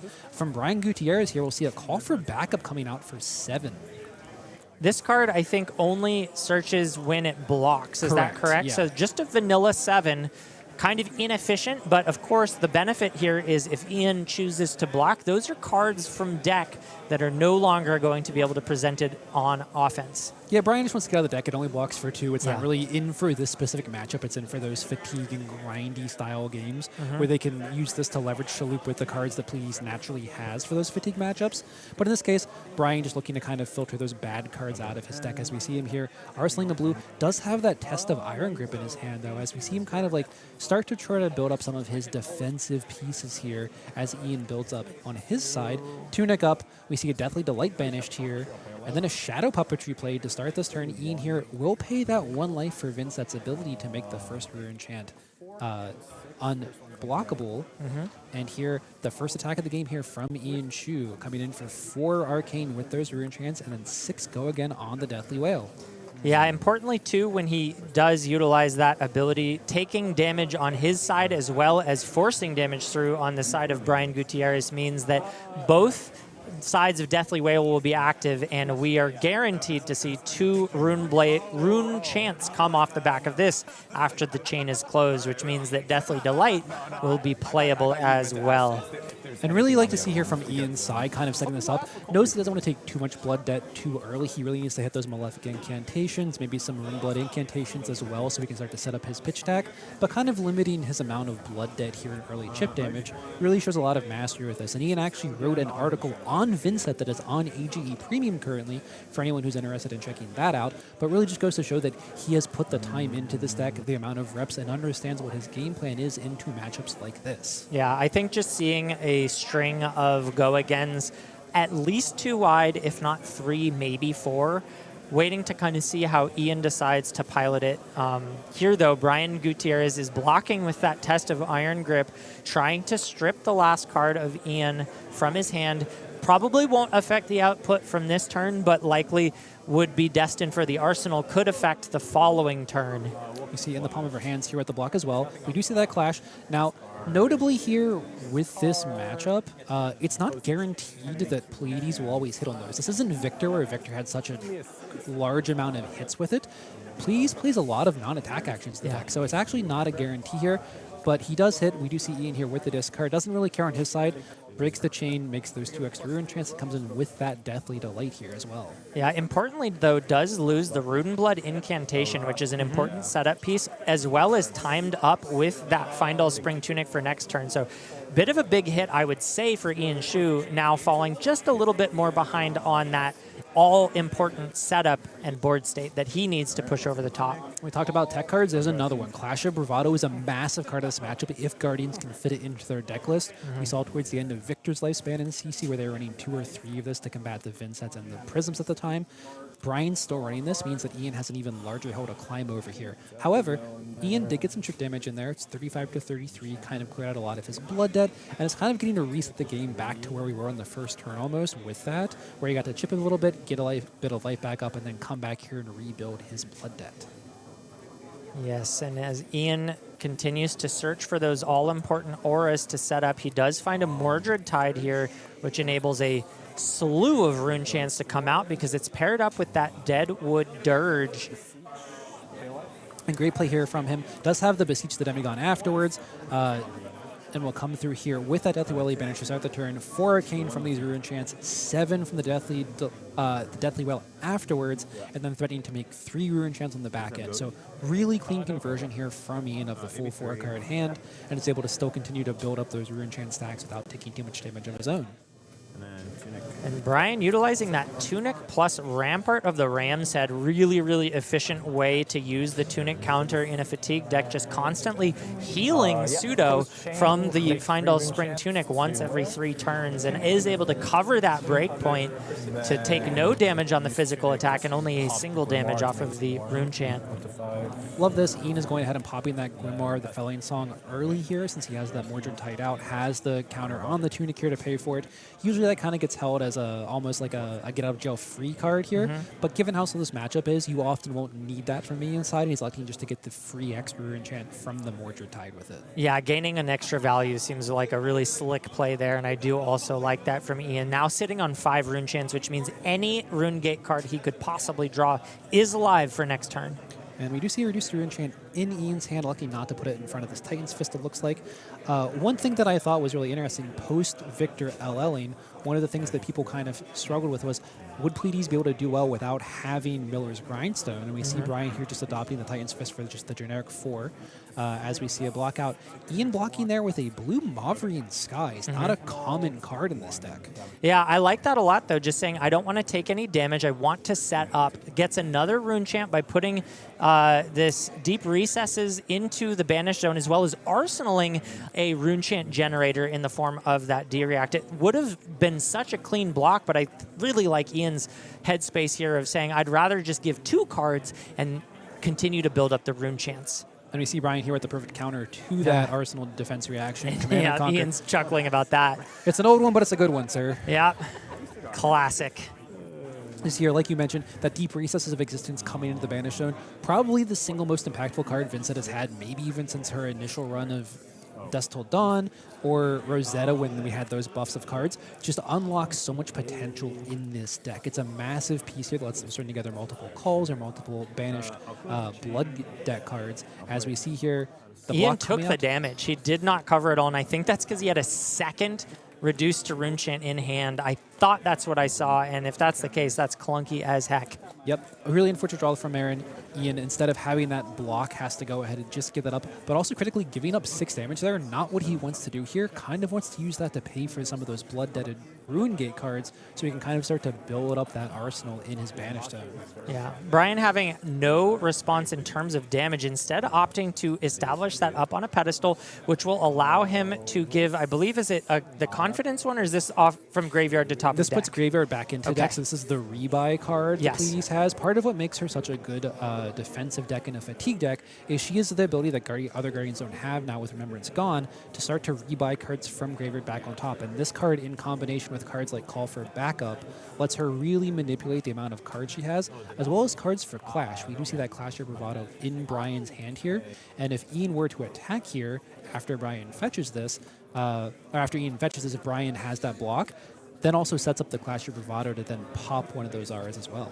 Yeah, I can see a world where Brian may even opt to IP a few turns just to keep that card in hand, so valuable for clearing cards like the incantation that we see hit the table here, because as you all know, Vynnset relies heavily on repeatedly creating Rune Chants, and you need these auras to be live and flowing in order to do that. Ian here passing just Arsenals, takes 2 from the Blood Debt, drops down to 26 here, but in a really commanding spot. Has 7 Rune Chants, has the Deep Recesses and a Widespread Ruin in Banished Zone. Has so much setup here as we see a standing ovation from Arsenal from Brian Gutierrez. Just will be coming in for 8 here, doesn't have its full ability online. Don't really wind up seeing that in Pleiades decks, unfortunately, with that extra turn. Yeah. But we'll just get this out of the Arsenal, clears it out, but importantly, is sending 8 damage across at Ian. That's almost a third of Ian's life total. Yep. For a Guardian, sometimes it's not really about efficient offense. It's just about continuing to ask the question, would you like to take the damage, or would you like me to take cards from deck? And almost even more critically, Brian's 2 cards left here are an Oasis Respite, which is a great arsenal with a Tunic counter up, and then that Clash of Bravado. Because once Ian pulls that trigger, he gets so much added value from having that Clash potentially hitting a Malefic Incantation here. So Brian, really happy just to not only clear out that arsenal, but also have 2 really important cards for these upcoming turns. Yeah, I wonder if Ian's considering the use of the headpiece here. If he has the texture to do it, of course you need an attack and a non-attack action in order to get the full value of that. It does look like he's reaching for 2 cards. One of them looks like a widespread annihilation. Can't quite make out what the second one is, but definitely considering if he wants to commit these here. I imagine he doesn't want to take the full brunt of this damage, so even if he doesn't give the face purgatory here, we will see some amount of cards committed here as he wants to continue to build up that blood debt and build up a really large turn. I think it doesn't make a lot of sense from where Ian's sitting to do that, because of course you make Brian discard one card. He still has one for Arsenal. What we know is that he would be forced to discard that Clash of Bravado, which would actually be a phenomenal target to get rid of. Yeah, and generally what you want to look for if you're Ian side of this, we've talked a couple times here about like Ian looking to set up a large turn. What does that mean here from the Vynnset side? What is the Vynnset looking for? Usually those turns revolve around multiple calls, where you can strip your opponent's hand, kind of similar to what Rhinar does, and then also having the ability to then rebuy them with deep recesses of existence later on means that you can strip multiple cards then as well. So we're kind of looking to see here if Ian can get those pieces together, and if not, how he wants to approach this game plan in the meantime. Well said, and we continue to watch Ian slowly build up that Tower of Runechants, currently sitting on 7, currently still considering blocks. Of course, every card he blocks with is a card that goes into the graveyard, is no longer able to use for its offensive potential. And wow, this is actually a big overblock, putting 10 in front of 8. Just opting to cash in that reduced to Runechant for 2 block and the Runechant. So valuing his life total more and more, just slow and steady, building up what looks to be an OTK. So we see Deathly Well put into the banish zone here. Great one to have in for this because it means that when Ian does have that hand where he gets to send it and be able to give go again, say it's off of something like a Mavrian Skies, he gets to chain together another Runechant creator there, which extends his hand as well. But on Brian's side, we just keep seeing him draw tech card after tech card as we saw another Oasis Respite and a Ripple Away in hand. Ooh.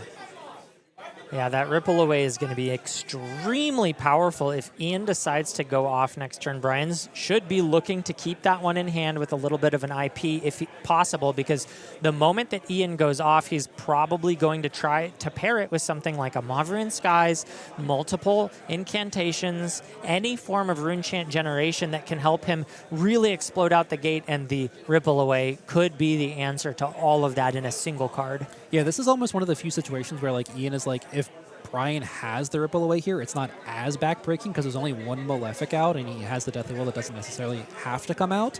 It's those situations where the Vynnset sets up like 3 or 4 Malefic incantations or Runeblood incantations, and then it just strips your entire turn off. But I have to assume Ian here has played enough of this matchup that he understands that that's in there. He already saw one of them. He knows to play around it here. As we see Brian electing to keep that Ripple Away at the expense of an Oasis and the Clash of Bravado to just swing a call for backup for 7 vanilla damage here.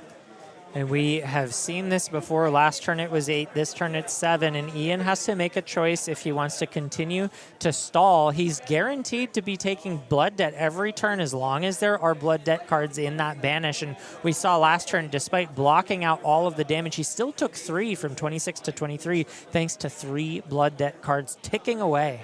And critically here, we do see, I believe for the first time this game, we see a call in Ian's hand. One of those pieces that he's really looking for here to be able to send one of those massive turns at Brian Gutierrez. And it looks like Ian is going to elect just to take the 7 here. I wonder if we're going to see Ian pull the trigger this turn to keep that hand. I think so. I think once you see the call, that spells time to go. But of course, Brian has lined it up with that Ripple Away. And while there is only one Malefic incantation, it also affects the Deathly Wail. So... And here's the second, so all of a sudden that Ripple Away is looking really, really good. And masterful just control here from Brian's side, recognizing which card is the most important one to keep in his hand that last turn. As we see Ian Chu playing out a Fasting Carcass here, paying 1 into Vynnset. This will give his next red action card go again for this turn. Yeah, really important piece to go wide when you're up against these fatigue decks. This is how you string together a massive combo. And this is really the start of what you want to see with this, is that deep recess of existence here coming in for that first attack. We do see the Ripple Away immediately from Brian here. And from Ian's side, this does mean that those Malefic incantations stick down, but critically, lean with this instead of Deathly Well, for example, which in this case he wouldn't do anyway because it wouldn't get the go again. But he knows here that that Deathly Well shouldn't be played out this turn, so it does save him a little bit, luckily. But still a lot of damage here coming across as 10 Runechants followed up by 6 go again here from Brian Gutierrez. I don't think Ian has any more Runechant sources to continue the turn. He doesn't. He'd also have to activate Spellbound Creepers here to get the action point back, since Fasting Carcass was the red one, I believe. Oh, yeah, good point. So he actually gave that go again when the call is played, so he has an action point off of that. Excuse me, because Fasting Carcass is specifically action card, not attack. Oh, okay. And it's played as an instant, so you get the go again and the one action point off of that. However, like you said... Brian just reminding him, you are under the effect of Ripple Away, so no more rune chance for you, basically. Just puts the entire stack there, but really clear what's on top of that and kind of shutting this turn down here. As Ian here, just checking what he wants to remove. This is actually kind of relevant here because of Call for Backup and the cards that Brian has access to get cards back. What Ian wants to banish here, he actually gets to get rid of something here that could be potentially painful, like that Clash of Bravado we see him thumbing. Yeah, good choice. Could also go for the Ripple Away, another potential target to put on the top of the deck, but opts for the Clash of Bravado. Up on a pedestal specifically has to be a Guardian card. Thank you. It would have to be from Call for Backup. So there are ways that you can get it back, but it's harder than the Clash, and the Clash can go back more often. And that effectively ended Ian's turn. Brian was left with no cards in hand, so it does go straight back to Ian, but this time instead of starting the turn with 10 rune chance, he starts with none. And again, that Blood Debt is piling up. Last turn we saw him take 4 Blood Debt down to 11. So his runway here for being able to set up a big turn like that again is basically 0. He has to start clearing this Blood Debt out and spending these cards, or he's just going to die to his own Blood Debt here. Does create another rune chant using the gauntlets as well as the tunic counter in a yellow. Plays a third Malefic Incantation, and he needs this to connect. Has 2 rune chants, so is able to play a card such as Widespread Ruin or any other 2 costs sitting in the banish zone. If Brian has another Ripple Away, though, it doesn't look like he does. And I think from Ian's side here, you're basically locked into doing this here because you've seen 2 Ripple Aways anyway, and you're just going to say, if Brian has it here, I'm just going to get shut down. But I have to go given my Blood Debt situation. As we see 2 Arcane coming across here, followed up by 6 go again from that Widespread Ruin. Important to note that before blocks come through, if Brian takes Arcane, which he did, Ian is potentially able to play the calls, so could remove cards before the block step if he wants to do that. Yeah, it looks like he instead is going to elect to let Brian block out here, then have the call for the follow-up after this. As we see that Clash of Bravado is coming down here, potentially threatening that Malefic Incantation that has 2 counters on it. As we see one of the issues here with this Pleiades deck, where that Clash is lost, so nothing is gained off of that Clash of Bravado. Not having the same threat density that those other Guardians have, really stopping some of these tech cards occasionally from doing their job. Yeah, so Ian able to dodge that bullet, still has all of his auras in play, and now gets rid of the last card from his hand as well as Brian's. His was just a defense reaction, so fine to see that go. And now it's the Deathly Wail, 4 damage and 3 rune chance, as well as the potential to make 2 more on the back end. No go again here means that his turn will be over after this. And this is exactly what you want to see from Ian's side. He's able to force through some damage. He's able to clear out a bunch of this Blood Debt from his side, so he's not going to actually wind up dying here in the next 2 turns, and he's able to actually force through some of Brian's defenses. While this Pleiades deck does have a bunch of tools, there are also hands where she has limited blues or limited ability to actually interact thanks to those calls. So Ian here really doing a lot of work here to keep this game close, and then also make sure that going forward, he has the ability to actually set up another one of those large turns to close the game out. It looks like he's got the Banish Zone to support that, as well as the Rune Chance to start the turn out. What he really needs to see is go again. That is crucial.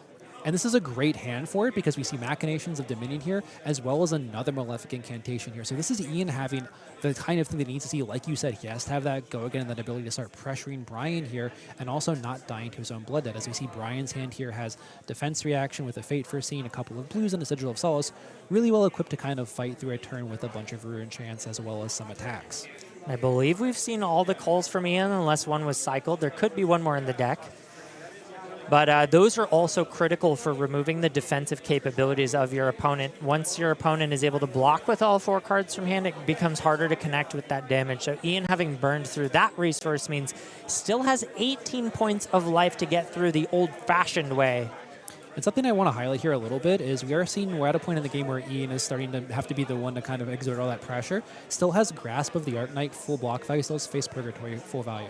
This is one of those pressure points for the Vynnset where you have to make decisions early in the game that you might regret a little bit later on.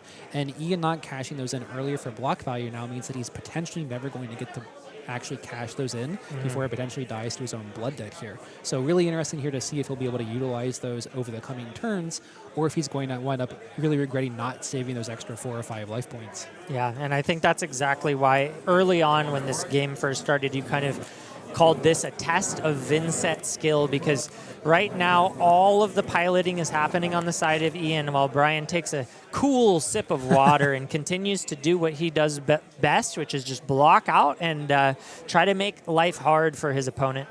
I've been known to enjoy a fatigue game or two in my day. It's something that I enjoy. And these are the ones that as the fatigue player, I'm just like, I'm fine. Yeah. I know what I'm doing. I just sit back on my tech cards and I let you do your thing. And if you don't, then you die. It's great. Yeah. No, it's nice to play a game of Flesh and Blood where you feel like you're in the driver's seat, so to speak, and you're asking all the questions and making your opponent sweat and find the answers. And right now, Brian cracking his neck feels pretty comfortable still, sitting at 18 life. Only about half of the life that Ian needs to work through in order to take the victory here.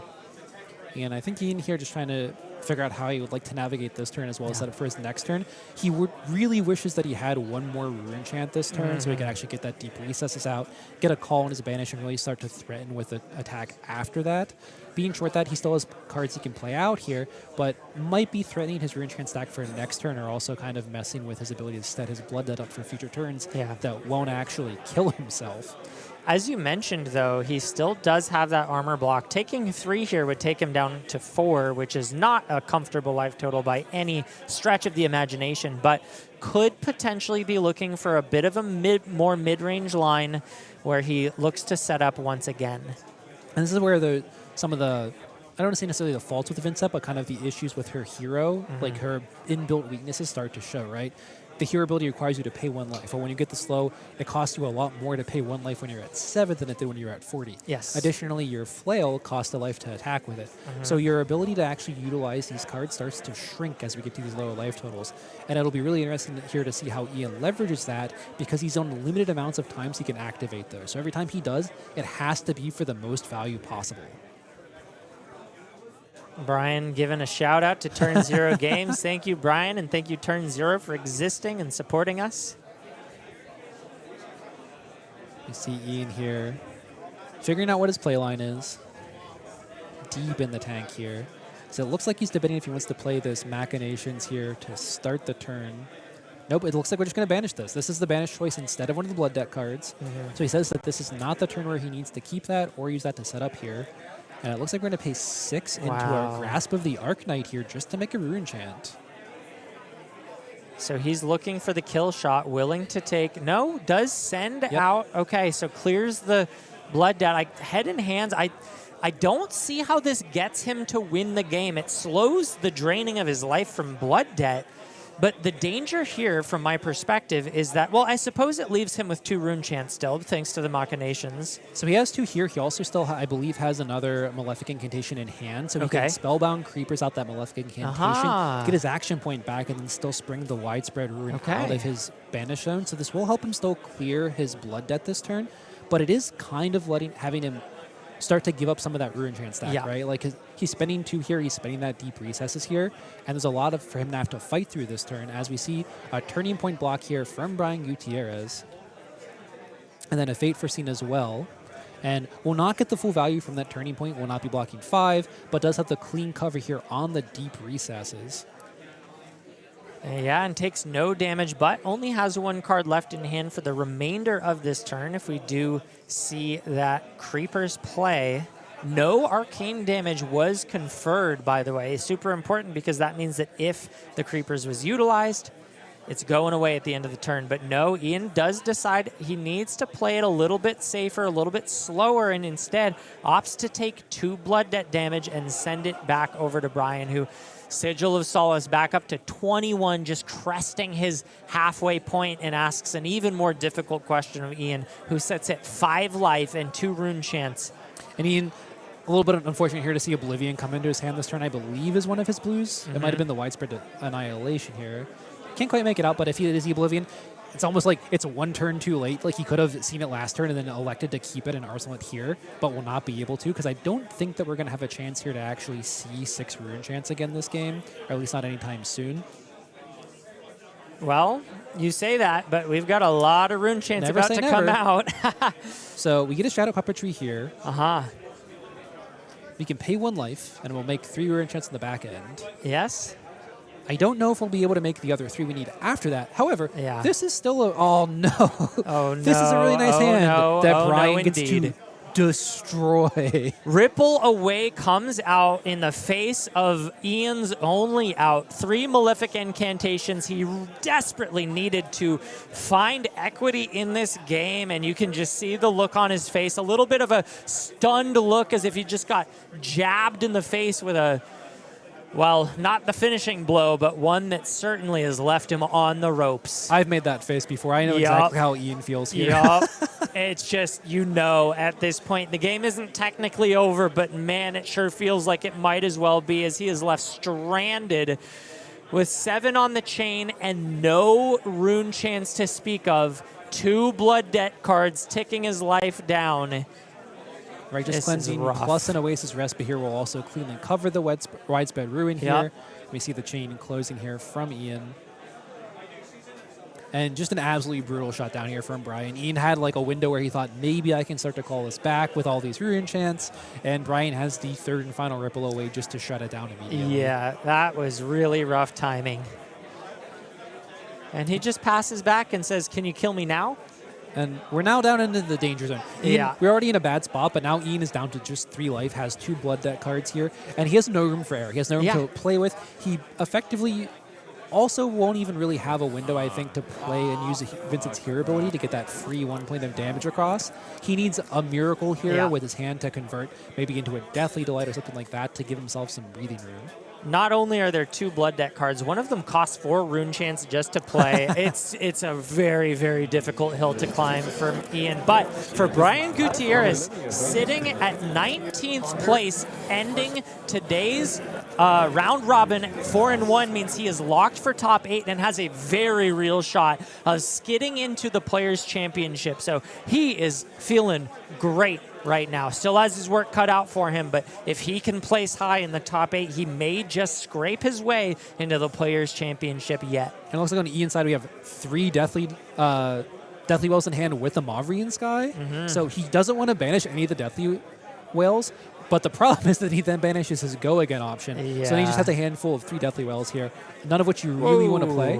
As we see him having to pitch the hand just so he can get rid of 1 blood debt here. And we have 2 Arcane from the Rune Chance with a widespread rune coming after it. Yeah. And then we do see him here getting 2 Rune Chance at the back end, but this is getting rid of almost all of his Malefic Incantation value on the board. And Brian says, yeah, I'm cool with that. I'll do what I do best. Block it all. And then we both fail. So the first tough smash up here will be a brick for both players. There's no attack value at all, so it's just a tie. Now, these new cards that did come out of Super Slam do give the player who has them the ability to put them back on the bottom of their deck. Specifically, the ones for the revered actions let both players do it here. So both our players here can put these on the bottom of their library if they so choose. Is that not just Brian who's able to do that? Is it just Brian or is it just the... Okay, it's just Brian. Sorry. Yeah. We'll be able to put this on the bottom. If he'd like to, he can then Yeah. also try to win the second one. Or if he doesn't want the Test of Iron Grip in hand and says, I want a blue, or I'd like a life gain card, Yeah. something else, he could also elect to do that. Instead, we'll choose to keep that Test of Iron Grip on top of his deck here and keep a nice block card in his hand going forward. Seems good to me. Ian sits at 2 life and Brian sits at 18, and man. So you see Ian falling down here. Again, no real room here for him to be able to activate Vynnset ability or his flail at this point. Needs to find some life gain if he'd like to do that. As we see Titan's Fist for 4 coming across here. Yeah, Ian has the armor to block it, has two rune chans, so could potentially finally clear out all the blood debt and start playing a game of Flesh and Blood that won't kill him over time. Now, Ian does happen to have a Deathly Delight in hand here, so there is the ability for him here to potentially kind of go up a +1 on his life here by being able to pay 1 into a Vynnset ability and then Deathly Delight to then get 2 life out of it. So go in that +1. However, doing that means that you're also kind of sacrificing potentially the widespread annihilation here or something of that nature. So we'll see if he can actually convert that to get a little bit of breathing room here, or if he's at a spot where he doesn't think he can do that anymore. I can see an argument for that if the widespread annihilation isn't playable this turn, which it looks like may not be able to establish that. Does have the Sonata Galaxia, though, on top of 3 Rune Chants, which means he gets to search his deck for a 0-cost Aura, and Malefic Incantation is a phenomenal choice for that. Does continue his ability to make those Rune Chants on the back end. Will this come out now? Mauve Skies, interesting. Did I miss something here about how the Sonata has go again? He paid into it. Okay. Yeah, that thanks makes for much more sense. clarifying. I looked at it. I'm like, we're missing one here, but that makes sense if the Tunic is there to make it the 4, which then gives it the go again. So he's got the go again, and he's got the 4 Rune Chants to send this Widespread of Annihilation. This is kind of a miracle turn out of nowhere. It will not kill Brian, but it sure is exact. Whoa. Oblivion on top of all of this. This is the nuts for this Ian. was exactly what Ian had to have on this turn, was the Mordred Tide is kind of pulling his entire turn together here, because it makes him go from having only the ability to send one of his attacks to suddenly be able to string the whole thing together and get the Nazareth out here.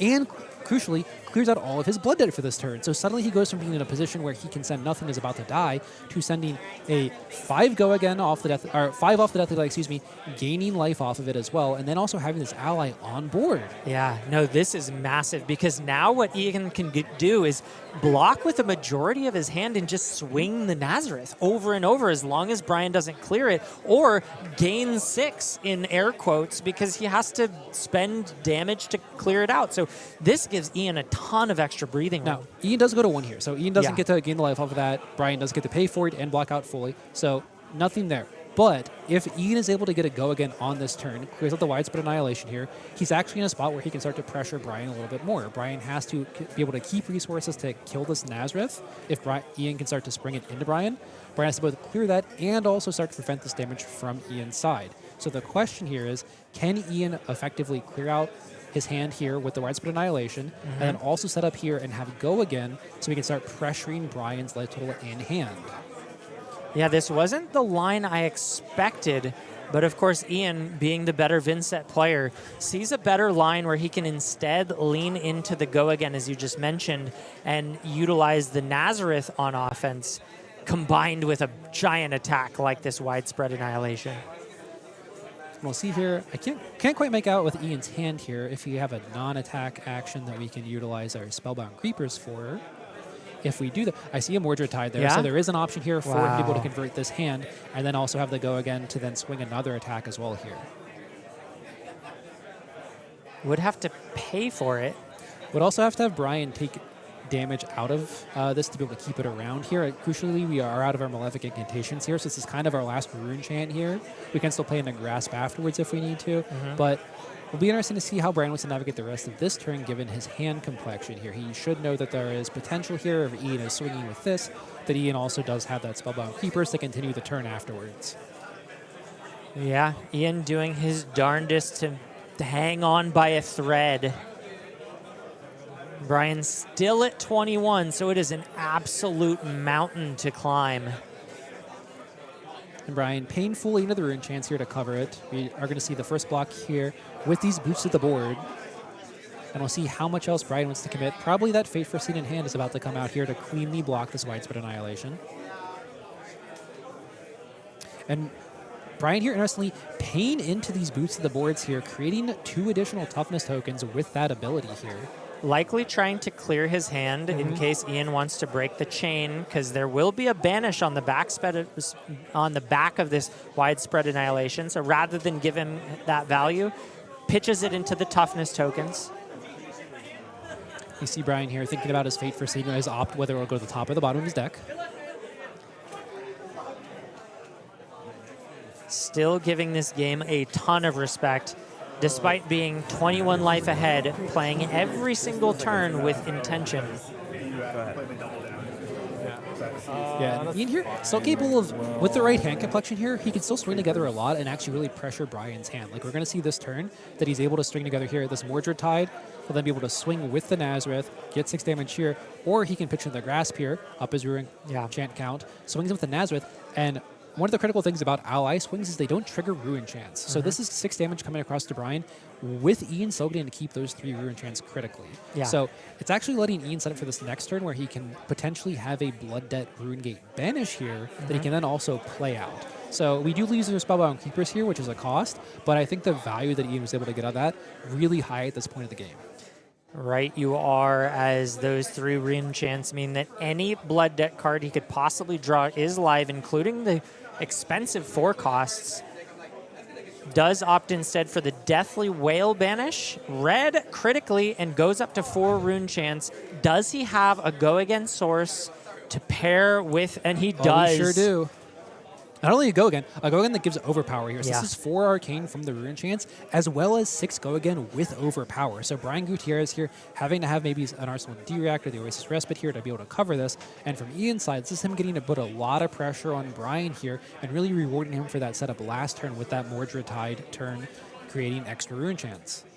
Brian opts to pitch 2 of his blues, floating 2, and has not only the Rampart, but the toughness to pair up with his block here. 6 clean, 1+5, completely stops both angles of the Rune Chant as well as the physical. And Nazareth comes in. Iron Grip is the answer. And we get to see those rules changes in effect here. Test of Iron Grip triggering on allies as well. So we're going to see a flip here from the top of both players. Misses on both sides. We see Deadwood Dirge, and it's not the suspense is killing me. I can't remember it. Which one is that? The one with the little goblin on it. So it gives plus what happens next. Yes. Nope. No, the +1 damage? No, it's to be continued. To be continued, the one that prevents the next 1 damage. That's the one. There's 3 options, and we guessed the wrong 2 first. We got here. there eventually. You see up on the pedestal, popping here at the start of Brian's turn. He will draw a card off of that. We'll see, did he draw a blue here to be able to send the Titan's Fist? We know that he did because he saw it off the top of his Clash. Yep. So you see that to be continued. Going into the pitch zone. And this is threatening lethal. Ian reaches for his armor. Critically only coming across for 3 because it is a 0 cost. Oh, aura. thank you. Yep. So it means that Ian there is able to get the full value out of the rest of his armor outside of that tunic. As we see another Deathly Well here banished. That is critical. Does he have more Rune Chant generation? Has the Deadwood Dirge to pair with it now, up to 5 Rune Chants. Waiting for the response, saying, do you have the Ripple Away, you son of a... Has the Machinations in hand as well, so has another Go Again source. Is Ian just a god pitch stacker, or is this lining up brilliantly for him? It's lining up great here. As we see the Ripple Away. Oh my gosh, he did have it. It's like, okay, you got me. Does still have enough to play out that Deathly Whale, despite it being hit with the Ripple Away at the most critical time. And once again, this toughness token here. Going to let Brian Gutierrez cover this very cleanly with one of his cards from hand. With that Fate Foreseen plus that Rampart of the Ram's Head potentially. So you see him checking through his hand, seeing how he wants to navigate the rest of this turn. As critically, though, this is still 3 Arcane, 6 Go Again, into that Nazareth for another 6 Go Again potentially here. So that Nazareth starting to really chip away, starting to get Brian down and kind of work through his hand. He's been getting crazy value out of this Nazareth, clawing back from 21 to 1, slowly but surely. Well, maybe it's too soon to say surely, but is still clawing, and we know there's 6 more damage coming through. Brian doing his absolute best to block everything he can, preventing the Arcane once again, preventing the physical once again. So the Deathly Whale will not result in any Rune Chants being created. That's not true, because he will actually do 2 damage off the back of the Nazareth swing, bringing Brian down to 11. And no, I'm sorry, he got Ripple Away, so never mind. Nope. No setup once again. So Ian is on a knife's edge, trying to navigate one of the hardest game states for Vynnset to possibly manage, which is no Rune Chants on board. And we start to see the situation where it can be really critical with a Vynnset, where I believe Ian's entire hand is 4 Blood Debt cards. Oh. Now, luckily, one of them is in fact an Eloquent Eulogy, which only cost 1. So he will be able to play that out. But we've hit the point now where Ian is going to be forced into banishing a Blood Debt card from hand that will then immediately kill him afterwards. He does have resources too, which means Grasp of the Arcanite isn't out for a 2 cost blood debt card. But I don't know if he has them, A, and B, he needs to continue to string together Go Again. It's going to give Brian breathing room if he's not able to also follow up with a Nazareth swing. So this is a crucial point in the game for Ian. Yep, and it looks like here Ian is looking at what he wants to pitch into that grasp just for the extra Ruin Chant. Yeah. Lets him kind of set up his pitch as well as kind of just trying to pressure Brian's hand a little bit more. The unfortunate thing for him is that we've hit the point of the game where Brian's hand is going to be primarily blues. So his extra Ruin Chants aren't really going to do a lot here. But it does let Ian here critically live to fight another day, as we see a clash here from Brian's side that he will win with that overcrowded and will generate a toughness here. Yeah, every point that Ian sees Brian gain is just another step on the mountain that he has to traverse. Has already gotten through 10 life, but Brian is now swinging for lethal, and Ian only has one block in the form of his tunic in the armor before he is before he is forced to give up 2 cards on defense every time this Titan's Fist comes in. Yep, and this time we do see the larger pitch in the zone, so that will be for 4, and Ian just giving 2 cards for this. As we see up on a pedestal coming out here from Brian, looking to put one of those larger Guardian or Revere attacks back on top of his deck. And it looks like, oh, sure, why not? Are we just memeing now? Pulverize coming down. Very unlikely Brian will want to keep the entire hand he would need to play that, but is good for winning clashes, I suppose. Not that it's going to be drawn, so that doesn't matter. And Ian banishes the Deathly Whale with only a single Rune Chant. Oh, has the Deadwood Dirge in confidence that Brian's out of Ripple Away, so is able to not only string together a Shadow Puppetry to give Go Again, but a really nice red Deathly Whale to pair with it, along with a breakpoint of 7. Ian really skillfully electing not to pay into his Vynnset hero ability there and not let himself die. Yes. Love that. Really heads up play on his side. As we see, Brian will pay 3 into those Rune Chants, and then we have 7 Go Again coming here from Ian. That toughness token, once again, doing a lot of value here, letting him cover this breakpoint really cleanly if he so chooses to. And it looks like Brian potentially electing to take some amount of damage here from this attack. And man, I am extremely impressed with Ian's play ever since the unfortunate string of Ripple Away events.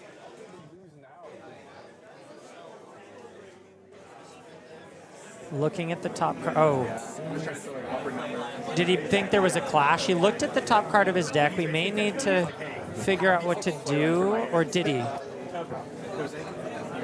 I think we've hit the point of the pitch deck here for Ian as well, though, where we have, 2 cards left in our deck. Yeah. So I don't think that we're particularly that concerned about this, as this is the last gasp here coming out, as Brian Gutierrez dropping to 5 here, but critically gets to keep that 1 card in hand here and rip those last cards away from Ian. 1 card is not enough to clear that Nazareth, though, and even if Ian gives up a bunch of cards... And Ian has to block these I because see. He was showing that he had 1 card left in deck, so... And if he keeps either of these in his hand, he has to banish it to the Blood Debts, and he just dies anyway. Yeah. So he can swing with the Nazareth here, and maybe Brian has 4 cracked baubles that we haven't seen. Dang. You know, so close. Yeah, so despite Ian's best efforts, really awesome comeback from him, but it just wasn't quite enough. And he decides to go out on his own terms, swings the, I believe it was a Sexy Whale. A Sexy Whale? If I saw the text correctly on that, and dies to his own weapon. Congratulations to Brian Gutierrez for locking in top 8 today and potentially squeaking his way into the Players' Championship to boot. Really impressive play from him. Understanding what he needs to do with this to actually be able to push through and win this game. It's a situation, like we said going into this, that's on the Vynnset player to understand what to do, but also credit from Brian's side of things. He understood exactly what needed to be in his deck and what to play to. We saw him keep those Ripple Aways at specific times, this Clash of Bravados, and knew exactly how to play that matchup. So really, really well played from Brian Gutierrez, and we'll see how he can convert this in the top 8. And despite that being quite a grindy matchup, we've still got a little bit of time left on our backup match, so we're going to fly on down there and see what's left. That makes sense. Yeah, Betsy does make sense, as Zachary Wallach at 3-1 faces down Noah Timney also at 3-1. Both of these players could potentially be playing a lose and out for top 8, and that matters a whole lot for Zachary Wallach, who, as we know, is sitting in the lower end of the top 16 currently for the Players' Championship, sitting at 9 life, plays 18, and both decks are looking a little thin. I say both. Noah Timney's deck is looking a little thin. Of course, has double the life of Zachary Wallach. So Let's see how the rest of this game plays out as Noah Timney starts the turn Oh, off with a heck of a swing. +4 into Kiss of Death. Now, critically, there's no flick knives on the board. We don't know the complexion of the game up to this point or what each player has left. But this is a massive swing here from Noah Timney to start this turn that will require a bunch of cards from Zachary Wallach on the block side of things. Again, we don't really know what's left for the players here, but this is a situation that normally from the Betsy side of things, you kind of have to get to that last gasp of Mario here to be able to like close this game out, right? So we don't know if Noah has maybe Tarantula Toxins left or any extra pumps here, but from Zachary's side of things, he has a big deck lead here. All he's worried about here is just not dying from these last few gasps from Noah Timney and the Arachne Marionette. He's got a little bit of a fork there. It's very tempting to give the full hand because you want to insulate against attack reactions. But if you do that and this Kiss of Death is able to gain go again, you could face down the barrel of another attack where you have no cards left in hand. So Zach's going to have to be very measured and make the right call here about how many attack reactions Noah Timney might be sitting on. Zachary Wallach did lose our first round matchup on stream, has managed to call back to a 3-1 since then, but it really looks like he's kind of getting to fully fulfill that Betsy game plan that we talked about in our first round, where Betsy throughout the game just becomes inevitable. As we see Tarantula Toxins and to the point here from Noah Timney, pushing this up effectively by another +9 because of the 6 from the Tarantula Toxin and the 3 from the to the point. But Zachary does have the Oasis Respite in that arsenal to be able to help blunt this attack a little bit here, as you see this attack going up to 17 from Noah Timney's side. 17 being blocked by, I believe, 9, 10, 11 +4 is 15. So actually, Zach only taking 2? -3 from the Tarantula Toxin. It effectively gets rid of one of those cards. So Zach taking 10 here will go from 10 down to 5, but critically survives. Oh, down to 3, excuse me. I believe he had, 11 on the block here after the Tarantula Toxin. Oh, the plus booster the one one, off not the 2. Kiss. Yeah, plus 1 from the Kiss hitting as well. Not a comfortable place to be against an assassin, but far more comfortable than dead. It's very poetic. Thank you. More comfortable than dead. I actually don't know that for a fact. It could be that death is the most comfortable thing one could experience. And Noah Timney down to his last 6 cards here. We have 2 in the pitch zone that we saw before, as well as I believe we see a Relentless Pursuit there in hand. Under the Trapdoor, not a card that you really want to see here as we see him cycling a gold here. One of the things that Betsy can do that's a little bit detrimental to her is that she gives you those gold for those late game getting through those blue stacks. And I have to point out now that Noah Timney has no cards left in deck. So this is it. This is the kill turn. Yeah, the question here is, does Noah have the ability with something like Relentless Pursuit here to mark Zachary to kind of continue that attack chain from these turns? You see the Hunter's Clave coming across here. And again, Zachary at this point should know what's left in this deck. We've hit a point here where he's been through these cards 2, 3, 4 times at this point. The question is, does Zachary have enough to blunt these final few attacks from Noah Timney and then be able to close this game out? And while Zach was likely tracking that pitch stack, you and I were not. We were not present for this. So what Noah Timney has left is a huge question mark as we see these attacks come through. First, the Hunter's Clave is blocked out by a boulder drop. Then it's followed up by the Graphene Callistra. We do see a Relentless Pursuit there in Noah Timney's hand. So does the ability here to mark and do that late game loop with the double daggers. Opts to pitch that one Relentless Pursuit. Both players here having to keep track of a really large mental load here, understanding what cards have been played, going through and seeing what's left in that deck. If you forget the pitch stack here or you didn't get to see it or don't remember it necessarily, you can always go through and check through the graveyard, but it does require you to go through and check every single option that your opponent has here. Zachary also kind of, we can see taking note there of the traps available potentially for that Under the Trapdoor that we know will be in Noah Timney's next hand. Yeah, Under the Trapdoor, playing defense with no cards in deck isn't really where you want to be, but there's a lot of, I think, attack reactions that Zach really needs to account for here. Graphene Callistra, of course, is a dagger and has stealth, which means it's a prime target for virtually every card that could be coming out here. Zach's going to need to count his blessings to make sure that he indeed remembers what is available and only blocks 3 here. Stains of the Redback comes down, pushing this up to 4. Zach takes 1, feeling like he knows what is to come.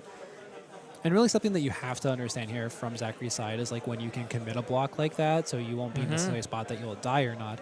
I'm guessing that Zachary there had counted through what attack reactions were left if he wasn't sure. As you see, this Codex of Frailty is coming across here, and the Death Touch coming across here. Able to block with the Overcrowd here. Such a strong card in this matchup as he gets the clean block here to cover that Death Touch.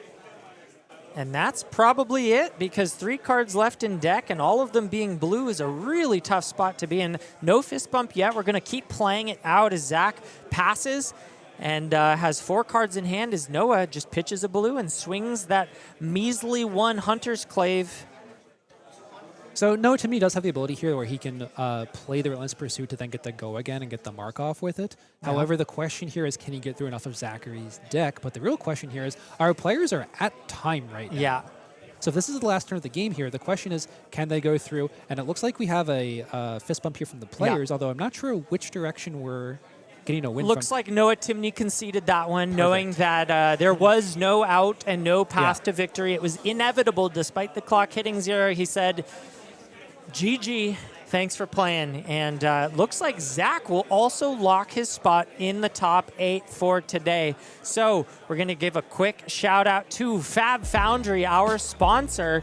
Thank you for, of course, your sponsorship, as well as hosting all of these beautiful events, from Calling Kansas City to the number 100 Calling, sold out currently, but lots of side events and awesome games to play. I believe 600 players currently in attendance at the cap for that one. Calling Portland coming up in December. And of course, Silver Age. Silver Age, which one?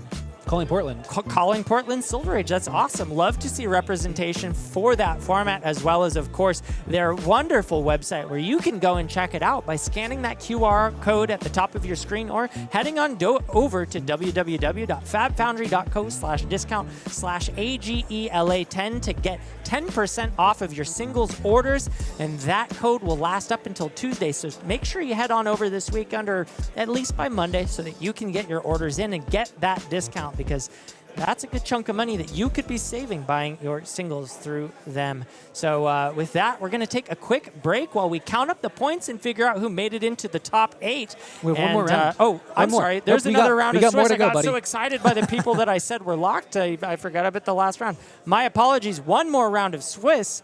Nobody's really locked yet. And more flesh and blood after this.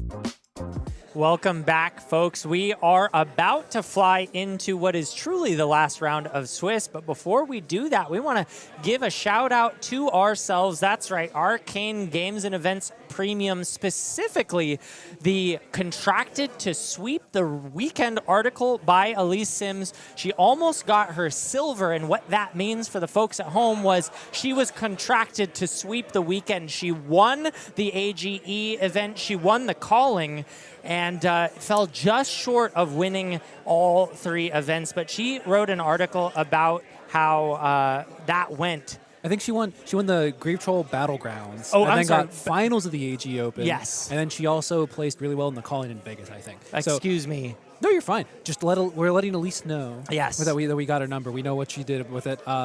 Excellent player with Huntsman, has put a lot of good results up. And I think it's a really good way for her to showcase just her mastery of this hero in the deck. Really good article as well if you're looking forward to, say, I don't know, a mastery pack that has a new assassin, that has a bunch of contract cards and silver. Yeah. Probably best to learn from the best for that, right?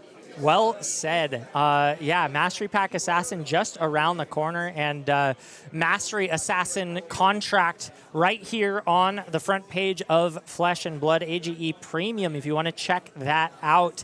So go on down and head over to www.age.events to see all we have to offer, including but not limited to that featured article. And I think the players may be ready. We've got quite a matchup. We have one more round. Before we head on down, we're going to talk a little bit about what is at stake.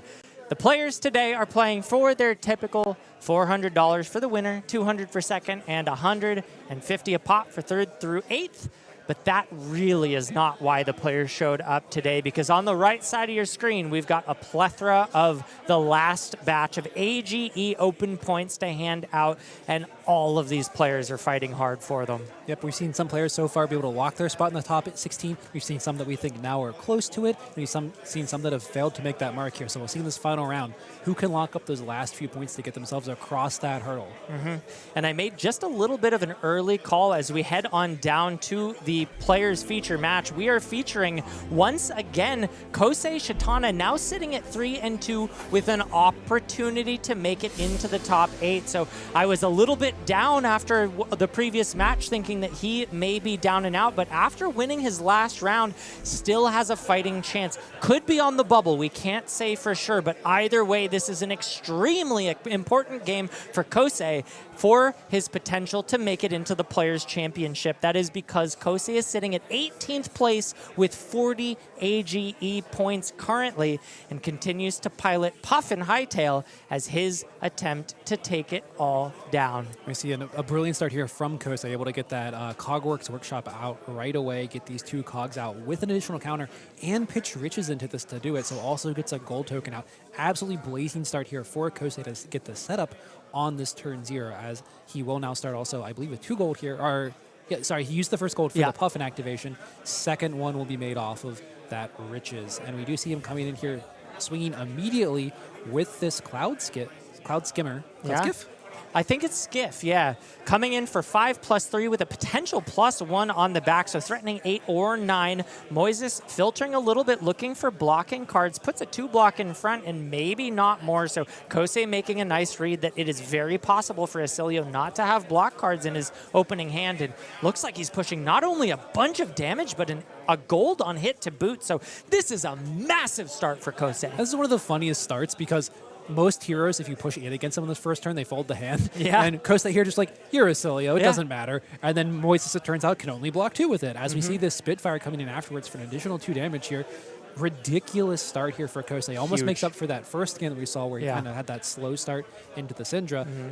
Right here, gets a bunch of damage here across in this first turn, as well as generating some gold and some cogs for that second turn as well. Not only that, he gets to Arsenal a Fate Foreseen, one of the premier defense reactions into Oscilio, because we know that Oscilio is playing so many 4-attack breakpoint type cards, and the ability to opt is really, really important for Puffin, who is constantly drawing cards too. Moises, though, isn't done, wants to send out some of these instants just to filter them from his hand and chip just a little bit of damage. And there's one more thing I want to notice, which is that Kosei did not bring any Arcane Barrier. He is looking to race.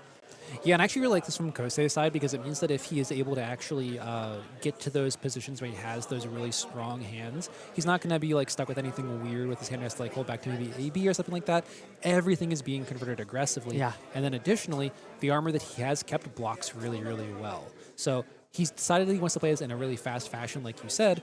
Now, on Moises' side, he may have taken 7 damage there on turn 0, but he did it at the cost of getting both a Sigil of Brilliance and a Ponder token here. So while he took a lot of damage, this is a lot of pressure he gets to put out for that trade-off on his early turn. So both players here starting with about as good openers as you can hope for here, short of like a Gone and a Flash combo from Moises. I definitely agree with the number of cards that Moises has to work with. However, so many of them are instants that he's going to need to filter a bit to find the attack actions to really leverage this hand. Does have the Scar for a Scar to start things out, 4 damage with Go Again, thanks to being 10 life behind Kosei.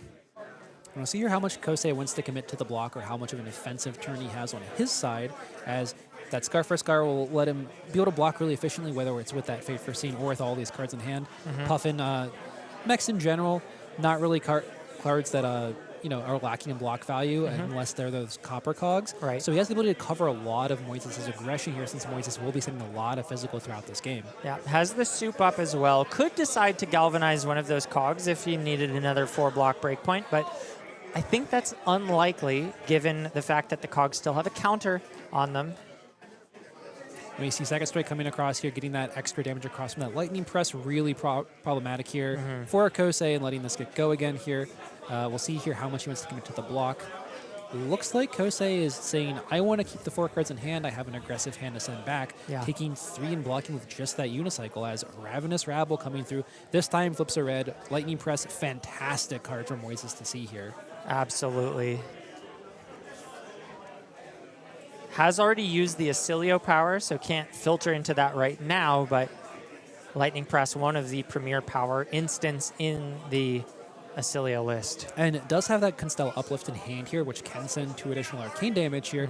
And then Moises does have that Ponder token made turn 0, so he'll be able to just ponder that Lightning Press, and both players are that's pocketed then for the next turn cycle from Moises as well. So this is going to be a quick game, I think. I was just thinking that both players are looking to speed into this game, send as much damage as possible, and Moises doing a good job here of evening up the life total, but Kosei still has 2 cogs on board and 3 cards in hand to work with. And 2 gold critically, so like, not a bad situation here from Kosei, but I'm around at a Phi meta almost here, if you recall, back when it was like, the early game is when we're sideboarding, the mid game is turn 1, and the end of the game is turn 3. I get a very similar vibe from what our players are doing here. Yeah. I also want to point out it's very common for Oscilios to try to snipe that Polycranka off the shoulder of Puffin using an arcane spell. That did not occur, so Kosei has that available, is able to draw a card using the Puffin hero ability plus the Polycranka, getting 3 cogs out, and critically destroying that gold, which gives Soup Up go again. Again, starting off here with a really aggressive start to the turn. We also do see a CNC in hand for Kosei, potentially trying to snipe that Arsenal. Again, we know it's a Lightning Press here, so even Moises having to commit that Crown of Providence gets rid of that potential damage buff on the next turn. So Kosei here looking to send a really aggressive, strong response back at Moises after eating a lot of damage to keep this hand on his turn. Moises still thinking about blocks, says no thank you, and drops from 29 all the way back down to 24, 5? Sorry. Let me see Crash Light Salvage pick here. Palantir Aeronaut, one of the best cards in the Puffin deck, if not the best card in the deck. Requires an equipment block here from Moises. Has the ability then to also, if you have 3 cogs out, buff it by +3, and then crucially destroy a defending card here.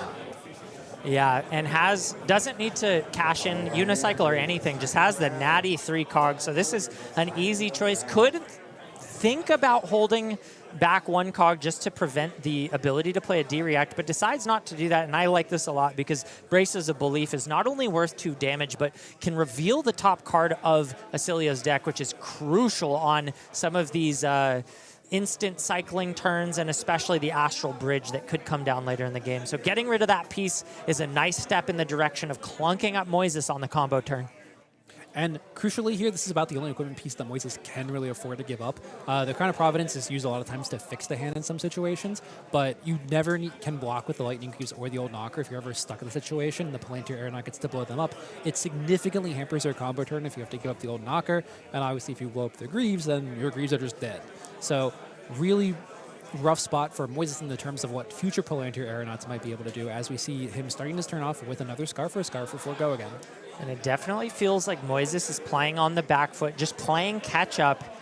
Oh my goodness, this is a good time to find that Golden Skyward, and gets to cash in 3 golden cogs and make 3 gold on the back end and just block for 4, well, technically blocking for 5, but preventing 4 damage with a single card. The word of today is gold, Michael. Yes. All of our gold generating heroes today have made loads of it, and we see here Kosei with no exception here having 4 gold. How often have you seen a Puffin with 4 gold as stacked out on turn 3? It really doesn't happen all that often. One of the few ways to do it we just saw here, which is the follow-up of 3 golden cogs into that golden Skywarden. But Scar for Scar now coming out again, Sigil of Solace, as well as the Consigned to Cosmos Shock in hand for Moises.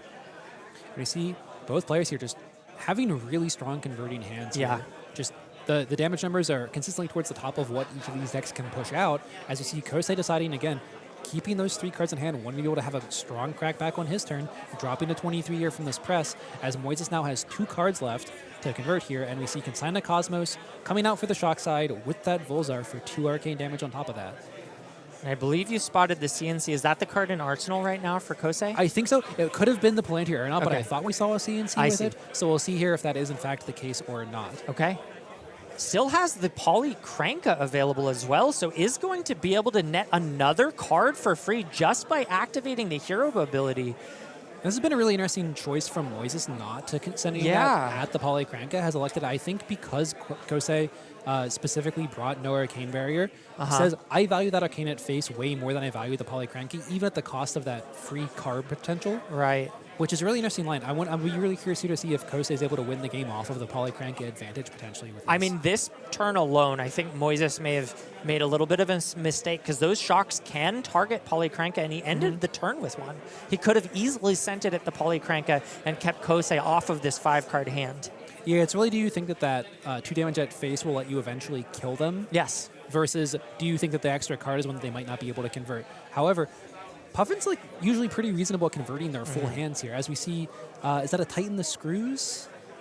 Lighten the load, yeah. The new card from Compendium of Wraith. This card says it's a 4-power attack that you can destroy an item or discard a card from hand. If you do it, gains go again. So it's kind of like a scar for a scar. And with 3 gold sitting on the table and that cog, there's a lot of good targets. I can see the hesitancy to want to destroy all your gold to do that. And Kosei opting instead to draw up a card. Not the card he wants to see, though. Seeing the blue here, and instead cracks another gold, which is kind of a dangerous play here because he's limiting the options for destroying items now. He's not happy with the card that he saw here either. Cogworks Workshop on top of a few, I think maybe another blue.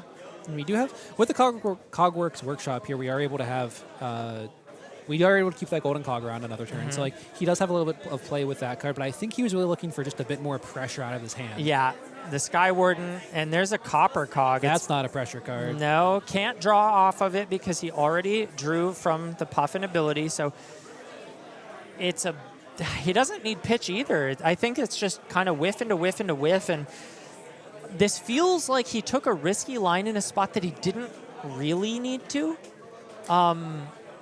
There was a line where he sends 4 into 4 into 7, I think. If he's got the pitch available to just send that Skywarden, I know it doesn't feel great to send a 4 for 7, but he's got the Tunic resource. He can make it a 2-card play, and that's pretty efficient. 2-card 7 off the back of 2 0 for 4. So now doesn't have that line available, and it looks like he went from medium to kind of bad here. Yeah, we see that Lighten the Load coming out here, sacrificing that golden cog here to give it go again. And we'll see how Moises wants to respond here, whether he has any cards he wants to block with or if he's just going to continuously try to hold on to this hand. But Echo Flash, discard to Oscilio, amped with that Volzar, will drop Kosei down to 19 on this attack as Moises draws a card up and finds a second strike. Now the real question is, does Moises even have a hand that can block or block well to begin with? And like you said, Michael, having a hand that could convert 4 into 4 into 7 potentially lets you actually put Moises down to low single digits if his hand does not block well. Yeah, that's kind of the problem with, sometimes you gamble for it all and you end up worse than you were. He doesn't even have a cog left on the board to swing Spitfire. He does, I guess, have the copper cog in hand, but like that turns it into just a simple 1 for 2 play. And at that point, he's probably more likely to just play the Lighten the Load, just got a hand to swing the 4 off of it as well. So he can convert at least 3 of these cards. Yeah, plays the Lighten the Load, discards his Cogworks Workshop. So then we'll play the Copper Cog and then Spitfire. So we're converting the hand into 10 then instead.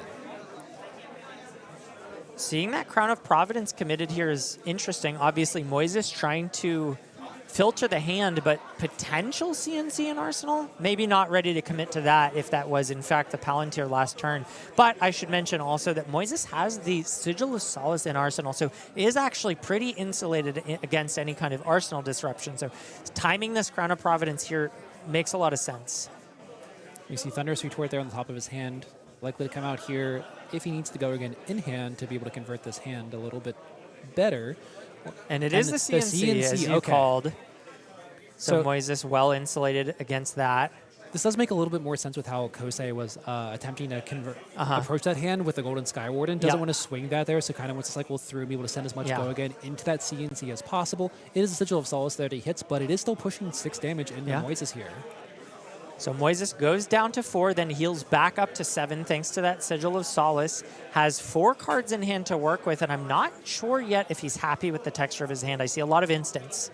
Yeah, not playing the Thunderous Retort here says a lot about what the hand was, even if we can see the whole thing, because it means he doesn't have an attack to go with it here. Yeah. As he is digging here, he needs to see an attack or a large arcane spell here on this discard from Oscilio, or his hand, I think, doesn't actually really convert at all. And a Fate first thing up the top. react. This hand does nothing. Yeah, We nothing have a shock is here and 2 it. auras to play out. So it's not a 5-card 2, like I mentioned being my worst hand ever, but it is a 4-card 2. And finally, that Polycranka hits the bin. Yeah. And not because Moises wanted to. Let's be really clear Yeah. here. This is dying because Moises had nothing else he got to do with this turn. That was a stinker into even bigger stinker as Kosei breathes a sigh of relief and is able to establish 2 more copper cogs to refresh the very much needed board state that Puffin needs to excel with the, what I see in hand, Dovetail. Yeah, and we saw him have a Fate for scene there, so it was also another hand that was looking like maybe a little bit critical of needing to find something. And here he does have the Sky Skimmer coming in, has the Dovetail as well, so Kosei will be able to convert this into a pretty strong offensive hand with Moises down at 7.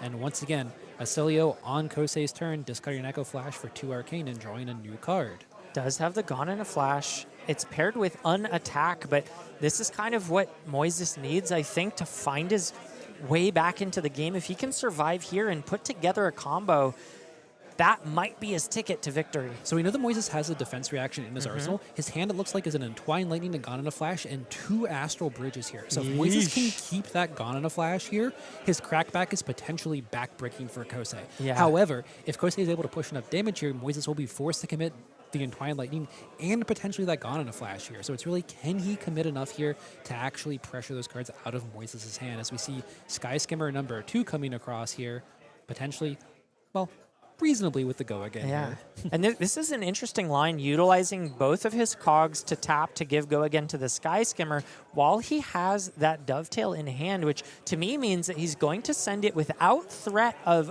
well, okay, he still has the Unicycle, but isn't going to have the full threat of 2 cogs. Well, I think here, even with the 1 cog, he'll be able to send 6, which Yeah. requires Moises to give him either 2 cards or a card plus the old knocker. So he's saying here, it doesn't matter if I have the double pump with it. All I have to do is get 1 out of you. It's true. This is threatening lethal here, and Moises wants nothing more than to keep this Gone in a Flash double Astral Bridge turn. This is his 1 out, but it doesn't look like he's got the block he needs to survive. If all he does is give the 2 block and the old knocker, that's it. He's dead. If he gives the, yeah, so it'll connect there and he gets to untap it with it. Yep. Now the question is, can he afford, if he gives the Gone in a Flash and the Entwine Lightning, he still takes 1, it untaps, and then he still sends for 3, right? I think so. So he's still dead then, unless he gives the old knocker here and blocks this for 6. I think that's his only out. And if he does that, the turn's over. Kosei will not be able to swing with the Spitfire. Even if he gives go again to that Dovetail, would need to tap the cog to give the go again, which would not leave it available to swing with Spitfire. And so Moises hates the prospect, but thinks he knows what he has to do, is looking for any other possible line, praying for something besides giving up his 1 out. This is the hand that you look at if you're Moises and you just have to think back in the game. Was there 1 spot where I gave up 1 extra point of value where I didn't have to? Thinking back to maybe those Puffin turns where the Polycranka drew an extra card. Was that added value enough where I don't get to keep this Gone in a Flash combo? Ironically, I don't know how much that would have affected it, because that happened to be the same hand that Kosei really clunked up on. So I think there were 2 turns where yeah, and drew a card, right? That's true. There were 2 opportunities, so maybe the previous one could have been a game changer, but it looks like Moises opted instead to only give the Gone in a Flash. And we'll go all the way down to 1 here after that block, and still has those Astral Bridges in hand. Kosei sitting at 17 here as these cards pop on Moises' side. Sigil of Aether coming through. The go again from Thunderous Retort. Currently not mattering. Sigil of Aether will do 1 Arcane to Kosei and then amp 1 for the next Arcane damage.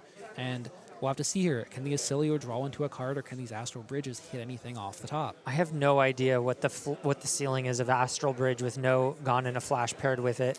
It would have to be just an arcane damage likely with it, Yeah. something like a Constella Contemplation here. So Discharge isn't necessarily terrible. He can Oscilio the second Astral Bridge away here, and then draw into an attack potentially here.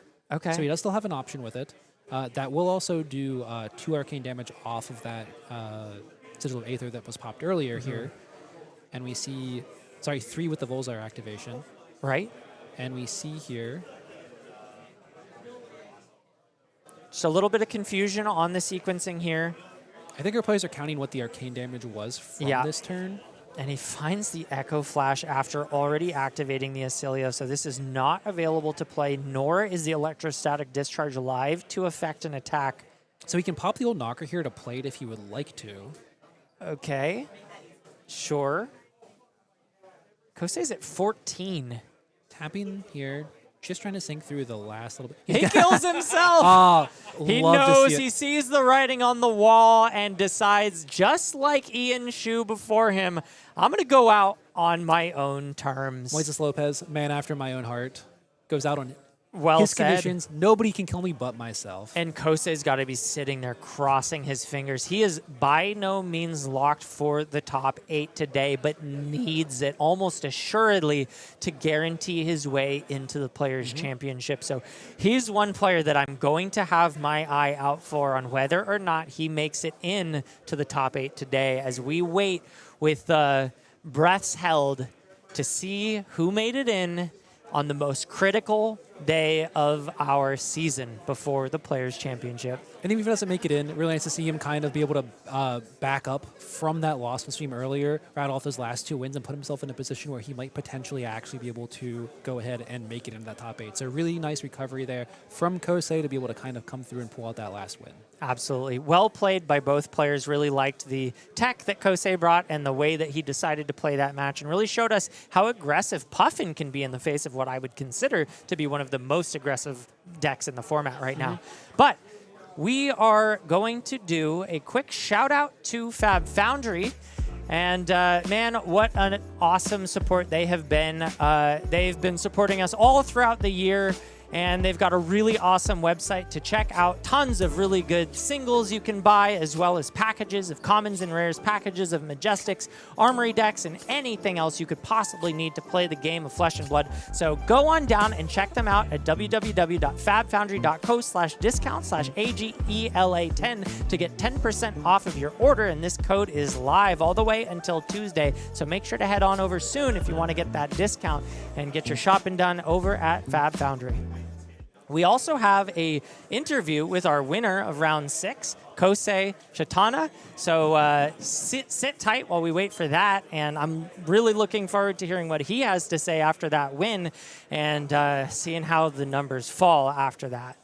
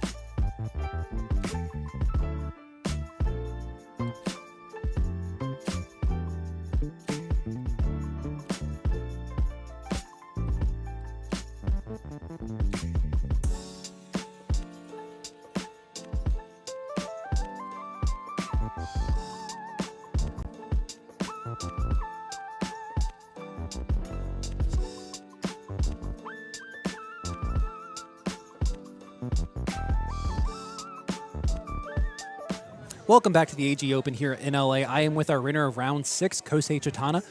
Kosei, how do you feel after that win? I feel pretty good. Yeah? I really need that win to make top 16, so I'm very happy.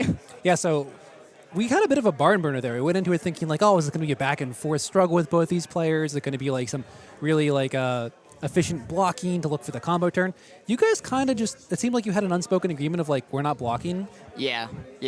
So I used to be an Oscilio main, Okay. so I'm and I've even played this version of Oscilio as well, like the post-ban version. So I know how poorly it blocks, and then on top of that, blocking against Oscilio is almost, unless you're full fatiguing, is just a bad game plan because you're just giving him more time to find his combo. And then I also have a local Oscilio I practice against a lot, so I knew for a fact that I wanted to just race him. And then luckily I was able to scout early in the day, so I knew he was on Ghana Flash, so I didn't have to bring AB, so I just had my full good equipment suite. Yeah, we saw going into it that you said, I'm not going to put any AB in, I'm just going to race you. And from turn 0 even, most of the time against most decks, if your turn 0 says that you send 8, you just arsenal that card because it's not really worth it. You said, I'm going to send 8 and threaten a gold, and instead he said, I'm going to block 2 and that's it. Yep. So you were rewarded from the very start with that. Now, do you think that's generally the best way to approach Oscilio, like in the blind, or was it just because you knew what you were going into? So the no AB, if I was in the blind, I would bring an AB. But in terms of, and then also in terms of attacking, if I see Storm Striders, then it depends because there's the combo version and the tempo version. Yeah. If I see Aether Bindings, I know they're probably on combo, so that's a lot more instance. So then I might still attack on turn 1, although it depends on how good my hand is, or turn 0. But if they're on but if I see like Metacarpus nodes or any other arms, then I'm not sending it because the tempo Oscilio has a ton of block. Yeah. Now, we've seen Puffin kind of like go, kind of like Marlynn, which you've seen on stream today as well, and I believe was our number 1 seed going into this last round. We've seen the deck kind of evolve over time, right? High Season itself, when it came out, the deck was kind of, I don't want to call it mediocre, but it was kind of like a little bit lackluster, didn't really have an identity, and over time, she's gotten more cards, right? So we saw a Backspin Thrust in Compendium. No, Backspin was in Super Slam. It was, And then in Compendium, she got a couple more cards like Lighten the Load, and then in the last set, she got Crash Site Salvage and Gear Turner as well. Yes. So how do you think the deck has kind of evolved in that time period, and how do these new cards fit into the deck strategy? Because I feel like a lot of Puffin players have felt from the beginning that she's relatively strong, but maybe a bit misunderstood by the player base, and has gotten just more and more tools as time has gone on. Yeah. So I think a lot of it is that Puffin, from the get-go, like her ceiling was quite high, but she just wasn't very consistent. Yeah.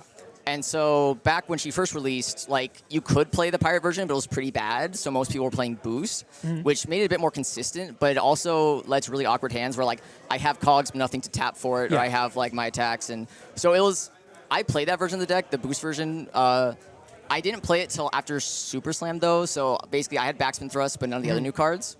And it felt really clunky. It was just like, I hope I draw things in the right order. Yeah. Line the Load, actually, we got it in Compendium, but I didn't consider it until I went to Nats, and the Puffin who top placed there was like, I was talking to him, and he was like, hey, you should check out this card. This and I was like, crazy. oh, yeah, okay. But yeah, Gear Turner and Crash Site Salvage are amazing. Like, they are Crash Ice Salvage specifically is like the absolute perfect glue piece. Like 3, go again, make a gold is exactly what our deck wants. And then because we have, once we got Crash Ice Salvage, so I played High Seas Limited, and my favorite card in High Seas Limited was Perk Up. That makes a lot of sense. And I was like, man, I wish I could play this in CC. And so then when we got Crash Ice Salvage, I was like, I think maybe we have enough gold gen to run Perk Up. Ooh. So then I decided to play Pirate, and then, yeah. Yeah, well, it seems like it really, like you said, kind of like all has the glue now and kind of starts to hum a lot more. How do you feel like the deck is in the meta overall? Because then we've started to see that shift, right, with Mastery Pack Warrior coming out, potentially the rise of Warriors here, maybe see the end of Kassai soon, and maybe the end of Oscilio or Marionette here as these next few weeks go through and we enter a Pro Quest season. How do you think the Puffin lines up with those other decks that we have running around right now, namely the Warriors? So Warrior, it does kind of depend. I think my version of the deck is pretty decent against Warrior. But it also probably depends on how experienced they are against Puffin. Yeah. Because, you know, I know I'm going to now share it to a lot of people, but a lot of her value comes from on hits. So people like blocking properly can really make your life a lot harder. So that is definitely part of it. So I think most of my Warrior matchups are like kind of even. Okay. Yeah. So I think she's in like a reasonable spot going forward. Yeah, which is great for her. Like, it's really nice to see this hero, and we saw the same again with Marlynn that we saw earlier, where they're kind of hitting that stride of where they are meta players. It's really nice to see them kind of gain that spot in the meta that they haven't really had in the last year and a half. Yeah. So other than that, we saw you in round 4 against Cindra. Yes. Seems like a bit of a rough matchup overall too. Yeah. Also got a little bit unlucky with some of the draws and some of the framing with it. And then what else have you played today with the deck? So round 1, I played against Dash.io.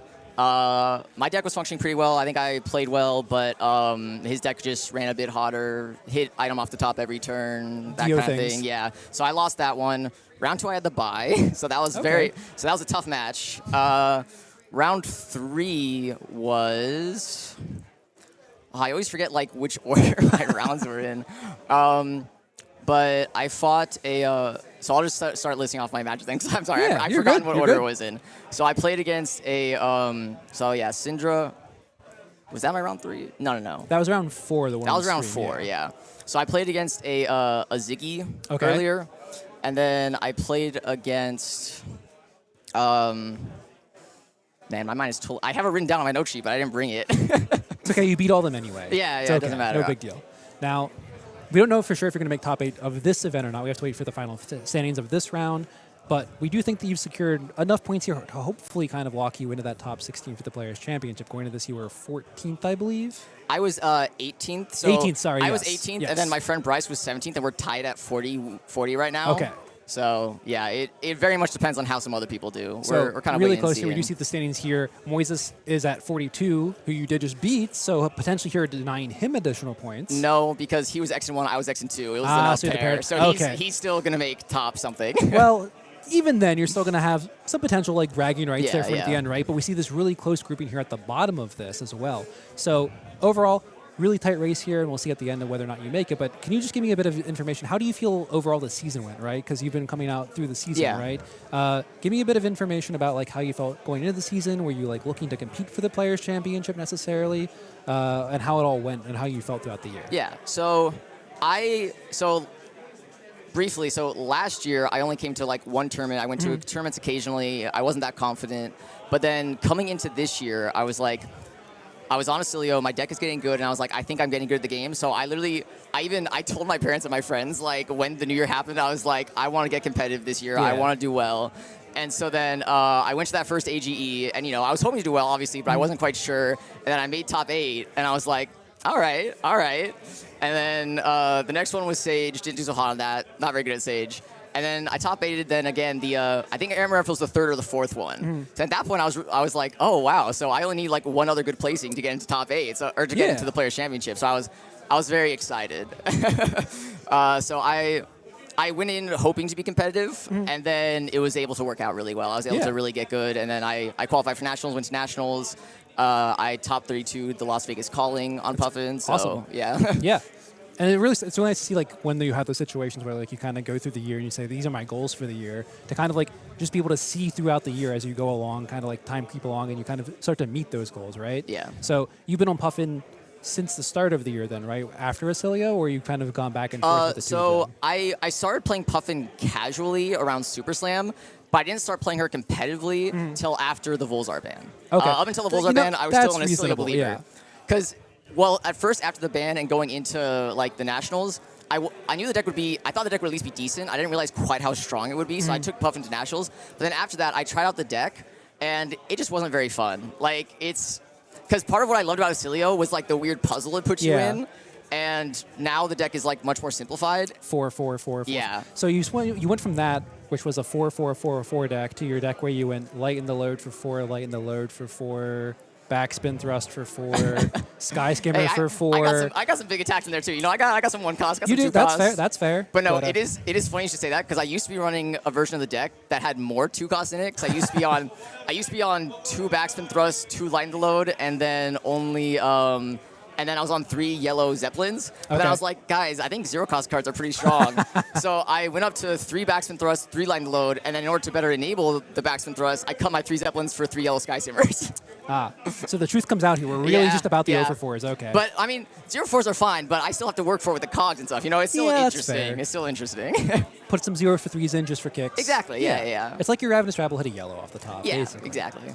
So going forward now, after this, we just got Mastery Pack Warrior. We have Usurp the Shadow Throne coming in 4 weeks now. And then directly after that, we have Mastery Pack Assassin. Are you looking forward to any of those new heroes with that? Are you thinking about how Puffin and Oscilio fit that meta? What are you thinking going forward you're looking forward to in the meta?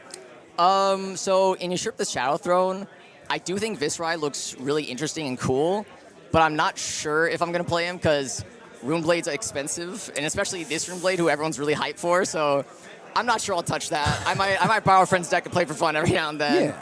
But I'm also interested in maybe playing Malice, because Malice right now, the only really expensive card is Dead Threads, so I might end up picking up Malice, because she seems really interesting. Head jab Necromancer, Exactly, according to James White. Like, Look, that's enticing. That's like that's a line right there for a lot of players who normally don't like board state decks. Like, I can play head jabs on a stick. Holy. Sure. Yeah, I mean, anyone can tell you, any of my friends can tell you, I'm a very aggressive player. When given the choice to block or attack, I will attack. So we have some friends locally who say every card in Fab is either head jab, CNC, or snatch. So if you had to pick, every card that you play is a head jab then, right? You identify as a head jab? Okay. Yeah, basically. I identify as a CNC. Fair. I don't even know how you'd work with all the deck cards being snatched. That seems a bit awkward. If I draw cards, I'll figure it out, right? Like, surely I can figure out if I just keep and you're like, oh, okay, Arsenal pass. You got it. And then for Mastery Pack Assassin, how do you think about Dr. Mortimer? I think he looks super cool. He looks awesome. So once again, I'm not 100% sure if I'll play him because Assassin also a bit expensive. Yeah. Although I'm hoping we get some good reprints in that, so then maybe I can play him. So I don't know how strong he is right now, but I love the whole like Plague Doctor disease theme. I think he looks really cool. Yeah, and then hopefully Puffin into those heroes has a lot of game. We know that kind of pressures. Yeah, Puffin into ally decks is usually pretty good, so I'm not worried about Malice. Puffin into Levia is a bit tough. Into Viscerai, unless he's like super broken, I think it'll be fine. And then I have no idea about Mortimer. We don't have enough cards yet. Look, it doesn't matter if Runeblade has the best equipment or everything. Planetary Aeronaut blows them all up anyway. We're fine. True. It doesn't really matter. I just get extra value now. Exactly. Now, do you have any shout-outs here at the end? Friends, family, cats, dogs, parakeets, anything like that? Yes. I want to shout out the Pitch to Me podcast. They're my locals, and they helped me first get into the game. I love listening to their podcast. They're always super supportive, so I love Clark, Joel, and Fuzzy. Additionally, Joel organizes testing sessions with some of our friends, so that really helped me just test more and learn more. Also, my friends Ian and Luke, they are both very good players, and Ian especially, I've played a lot of games against, so I have a lot of Vynnset knowledge, and yeah, my parents are great. They've always supported me. You know, they always wish me luck when I go to tournaments, so that's great. In fact, I texted them before I went on, so they might have been watching. I'm not sure enough. Hi, Mom. They got Hi, the Dad. text. Yeah. And yeah, just shout out to all my locals. We have very competitive, very friendly local scene, and it's really helped me improve and have a good time. It's always great when your locals can kind of help you out and you can all grow together with it too. Yeah. So with that, we finished our 6 rounds of Swiss. We'll be back really shortly with our top 8 pairings and our first match for the top 8. Don't go anywhere for the final week of the AGE LA Open Series.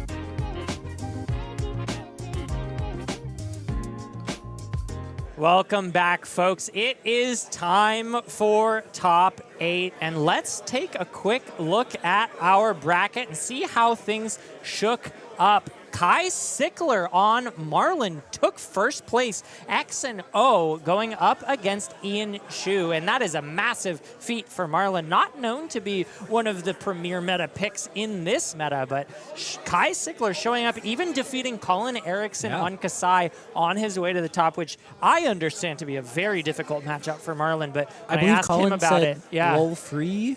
And then got bodied with it. So, GG. Yeah. You know Colin, notorious shit talker. We've got Moises Lopez in 4th. Brian Gutierrez made it in 5th. Han V in 3rd place up against John Zapata in 6th. And our feature match, Colin Eriksen up against Zachary Wallach. The battle for the gold, although I don't believe Betsy will want to be wagering all that much because every wager she does could result in a soldier for Kassai.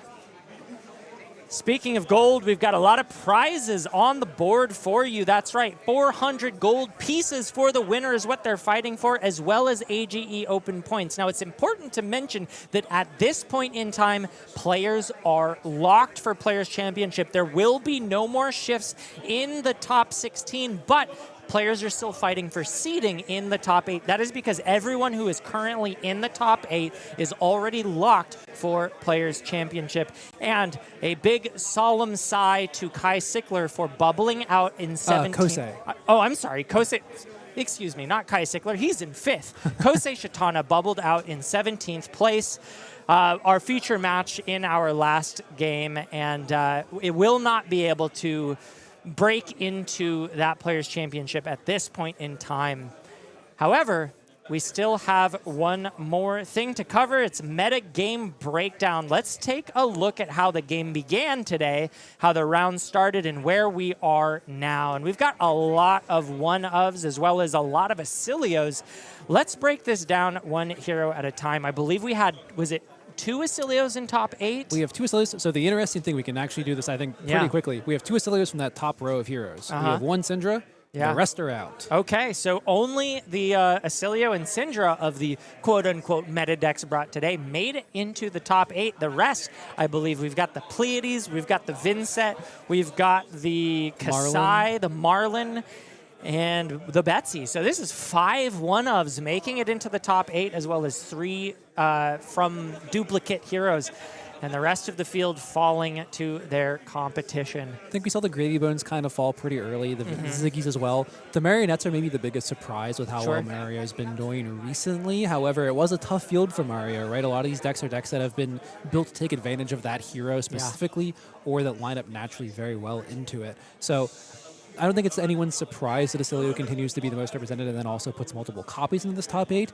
But I think we have some really interesting matchups with these heroes that did come as one-ofs that might have really specific angles of attack or advantage into these meta heroes like Oscilio, like Kassai. So we should see some really interesting matchups here in this top 8.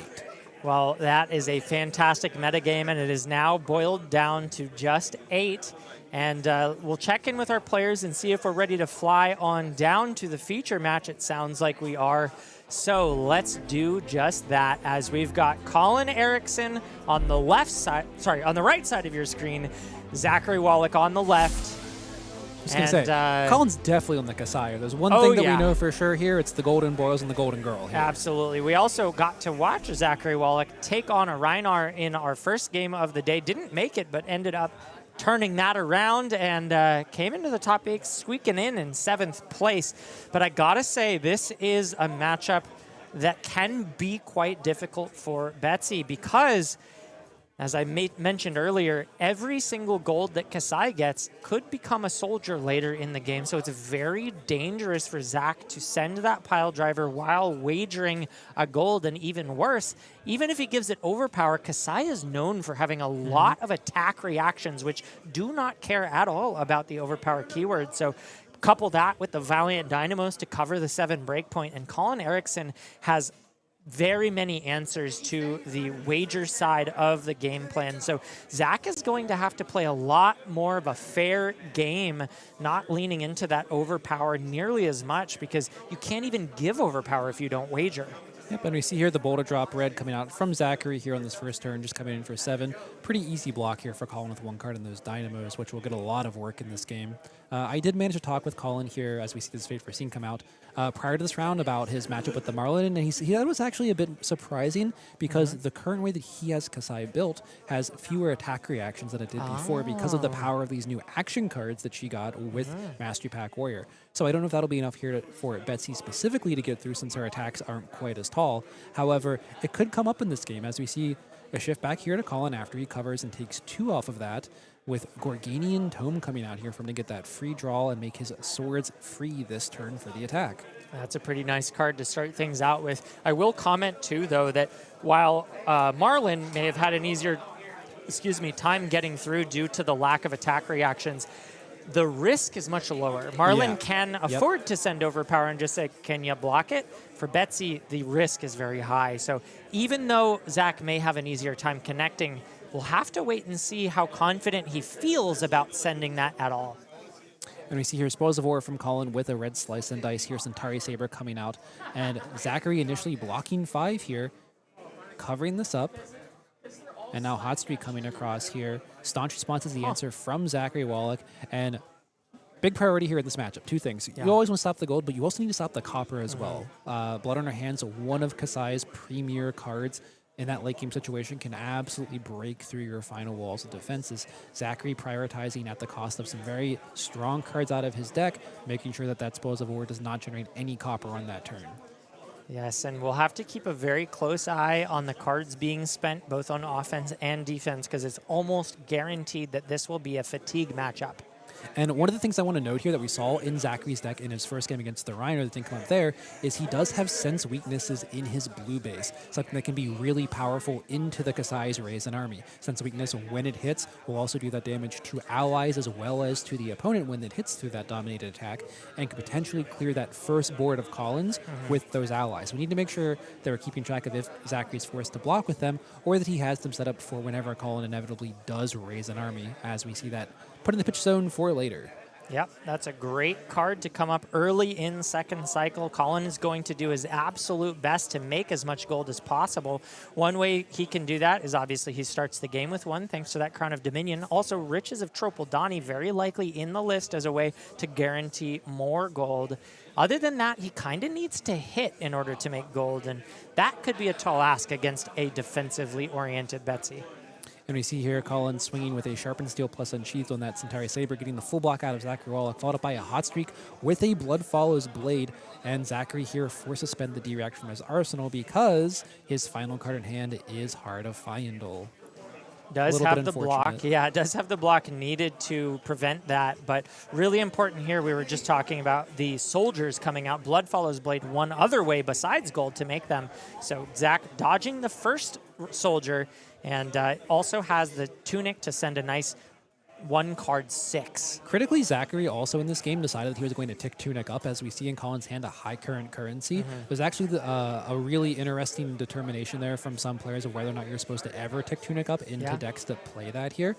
Zach kind of getting away with one here by getting it just the turn before Colin can hit that, because if Colin gets to make 2 gold off of that card, it's just massive for that late game creation of those soldiers. That's true. We were just talking about the other ways that Kassai can make uninteractable gold, and high current currency is another way to do that. However, I am of the train of thought that Betsy can't afford not to gain the 1-card 6 value every 3 turns. That's what Tunic says. It says 1 card turns into 6 value, and if you're playing for fatigue and you're playing to grind this game out, that's a really, really important value engine that is hard to deny if you want to play on that axis.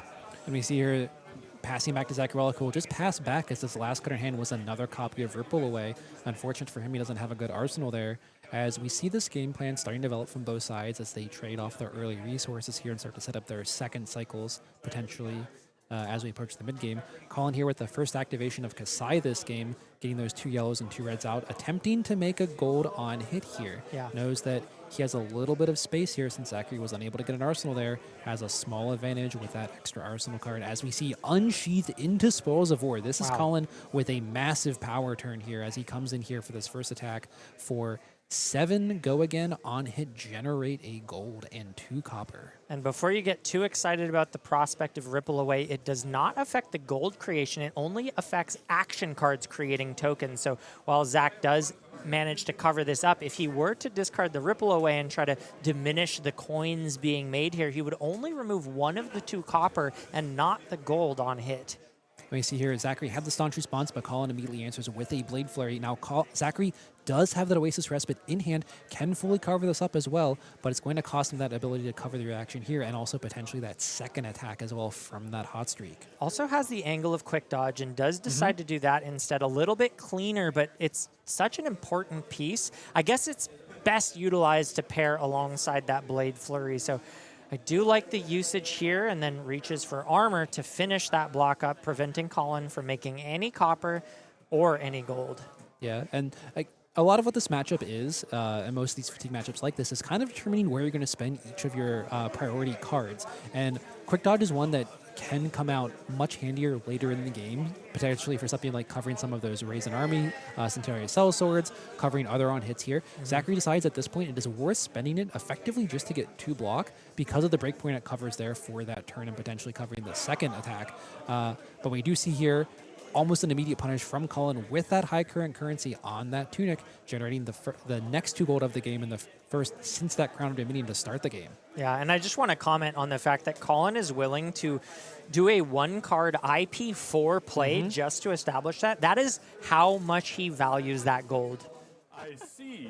And realistically here, it's one of those things of Betsy can only ever really push 6 or 7 damage. So Colin's not in any danger of getting like destroyed on the crackback for it. As we see Sink Below and our newest prevention effect here from Mastery Pack Warrior take the lead here. This will prevent 2 damage, and if it is prevented, it will create a Blade Dance token. Blade Dance, a new token type here with Mastery Pack Warrior, effectively just giving us kind of like the Dorinthia special of getting an attack an additional time with the weapon.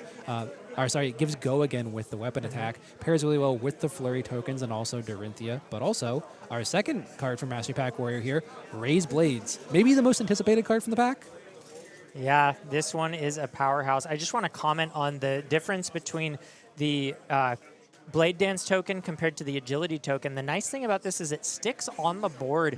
This card replaced the previous Take It on the Chin, which created an Agility, but that only lasted until your next turn. So if you ever wanted to full block and then say go next, you wouldn't be able to maintain that go again. So the Blade Dance has been an upgrade, and it's a nice one at that.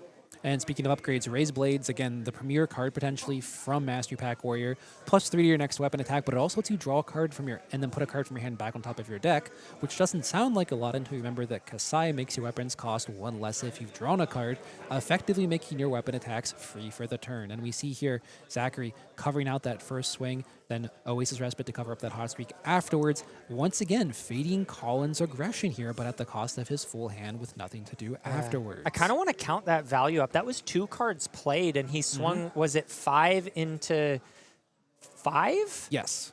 So 2 card 10. Of course, we have to count the Blade Dance token as well as a card that was spent earlier. So 3 card 12. Call it a 3 card 12. That's pretty efficient. Yeah, and really the thing with Kassai, already a very strong deck in the meta, has all these new cards like, Red Slice and Dice. Just a lot of upgrades in this deck. We would go from having our best card with it being a Yellow Slice and Dice and being +3 and over the course of your 2 weapons to now +4. So we're just seeing all these new cards from Colin's side with his Kassai list that are really getting just additional, a few points here, a few points there, as his hot streak will go again from the Quicksilver, and Colin will draw a card off of that as well, since this edge of their seats was blocked with from hand. One of the things I really like about this is that Colin's mixing up whether he starts the chain with Centauri Saber or Hot Streak, and I think he kind of baited Zach into blocking there a little bit, just because it felt like he was saying, I don't have a go again source in this hand, so please give me an attack when you block this. And Zach said, nope, I'll give you a instant. And Colin said, thanks for that, I'll draw a card and game go again. Really at play here. Really shows mastery with the hero and the deck. Colin has put probably more time than almost anyone outside of, Shoma into this deck over the last 2 years. So really understands how to eke out every last point of value here, as we will see that Raise Blades and Slice and Dice coming through here. +6 on this as we see 8 from the Centauri Saber, met with a staunch response. Yeah, massive staunch response there. And on top of that blocking a lot, it's also only one card of Zach out of Zach's deck, which is crucial in the fatigue matchup.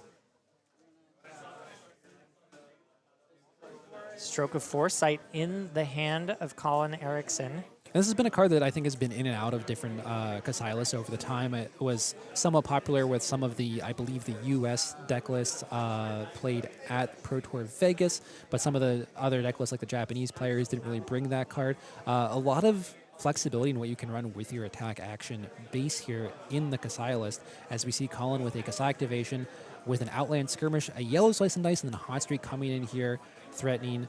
Let's see, we have +1, +3. Looks like 6 go again on hit gold and a copper. Brutal on hit. Zach does have the Sink Below in hand if he wants to utilize that, maybe pairing it with a Gauntlets to turn off the potential for go again. We do see Warmonger's Diplomacy in Zachary's hand, which is actually a really powerful card normally into the Kassai decks, but sometimes they can have hands that have a lot more attack reactions. Yeah. However, like Colin said earlier, and like what we've seen so far this game, the deck has added a lot of action cards, actually. Yeah. So Warmonger's Diplomacy goes from being a good card to potentially great now going forward in this matchup, as we see Gauntlets of Iron Will coming out from Zachary Wallach here on the block. Wow. And a Blood Follows Blade from Colin to give go again here and potentially get that Centauri Sellsword. Immediately met with a Sink Below from Zachary to cover this attack up. Really clean block from Zach, getting rid of the second copy of that Blood Follows Blade, really staunching the soldier creation on the side of Colin. No, Staunch was last turn. Oh, excuse me. I'm so sorry. No. Sudoku time. So we see Zachary here with a red Edge of their seats, the Warmonger's Diplomacy, and an Oasis Respite. He does have Tunic up here for that Oasis if he would like to use it here. And so far this game has been all about Colin Eriksen's unchecked aggression into Zachary, and Zachary just being able to cover it every single turn as we see this Oasis Respite coming out. And there is the Stroke of Forethought from Colin Eriksen into this Oasis, and Zachary immediately meets it with the second Oasis Respite. So Zach's just doing everything in his power to prevent ever getting hit. And while it does seem like this is going Zach's way, it's really, really important to note the number of cards being played on offense compared to the number of cards being blocked with. However, Zach now establishing that Warmonger's Diplomacy that you just brought up means Colin may have a bit of trouble converting on this hand. Yeah, looks like we have multiple D-Reacts here. I believe we have Erased Blades here. So actually not a lot that Colin can do with his hand here, as we just see a Hot Streak coming out for 2. No Kassai activation, no nothing here. And Zachary's got to feel happy about this because he can block this, not give it go again with this double down. Yeah. And then suddenly Zachary goes from being on the back foot here to finally having control of the tempo of this game for a turn. And as the fatigue player, you do need to spend a good amount of time with some tempo because you can't win the deck damage race without attacking. This weapon is super, super important to gain that advantage. And every time Zach swings with it, no cards leave his deck, but some cards leave Colin's deck. So he needs to continue to chain together pile drivers in order to gain that deck damage lead. And so far this game, he's been mostly on the back foot. But still, even with being on the back foot, still at a full life total of 40 health here, has been able to staunch all of this aggression from Colin really, really well here. And we'll see if Colin's able to finally break this defense as we see another copy of Raised Blades here. Colin drawing up a card, getting to sculpt his hand here. Ooh, Seduce Secrets in Colin's hand, one of my favorites, but that's going to be for next turn as we see Unsheathed come out and then that free sword swing with a Kassai activation as well. Coming across here for 8, go again, threatening the gold on hit. That's a lot of damage. Let's see how Zach wants to respond. Looking like maybe reaching for a clean 9. And some of them are attacks that'll pump that Centauri Saber up to 9. And Colin understands that going into this that he's going to have a long slog ahead of him here. He's broken through most of Zachary's armor at this point, and Zachary elects not to spend it here, but he will have to spend this the Shelter from the Storm here on this attack with the Blade Flurry, and has the Sink for the follow-up Hot Streak. Once again, Colin converts all of his aggression, all of his hand, and gets nothing for it. Zach had the perfect answer for that. And it's really felt like the name of the game, right? So far, Zachary has just had D-React after D-React after Oasis Respite after D-React, has really been able to efficiently cover these as we see Draw Swords come out now from Colin, pitching a Provoke, getting a really important card potentially for that second cycle into his pitch stack here. And we'll see if he can finally get through Zachary's wall of defenses here, as he, again, has a hand with a Spoils of War, I believe a D-React, and he does have that Seduce Secrets in his arsenal, but elects to hold it for now since he has already drawn that card off the Draw Swords. If he's going to get through, this is probably... Oh, he didn't have the go again source. No go again. Zach Nope. had exactly what he needed to prevent that, so... Colin with an IP2 off that play. This can happen in these fatigue matchups. You start to see these situations where both players are playing above their flat 60 here. Yeah. They have a lot of cards here that are meant more as defensive tools. We see Colin has a bunch of D-Reacts in his deck. Eventually, you're going to run into these turns where it's like you're going to have a really anemic hand. In the grand scheme of things, it's actually not that big of a deal because you're playing so many turns. But in the moment, it means that Colin goes from having full control once he gets the tempo to giving it back to Zachary. And Zachary gets to then use that tempo to potentially push a pile driver here and get a few more points of chip damage. Absolutely. I think that's really key for Zach if he wants to win this game by fatigue. It looks to me like Colin's graveyard is not as stacked as Zach's. Of course, card sleeves can be a little bit of a different size, so it's hard to say looking at it, but from what I've seen so far this game, it looks to me like Colin is probably up cards. He's been the aggressor, and as the aggressor swinging weapon swings, you tend to spend less cards than your opponent who was on the back foot blocking. You see Colin give 2 cards on the block, but going back to his turn, we'll play that Seduce Secrets from Arsenal, show Zachary's hand. We see Buckle, Sigil of Solace, Fearless Confrontation, and a double down here, while also seeing the top card of Zachary's deck. This is really nice because Colin can see that at least one of these 4 cards doesn't block. So this could be a good turn to push an on-hit, and it looks like he's got the last copy of Blood Follows Blade in hand as well. So if he can sneak a hit through, that would be a big deal. Also critically knows that Zachary does not have a D-React here and also will not have one arsenal for next turn. So this kind of information gives Colin 2 turn cycles where he knows that Zachary will not have that at least in his arsenal. So the information gained here isn't something that like immediately is shown how much that matters, but actually in the scheme of things actually helps Colin out a lot with how he wants to approach this turn cycle. Zach is able to block this out in a way that doesn't give Hot Streak go again, and Colin decides rather than use the Blood Follows Blade to give go again but not create a soldier, he'd rather craft a 5-card hand that can do more. We see Zachary here, Tunic, Pitch of Blue, Pile Driver coming in for 6 yet again, like you said, Michael. Valiant Dynamo plus a card block. This is partially how Zachary chews through Colin's deck and gets that endgame fatigue state. And we'll be able to arsenal that Sigil of Solace. Colin still, 18 minutes into this game, has not done a single point of damage to Zachary's life total. Yeah. Importantly, though, and I think this is a very heads-up play by Colin, I haven't seen him commit more than 1 card on blocks against that pile driver, which means Zach's attempt to get ahead in deck damage has not panned out yet and probably won't be able to until Colin hits that critical life threshold where he has to fight for his life in order to keep from dying, and that's when we'll start to see him committing more than 1 card on block. But right now, just gaining that Valiant Dynamo's value and keeping the 5-card hand in hopes of maybe making a soldier off the back of the Blood Follows Blade that he kept back for this turn. You see Colin coming in here. I believe it might have been a Blade Rush and a Crimson Waltz here. Or it's definitely Crimson Waltz, but I can't quite make out what the bottom card is that Colin had played. And yeah, I can't see it there. I think it starts with an ENG. Yep, Engage Steel Engage potentially. Steel coming through. And now we're seeing another block of a bunch of cards that are not attack actions, but Colin goes for the Blood Follows Blade and the Blade Flurry. Yeah, so coming through here, 3, 6, 8 with the go again. And Zachary is able to cover this out here. Again, we know what the Sigil of Solace is in Graveyard, as Colin does get the first point through with that Blade Flurry, gets the gold critically here, up to 4 gold. That's a big deal. I like the Olympia token here from Colin. And that's supposed to be... Centauri Sellsword. Of course. From the Blood Follows Blade. Gotta show it off in style with the Olympia Marvel here. Finishes up with a Centauri Saber afterwards, and the first ally has hit the board here for Colin Eriksen. Imagine not that long for the world over the course of this game, but crucially here, Zachary's defense is down here.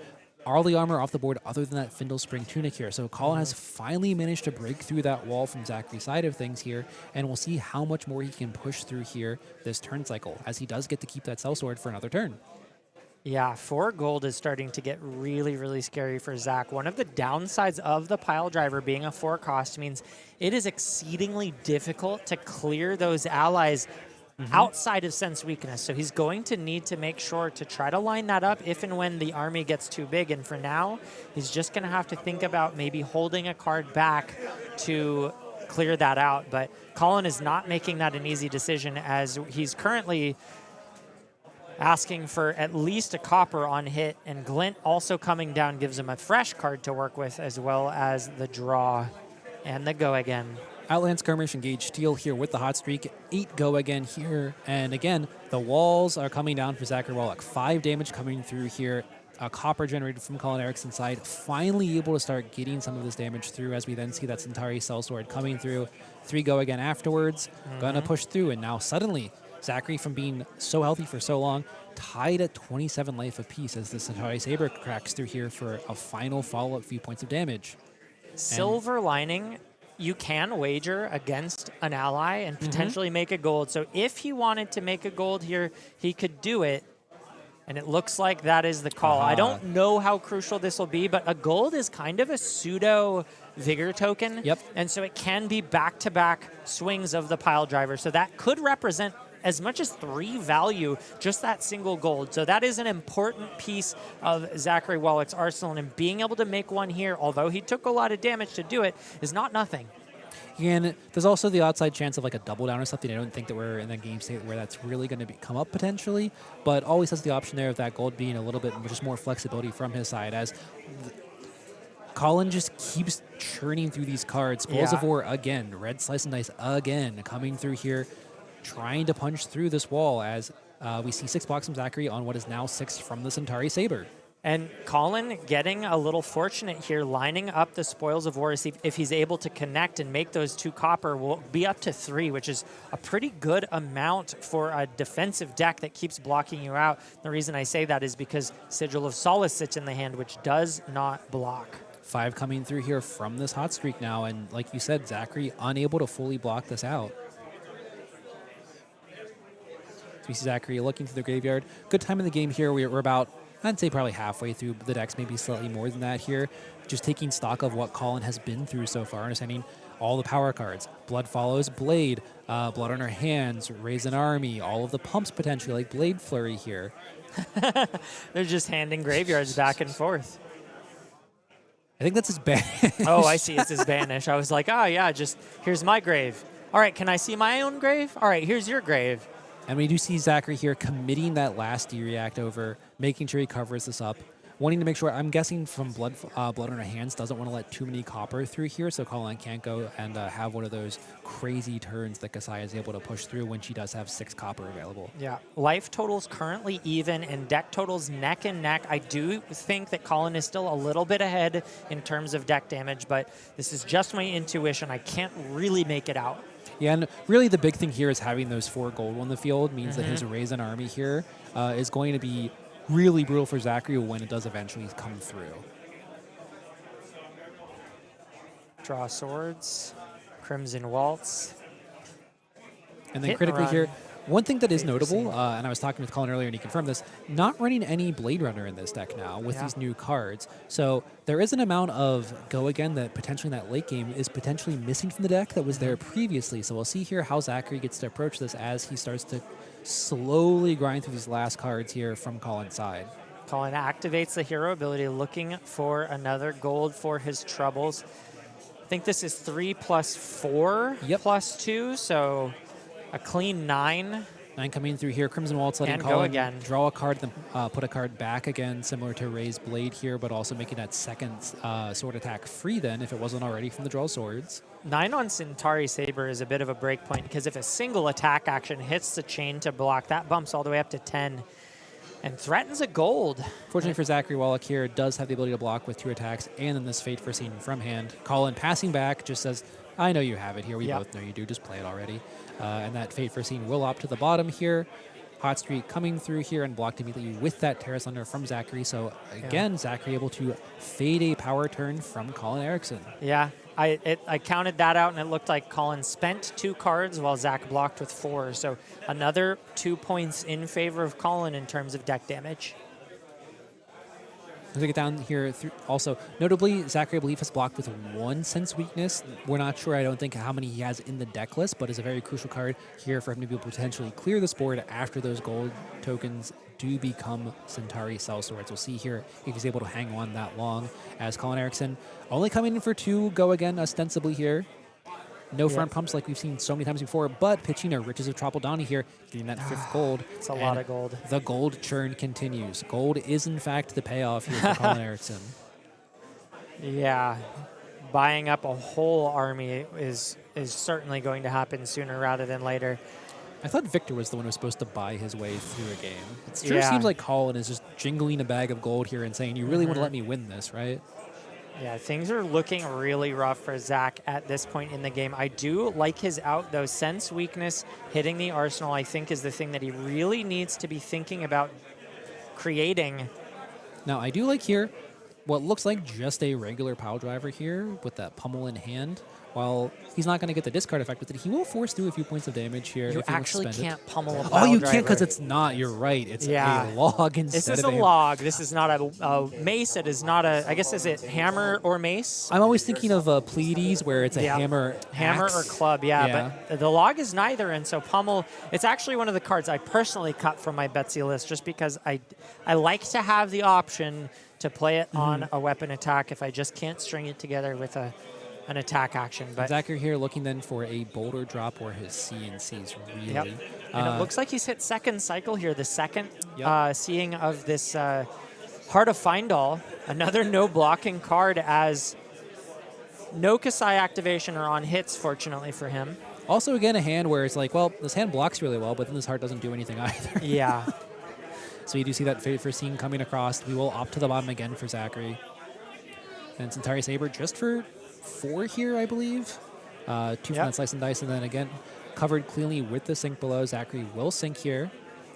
So a nice even play, block 2 after Colin spent 2. And now Zach's going to ask for some cards on defense from Colin. Disable and Hardened Fyendel going back in that pitch cycle. We'll see them again in 3rd cycle as once again 6 from this pile driver. No wager, as you so astutely said.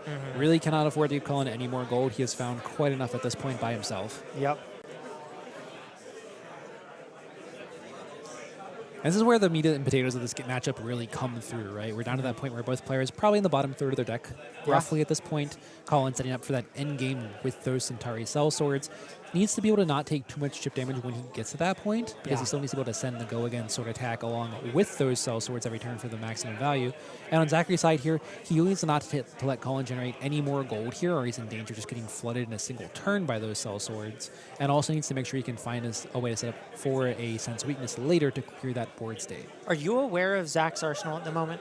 It's still the pummel, isn't it? Still the pummel, that's right. Yeah. That is not a good arsenal target It's not great right now, not going to lie. Because he really needs to clear that up for the Sense Weakness if and when he sees it, because the time is nigh, and Colin will be raising an army very shortly. He might be hoping, he might be hoping that Colin has like a raise an army in his arsenal at this point of the game. Yeah, and there it is. That he can hit it, but unfortunately for him, Colin sniffs that out, isn't going to wait too long with it, is fine just getting these 4 Sellswords here with the hand and the amount of pitch value he has, as Colin decides, Sellsword tokens, those aren't something I feel like playing with. I'm going to get out another Kassai and a couple Olympias, and then the 1 Sellsword. Yeah. As we see 5 Sellswords generate here. Olympia coming across, 3 damage to Zachary Wallach, and another 3 coming through.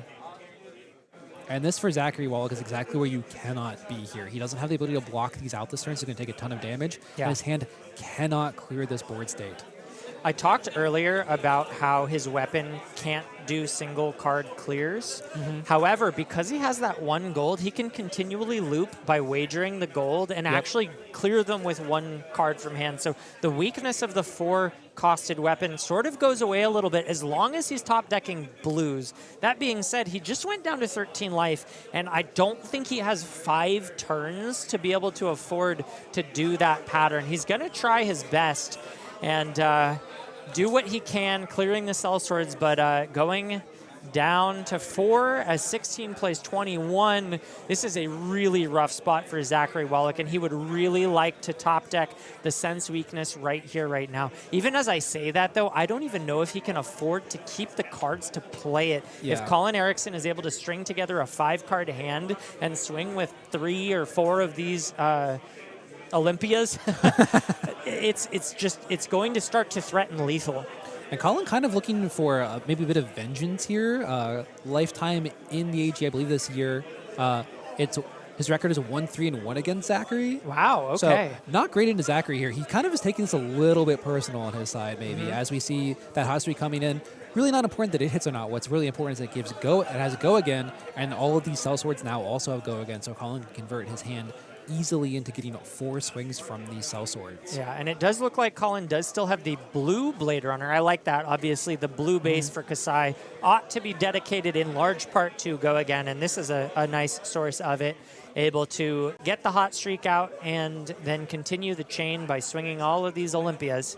Also, notably here, lets him have those go-agains in his pitch stack for later. Yeah. So that his only big issue here is if he hits a hand who doesn't have a go-again, and he can't swing one of those weapons into all of his cell swords here.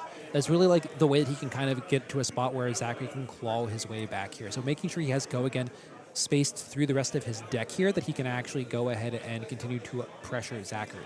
And it looks like Colin's got 2 more blues in hand, which is just all the Olympias get to swing right now. And Colin down to 9 cards in deck. So we're down to the spot here where Colin kind of like on the last gasp of some of the threats and density in his deck here. I feel like I'm eating my words a little bit on the fatigue plan, but it could be that Colin didn't fat deck. That is possible, and maybe just knows that you don't need to do it as long as you can line up a nice army, and it looks like his game plan here is to do just that, but 9 cards in deck is a little bit scary. It looks like Zachary is still sitting at like 20. Yeah, and Zachary here having to drop all the way down to 7, I believe. We'll need to cycle this blue to a gold token and then draw a blue to be able to pile driver one of these allies here if he wants to clear one out. If this is red, this could be game ending. It's likely still game ending. It's but the blue. Knows where his pitch blue. stack is, I believe. Yep.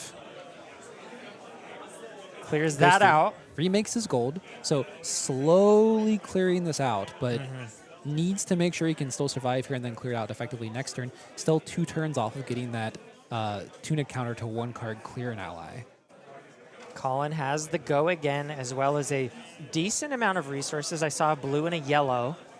Starts the turn off with blood on her hands. Huge go again source, because that not only does that make it so that he can swing an additional time in game go again, he could even put a counter on one of these swords and create a break point. Only 1 copy. Or only one copper. So I thought he had 3. Excuse me. I missaw that, but that's still the most important mode. Go again enables the cell swords to be swung with afterwards. This might be a turn where Zachary is just forced to block out entirely with his hand to make sure that he doesn't. Takes 3, goes to 4. Okay. I will eat my words as Zachary decides that it's okay to drop down to 4 here. Playing with fire and wishing that pummel was any other card. Goes to 1. It's a dangerous spot to be when you're against a warrior. Gonna have to give up 2 of these cards here, right? Because he has to block this last cell sword plus the weapon attack. Yeah. Gonna have to draw, again, do the same thing we did last turn here. He needs to actually cycle this blue into a gold and then draw another blue and then clear one of these cell swords. Does get that. Does have it. Still 2 cell swords to contend with. Colin Eriksen has a fresh 5 and probably 6 to 7 left in deck. Trot along, so that's the go again source. And Riches of Tropeldani to make another gold, just in case he needs to make another cell sword sometime down the line.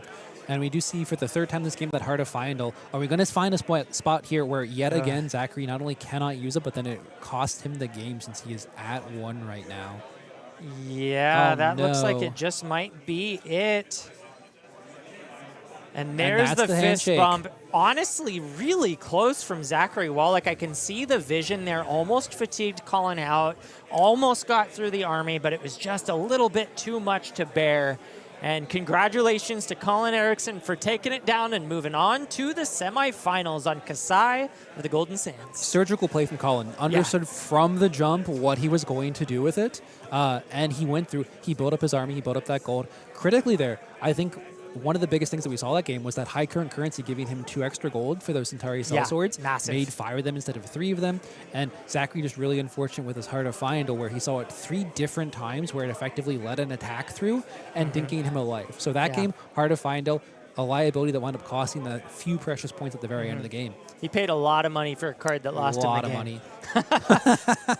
Yes, but I just want to give a quick reminder to folks at home that we have a spoiler coming up after the end of next game. That's right, between the semifinals and the finals. And also, I want to give a huge shout out and thank you to Fab Foundry. They have a lot of really cool events coming up. We've got the 100th calling in Atlanta. We've got the Silver Age calling in Portland in December, as well as the website itself where you can go on down and pick up a ton of really awesome cards, singles. They've got common and rare packages for Silver Age events like the one they're hosting in December, as well as armory decks and many, many more products. So head on down to www.fabfoundry.co/discount/AGELA10 to get a 10% off discount code, and that lasts until Tuesday. So huge shout out to them, and thank you for hosting all of these fantastic events and being a great sponsor for us.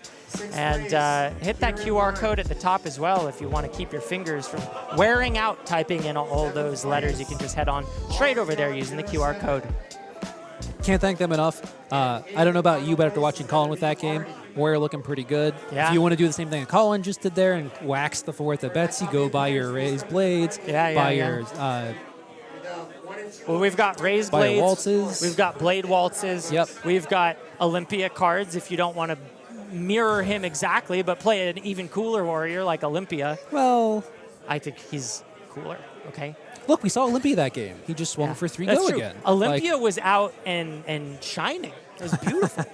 But we're going to take a quick break and head into the semifinals. So don't go anywhere, folks. We've got another Flesh and Blood game, a spoiler, and then the finals after this.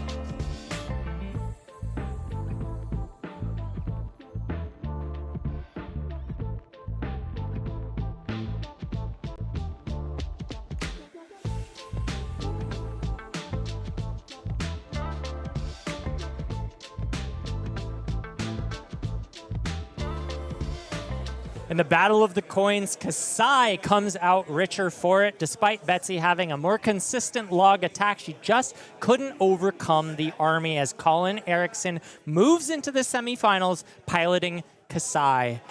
Now we've got a top 8 bracket to check out to see who his opponent is, as well as the rest of the semifinalists. Han V fells John Zapata on Cindra.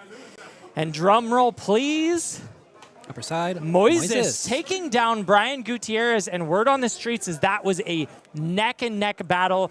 Brian had it in the bag, and Moises had the turn of the century to blow it out with exact lethal. So congratulations to Moises for finding it when all hope seemed lost. And of course, between Kai and Ian, we've got, that's right, Marlynn, undefeated on the day, makes it into the semifinals, destroying the first place curse and showing us that he wants to take it all down. And that will be our feature matchup, so looking forward to that one. Before we get down, though, I want to give a huge shout out to Top Deck Keep for hosting us here. They've been an amazing partner, giving us the space to play and the cards to buy straight off of their shelves. They have so many great Flesh and Blood products, as well as many other games and accessories. So if you live in the area, if you happen to play around here, come down and check them out. Top Deck Keep is an amazing game store. So thank you to them, and huge shout out. Yeah, so Marlynn and Oscilio going to be our featured matchup here. We've seen both these players on stream throughout the day. Kai on a great run today, right? Yes. Like you said, undefeated the whole way Legendary. through.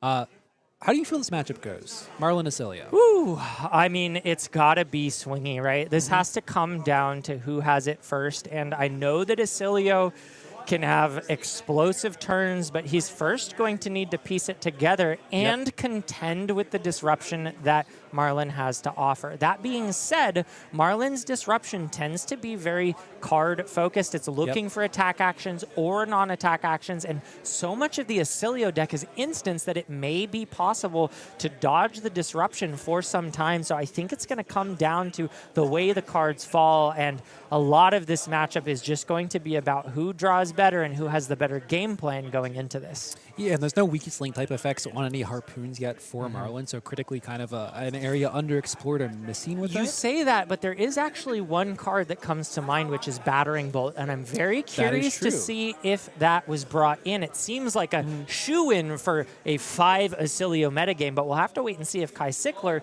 was privy to such a turnout. I have a feeling that he is, and we'll have to see. I think Battering Bolt will be the card to look out for. If he does, really interesting tech piece to have in this particular matchup. Also interesting, Kai will get to choose first or second. I have to imagine want to go first. We saw in that last round there with our Oscilio Puffin matchup, Puffin getting to push a ton of damage on turn 0. Kai will get to push even more than that potentially with the extra buffs, and critically start the game with that early gold generation. I really want to see here how much gold Kai is able to stack early so we can get that early pressure out. If he is unable to find those early gold pieces, it could potentially mean that he's slow enough that Oscilio will be able to actually push through and kind of generate one of those gigantic turns that he's so well known for. I want to give another shout out to AGE Premium. This article here, rating the Reliquary, Who's the Beatdown by Michael Hamilton. I'm going to just hand this off because you gave a great explanation to the folks at home earlier about this article. Yeah, Michael Hamilton needs no introduction. Best player in our game's history, probably. Best player in potentially every card game, like as an overall player. Fantastic player here who really kind of translates one of the most well-known pieces of Magic history and Magic kind of theory crafting over to Flesh and Blood. From a very high level, it kind of deals with you understanding what your place is in a matchup and what your deck's places as a matchup, whether or not you're supposed to be the aggressor, whether or not you're supposed to be the one that kind of sits back and kind of absorbs the pressure from your opponent. He really takes a concept that doesn't necessarily translate directly over to Flesh and Blood and ports it over in a way that's really easy to understand and kind of understand how to approach matchups, not just from a card-by-card basic, but holistically and from a higher level understanding your place in a matchup. So anyone who hasn't read that piece of history from Magic, or who has and wants to see how it translates over to Flesh and Blood, this article is fantastic for understanding your place in the game, whether you are or not the beatdown. So cannot recommend it enough. Cannot recommend an AGE Premium enough. You can find all kinds of articles like that from some of the game's top players at any point in time. Absolutely. And just another reminder for folks at home that after this game, we've got a Usurp the Shadow Throne spoiler, so make sure to stay tuned after the game ends to see one of the earliest in the spoiler season as things finally begin to ramp up in anticipation of this set number 20, huge set coming out in the future. Yep, and I believe we're the first spoiler after LSS themselves, Yeah. so who knows what it could be? It could be another legendary. I don't know. You don't know. We haven't seen it yet. We're I have learn no idea. We're going to learn with you. Yeah, we are speculating as much as you are Malice at card, home. Malice card, Malice card. That would be awesome, That'd be man. amazing. Malice is kind of the spiciest hero, in my opinion, of this set. Such a cool theme. Finally, a necromancer that's a true necromancer. No hate to the pirate thing, but it's kind of played, it's a washed. pirate, you know? Yeah, it's like a pirate, not a... But of course, we've got a game to get to, so let's fly on down and see who continues on to the finals between Moises Lopez on Oscilio versus Kai Sickler on Marlynn. You see our players presenting as Moises figures out the microphone technology. I have issues with this myself, so no shade there. The lavalier is a difficult piece of technology to manage. And let's get a quick look at the equipment here, because this is really interesting. Moises Lopez, same exact loadout we've seen all day. I don't really expect anything different from this deck at this point, except for very specific situations. On Kai's side, however, we still have the Hammerhead Harpoon. We have Enchanted Quiver here, and Trench of Abyssal Depths here coming out from Kai Sickler. A piece that most decks don't really run that often. However, in this case, makes a really interesting blocking card here, where when this defends, you can pitch a blue card from your graveyard.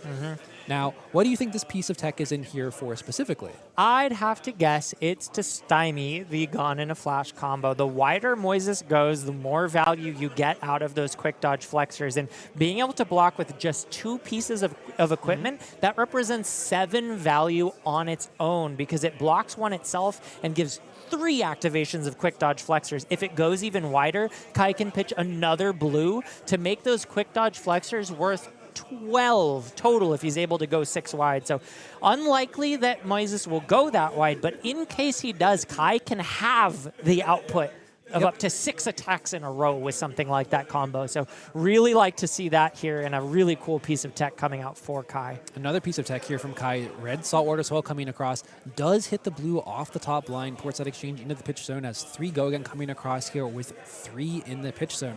And crucially here, Kai spent that gold early to draw a card, managed to arsenal a Yellowfin Harpoon off of Marlynn's ability here, so we'll have a follow-up arrow attack if he so chooses.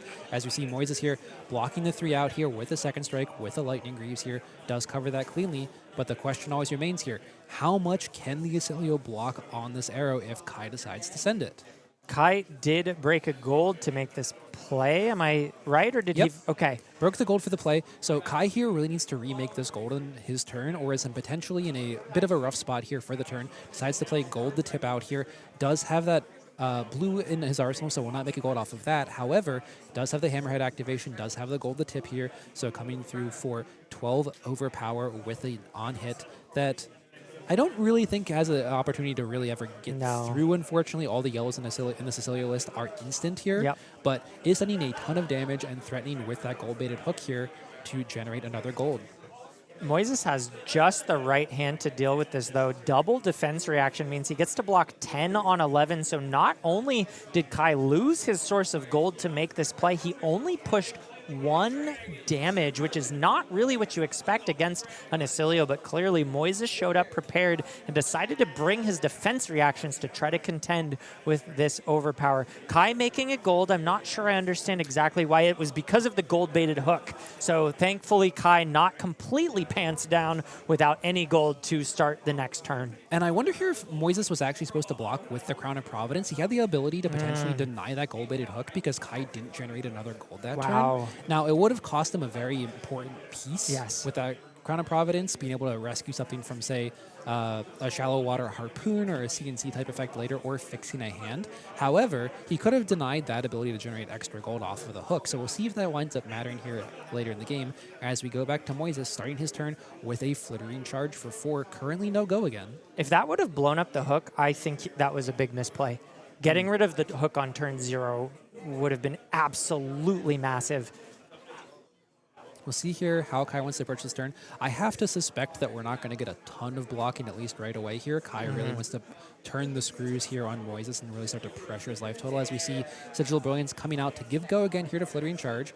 And we'll see this Enlightened Strike coming across for 5 and drawing a card here for Moises. Really efficient play. Yep, great turn. Pushes 9 damage, then next turn setting up for a 6-card play here, potentially push through on Kai Sickler. And we see Kai here blocking the Enlightened Strike out for 6. Not going to be able to pressure Moises a ton with his hand here, as it looks like it's just a Authority of Ataya and a Cheating Scoundrel. Yeah, I guess he didn't have any harpoons or arrows, so just decided to get a little bit of block value, Arsenal pass. So bit of a difficult spot for Kai. And is maybe thinking about breaking that quiver. And well, the quiver is No, not it's quiver not. wrestling, it's Excuse the me. enchanted quiver, yeah. Yeah, so and we see Moises there decided that he wanted to cycle that electrostatic discharge, didn't want it in his arsenal, would rather look for either a better power card or maybe a defense reaction here. Didn't really catch what he put in his arsenal here, but chose a blind card over that discharge as Kai Sickler goes back to his turn, has to arsenal and pass, and still has that Authority of Ataya in his hand. yeah, life total's even, but all of a sudden the tempo has completely shifted. Where Kai started the game with full tempo, now it is in Moises' control with a 5-card hand and virtually equal life totals. Constella Uplift going to the bin off the Oscilio ability, and Moises has to be unhappy seeing that. A Fate for sitting off the top is not a card that he can really push damage with this turn. Nice for his arsenal if he can convert the rest of the hand, but has to be able to do that with all 5 cards.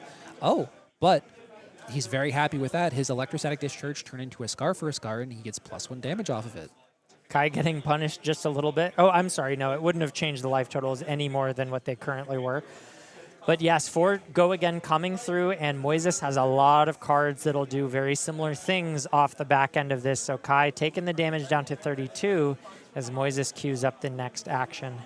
And we see another 4 here in the form of Flittering Charge, doing its best Scar for a Scar impersonation here after it plays an instant. We see a Sunken Treasure coming through here for Kai Sickler. Going to turn that Sigil Brilliance face down here and generate another gold token. Kai here trying to get that gold engine online here so he can start to push through these big damage turns that Marlynn needs to be able to contest these turns.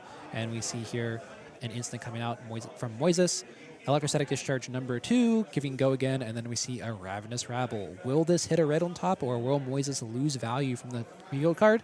It is a yellow with Constella Contemplation.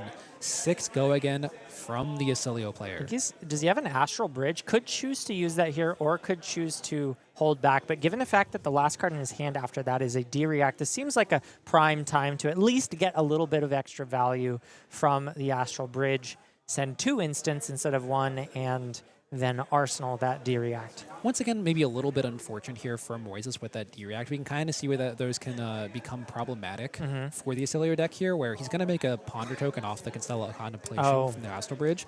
So he'll get to choose his arsenal here, but again, kind of showing that this deck, when it hums, it does a ton of damage, right? We heard about his game in the quarterfinals against Pleiades, where he sent like 8 instance along with the Gauntlet Flash to win the last card of his deck with the last point of damage possible. Yeah. And in response here, we also see what happens when you kind of get that D-React off of a draw. It kind of clunks the hand up a little bit and isn't as efficient as you would hope that it would be here. However, still damage coming across here from Kai Sickler. Has to determine, does he want to pitch a card here for the Arcane Barrier, for the Astral Bridge, and the Contemplation?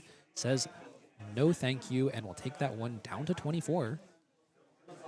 Kai, though, thinks he's got a good offensive hand to work with, keeping back 3 of the 4 blocking potential cards in his hand. And it does look like he has the King Shark Harpoon, which is the best harpoon, I would argue, in this matchup, given the number of attack actions we see. And Moises now drawing up that Gone into Flash and decides to put that in the arsenal instead of the Fate for Scene. Interesting choice, given that the arsenal could be targeted with Disruption here. But Authority of Ataya coming down is going to put a little bit of a hamper on the ability to play that D-React, no matter where it lives in the arsenal or the hand. Yeah, so from Moises' side, he's effectively saying, I choose to have this be weak to Shallow Water Harpoon and not King Shark Harpoon, which in this situation actually winds up being quite heads up for him, but can potentially be, as we see the Battering Bolt drawn up and the Shallow Water. So Kai here with an embarrassment of whichever arrow or harpoon he would like here. More than he wants, but even if they were buffs, it's not like he could play them after establishing that 3 of a kind. So really he's just looking for resources to pair with a harpoon, and looks like he's got plenty of options. And like we talked about at the start of the game, what you even brought up, that Battering Bolt, if Kai is running it in the deck list, though, which it started to see a little bit less play after Gravy Bones kind of fell off popularity and Prism went away, does have it available here, could potentially absolutely destroy Moises' hand here if he does have that full instant hand. But choose instead, let's take the option of getting rid of any attack actions with that King Shark Harpoon once they get that buff and that overpower from the Hammerhead. And I do like that choice, but if Kai sniffed out the Gone in a Flash, it would have been even better to put the Arsenal targeting Harpoon, I would imagine. And we see here Moises with a hand that not only doesn't block particularly well, but even gets a negative effect from that Authority of Ataya. Really seeing this Fable gem come through here. Kai asking to swap out his pitch there, instead putting the Murderous Rabble in, goes for the gold-baited hook, which is a little dangerous because he didn't make any gold, but feels comfortable that 13 overpower will connect, and I do not fault him for making that choice, especially with Authority of Ataya in the pitch. You see that King Shark Harpoon art here. Something that I actually like, just my brain did not comprehend what that art was until like 6 months afterwards, and I looked at the EA of it. I'm like, oh, there's actually a giant shark in this art. Yeah. That makes a lot of sense for the Harpoon. Not only is that a shark, it's the king of sharks. No, it's the King Shark Harpoon. Oh. So maybe it's the King Shark Harpoon. Right. Have you thought about that? I haven't, and I probably won't again. 13 overpower coming through as Fate Foreseen hits the deck, but that is only 6 block currently and forces Moises to pitch a red into it. So asks for 3 cards from Moises' hand as well as the potential to further disrupt. It does depend if Moises has another attack action in hand, and if he does, that's brutal. But no, the last card in hand is the Sigil of Brilliance, shows it off, and, well, can do a little bit of an efficient play playing the Gone in a Flash into Sigil of Brilliance, but it sure isn't a combo turn like Moises likely would have liked to piece together. But it does let Moises set up for the big 6-card hand next turn, that potential Gone in a Flash combo turn with the Lightning Greaves. However, it also lets Kai know what is in Moises' Lopez, Moises' arsenal, so potentially we'll also be able to then go and disrupt that here. We know that he has some of those arrows in his graveyard now, potentially has a Codex of Frailty for it, potentially has a disruption in his arsenal. So really gives Kai some information here of how he would like to disrupt this upcoming turn, and we see a King Kraken Harpoon and a Battering Bolt in his hand. Yeah, I'm not sure what he put in the arsenal. I know he had a Battering Bolt in hand. Not sure if he drew up a fresh one. He has 2 blues, so whatever is in the arsenal, very likely to be paired up with that Harpoon to give it +4. And Kai starting to take the tempo despite having just a little bit of a life deficit. Han's playing that card. Wrong player. Which what? Take the tempo. Oh, excuse me. Yes, this is Marlynn deck, and then King Shark comes down, 10 damage, overpower, and now asking the question once again: do you have more than 1 attack in your hand? Because if you do, I will happily take it from you. And this is really devastating for Oscilio, who, you know, if it's not an attack, it's an instant, which means it doesn't really block. So gives up the Ravenous Rabble here. Taking 8 currently. Moises here thinking about how he'd like to line up his next turn. We do have that card coming off the top with Sigil of Brilliance, but it is unknown what it is. Yeah. Moises kind of hoping it's an instant here so he can get that full play from the Gone in a Flash. As it looked like he had a few instants, including an Astral Bridge in hand. Yeah. As we see 3 instants here. Moises potentially able here to go off onto Kai Sickler. Yeah, he has a really good combo hand set up. Can discard this you just said it. Echo Flash, thank you. On Kai's turn, good timing so that he can preserve the Oscilio hero power for his turn, get that damage out, look for another instant, and it looks like he found something. It looked like a version of Shock. I'm not sure if it was the Comet Storm or if it was some other type.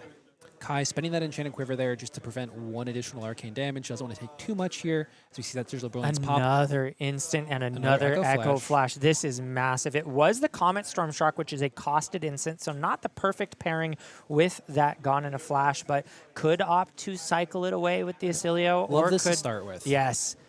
So now we That's get a the big information with it. Yep. So now Moises knows he has that instant on top. So instead of cycling here, I think what we'll see as a line here is that he will look to be able to use that Astral Bridge to get that Sigil and get that 1 additional instant here into his play, and can kind of continue that cycle here of then if he wants to, he can either cycle the Echo Flash or the Comet Storm, or he could just keep them play them later on here.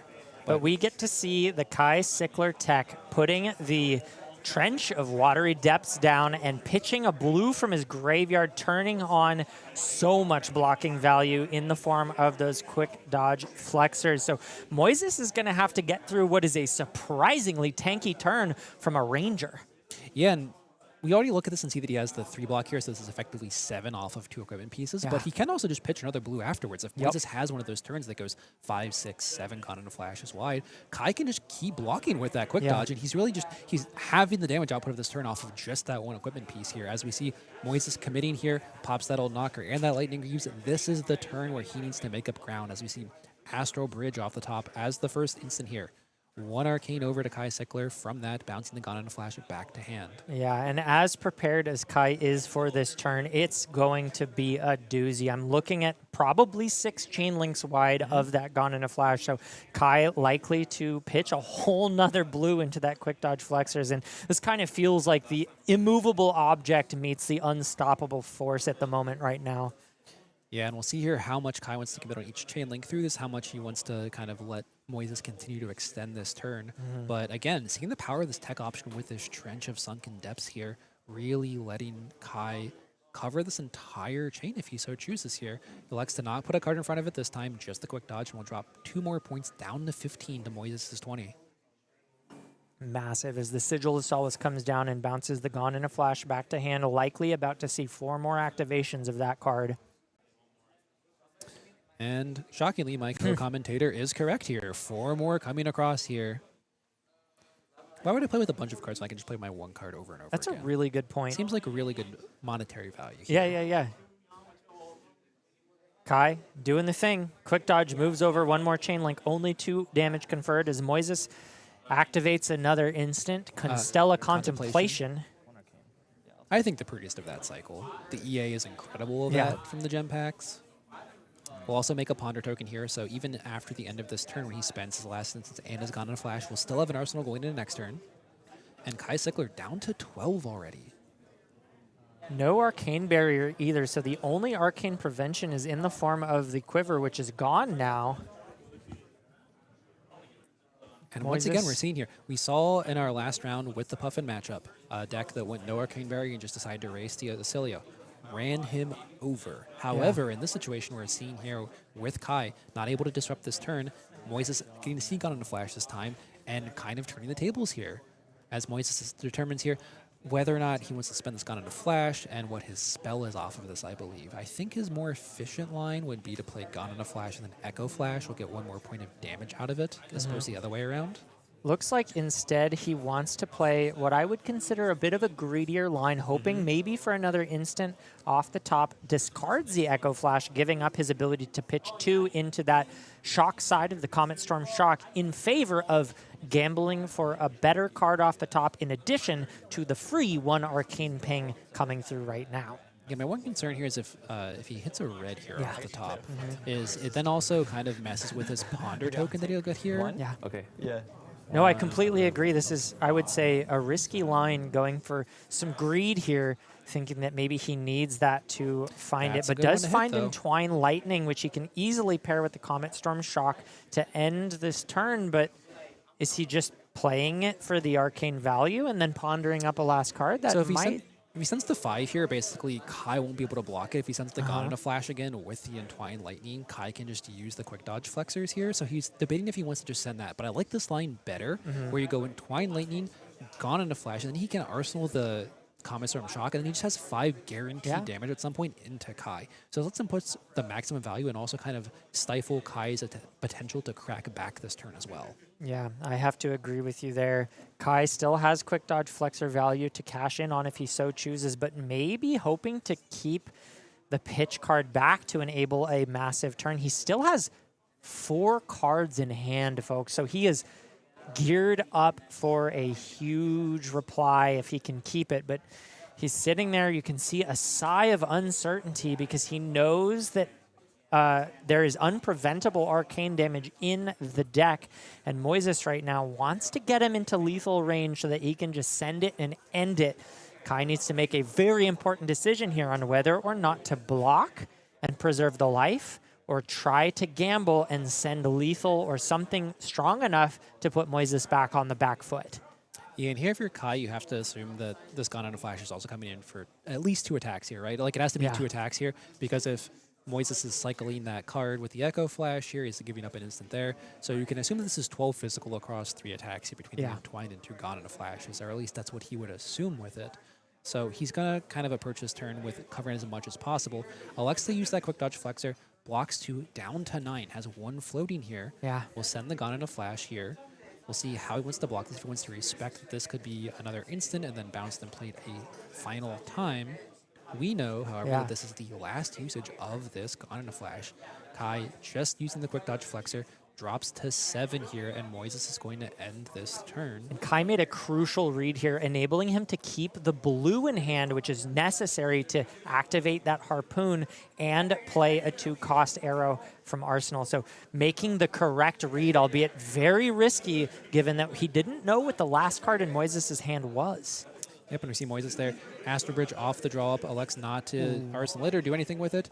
Draws up 3 instances, and then just a 2-block in Scar for a Scar there. Will not have go again off of this unless Kai has the hand of the year here. So from Moises' side, really the thing he's looking at this next turn is just sending that Comet Storm out of his arsenal here, and will not be able to block much damage when he does that.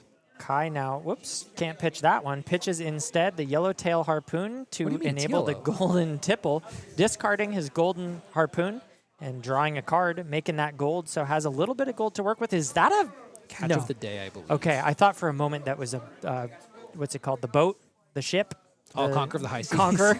Yeah, instead it is the Saltwater Swell, which could hit big here and get more resources on the pitch zone if he does decide to deploy it, but that's a bit of a risk. Conqueror right with what that arsenal is. He's looking at death right now with that arsenal.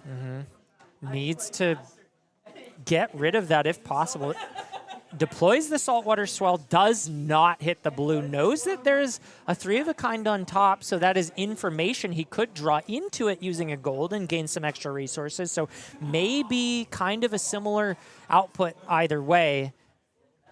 Kind of a nice card. If it's not going to be a blue, it might as well be the 3-of-a-kind. Closes the chain, pops the gold, draws the 3-oak. 1 floating enables him to play it. And we'll see here what he can draw into. Blue, exchange, a blue, and a red fin. Shark. I believe it's a red fin harpoon off of it. 3 blues, okay. Red fin harpoon, 3 blues means he's resource rich. But on hit poor? What's the arsenal? It is, in fact, the battery bolt. That's huge right now. That is insanely massive for him right now. And Moises here is going to be taking a big chunk and have to play out that entire hand almost. Yeah, I just want to read Battering Bolt here, folks at home. Oh, well, it's gone, so I can't. No, there it is. When Battering Bolt hits a hero, they reveal their hand and discard all cards other than action cards. Then they lose 1 life for each card discarded this way. Unlikely to get that effect because Moises will just play out all of his instants. But let me ask you a question. How much value is he going to get by playing them out? The answer is not a lot. We'll have to see here. So the Sigil of Brilliance is going to give him value next turn, and the Sigil of Solace will gain the life off of, right? So he can play the Sigil of Solace here, I guess, gain 3. He can choose to cycle the Astral Bridge if he would like, or play it looking for an instant hit. Yeah. Maybe not the greatest line here, but it looks like he's going to choose to cycle that Astral Bridge. Yeah. I think the important thing here, though, is that this prevents him from playing his spell from Arsenal. So he'll have the Scar for a Scar in hand, and then he'll have the Sigil of Brilliance drawing a card. So he should actually have the resources to play it from Arsenal. True. But it will only be for 5 unless he drew a blue, which I don't know that he even has in the deck list. So he won't be able to kill Kai straight up here. He might be thinking if he wants to Oscilio cycle the Sigil of Solace and then has the Astral Bridge to deal 1 Arcane, potentially putting Kai in lethal on his next turn. Instead, looks like we're going to gain the life off the Sigil of Solace. Will he play the Astral Bridge here, or will he cycle it? I kind of like playing it. Playing it here does his 2. hit So the actually, yard. no, you should just kill him here, right? Because he'll play the Astral Bridge, Volzar for 2, and then he has the Comet Storm from his arsenal here on the next turn as well. Got on a flash. We don't need that anymore anyway. Yeah, we're locked up on that card. 2 coming through Kai now, down to 5. Sigil of Brilliance, and now, ooh, yeah, this is actually lethal still. Good call on the Scar for a Scar. That will not be discarded here because it is an action card. And Kai here needing life gain or prevention of some kind in his deck here to be able to actually stop this lethal coming through from Moises Lopez. And this is a really tough spot now.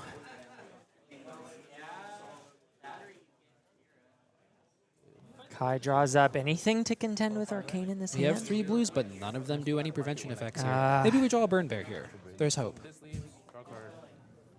That's not a burn bear. That's, Nope. in fact, arcane damage. And it looks like this is lethal. 5 damage, Arcane on the stack. No Arcane barrier. Kai looking through his hand asking, do any of these help me in this spot? And the answer is no. The fist bump comes across, and Moises Lopez finds lethal despite what, in my eyes, looked like an extremely disruptive attack coming out of Kai. Just wasn't enough to seal the deal.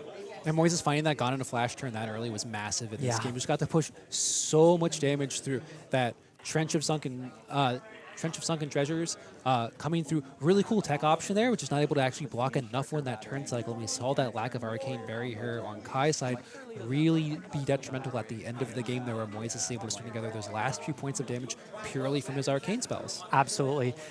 Well, that game's over, and now it is the moment folks have all been waiting for. That's right. Give me a long drum roll, because we are about to reveal the thing that you've all been waiting for. That's right, folks. It is our sponsor for the day, Fabtcg, coming at you with farm-to-table, flesh and blood, singles, anything you need, they've got. Go on down to their website and check out their their commons and rares packages, their majestics packages, their armory decks, and of course you can even pick up event tickets from them. So head on down to www.fabtcg.co/discount/AGLA10 to get 10% off your order all the way up till Tuesday. And you can even scan the QR code at the top of your screen to save your fingers the trouble of needing to type that in. So head on down to Fabtcg, and a huge thank you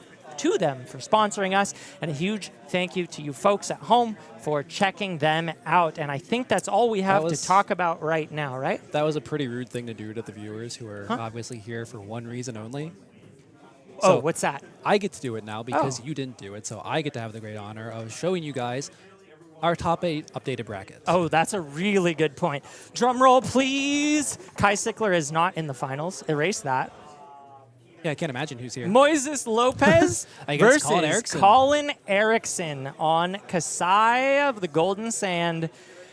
And to everybody's surprise, we have Oscilio against Kassai in the finals. Who could have ever foreseen those two heroes? That's a good point. These heroes, despite being so underrepresented, somehow made it all the way to the finals. And with that, we've got a spoiler for you folks. I haven't seen it yet. I'm as excited as y'all, so let's cue it up on the screen, please. In 3, 2, 1.5. Oh, let's go. Restless Cleric? Wow, okay, so this looks like a Shadow Necromancer action zombie ally. Costs 0, and by tapping it, you can gain a life with Go Again, and it includes the Decay keyword. And this, I gotta say, is a beautiful Marvel card. That looks like something from like a darker Final Fantasy. It's got the ring behind it. It's a Cleric, which I gotta say, Cleric is one of my favorite classes in all of the fantasy realm. And yes, as you mentioned, hints, I know that Cleric happens to be in the original Flesh and Blood lore book, so I'm not saying anything, but the fact that that word is printed on that card actually gives me a lot of hope for the future of the game. But we're not talking too far in the future right now. We're talking Usurp the Shadow Throne, and we are now seeing fresh on the page the Restless Cleric. That's a beautiful card. Obvious line here is that it matches up with Chowder out of Gravy Bones, and again another 3 attack, gains 1 life. In addition, then you also have the weapon from Malice, where it gives it basically a free attack, similar to like Beck and So Steel. you can attack with it. Will it tap? It doesn't attack with it. It just so you puts can an attack heal there. too? You get That's to heal so too. sick. This is sick. Especially in a blood deck, which is presumably going to be ticking down. The ability to kind of tick back up, super cool. And a Necromancer with a Cleric ally, I Love that. But we're going to take a very quick break while we get the players situated because we've got one more very important game for you. That's right. It's the finals of Kassai versus Oscilio, Colin Eriksen versus Moises Lopez. Don't go anywhere. More Flesh and Blood after this.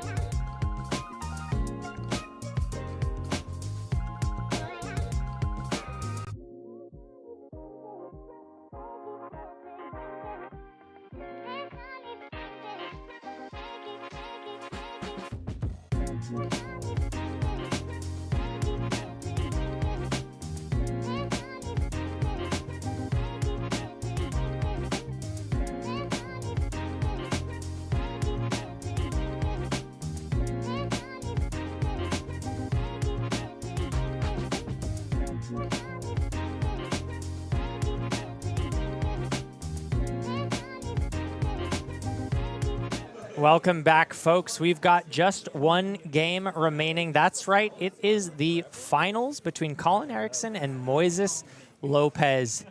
And I think we've got to head right into it. Oh, I'm sorry. Top 8 bracket, and then we head right into it. Here it is. Players came Here's into the this. story.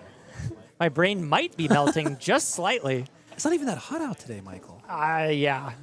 No excuses on that. Moises Lopez versus Colin Eriksen, and a beautiful story on how that happened. We had Brian Gutierrez making it into the top 8 on a Pleiades fatigue deck. We had Zachary Wallach on Betsy. We had Ian Shu on Vynnset, and of course Kai Sickler making it all the way to the semifinals on Marlynn, and Han V on Cindra. Let's take a look at pricing, though. This is what the players show up for. This is why they compete outside, of course, of the legendary fame and fortune. We've got the AGE Open points, and this is what the top 8 is all about. These players are fighting to secure their standings and their seedings in the Players' Championship. The money comes secondary. That's not really why we're here. No. I mean, who's making a living off of $400 a month? I'm not. Fab players. Fab player, yeah. Riftbound players. Have you seen about everything with the cards in these games? Come on now. It's not great, but the match is ready, so we're going to zoom on down and check out the final game as the fist bump comes across. On the left, Moises Lopez. On the right, Colin Eriksen. And right behind him, Sleepy Connor side-eyeing because he doesn't have the energy to move his head. And we see here, Colin has to have flashbacks to his last AG Open and maybe a little bit of shell shock here. His finals that was Kassai against Peter Bedensek on Oscilio. Did manage to run him over there. Peter deciding that LA was too free this month to come through, but Moises is taking up the mantle here to see if he can also once again end Colin's run with a second place finish in the Kassai versus Oscilio matchup. And it looks like Colin's run the numbers and decided that Arcane Barrier is not the tech piece to bring into a combo-based Oscilio, and I can't really blame him. Race is the name of the game, and because Colin Eriksen has the higher seed, second place decides turn order. I can't tell yet, but I would suspect he's choosing to go first because of the potential to leak damage. And that is, in fact, the case as the hot streak comes down to floating, threatening, go again. Oscilio activation here from Moises, pitching that Thunderous Retort. Not really a great card in this matchup outside of the go again. Not going to get any Arcane Barrier here, obviously, as we see Colin with the Blood Follows Blade immediately met by the Fate Foreseen from Moises Lopez here to stop that Centauri Sellsword from being created here. We do see from Colin's side, however, interesting equipment loadout. Does have that Courage of Bladehold looking for an aggressive turn, and then also the Brave Forge Bracers as Colin has the Glint the Quicksilver to give go again here and draw another card here, churn through his deck. Would have really, whoa. Just filtering a little bit, getting rid of that blood on her hands. Not useful when you don't have copper and just a singular Centauri Saber coming through. And Moises saying, yeah, I'll give you my last 2 blocking cards. Just make sure I don't take any damage. And heck, why not gain 3 life? So Moises really winning that turn cycle, going second and gaining 3 life to start things out. Yeah, and Colin having to go through a couple clunker cards there with that blood on her hands, kind of knocking the Blood Follows Blade through as well. We'll see here if Moises can start to turn the screws here on this first turn on Colin. We do see some Arcane there with that Comet Collision, and I'd expect him to make that a priority this game, where maybe before it's not necessarily the primary thing that he's looking for. Colin with AB0, like we saw last game, Moises is able to string together a ton of Arcane out of this deck list, and we'll see how quickly he wants to prioritize that versus swinging attacks. Yep, and we see right now taking advantage of that fact, a clean 5 coming through, but not much to follow up.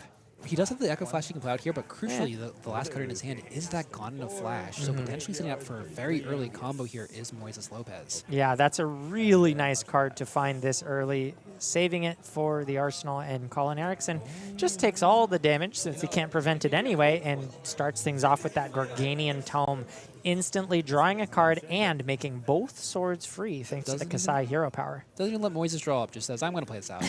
You can figure it out when you want. Yeah.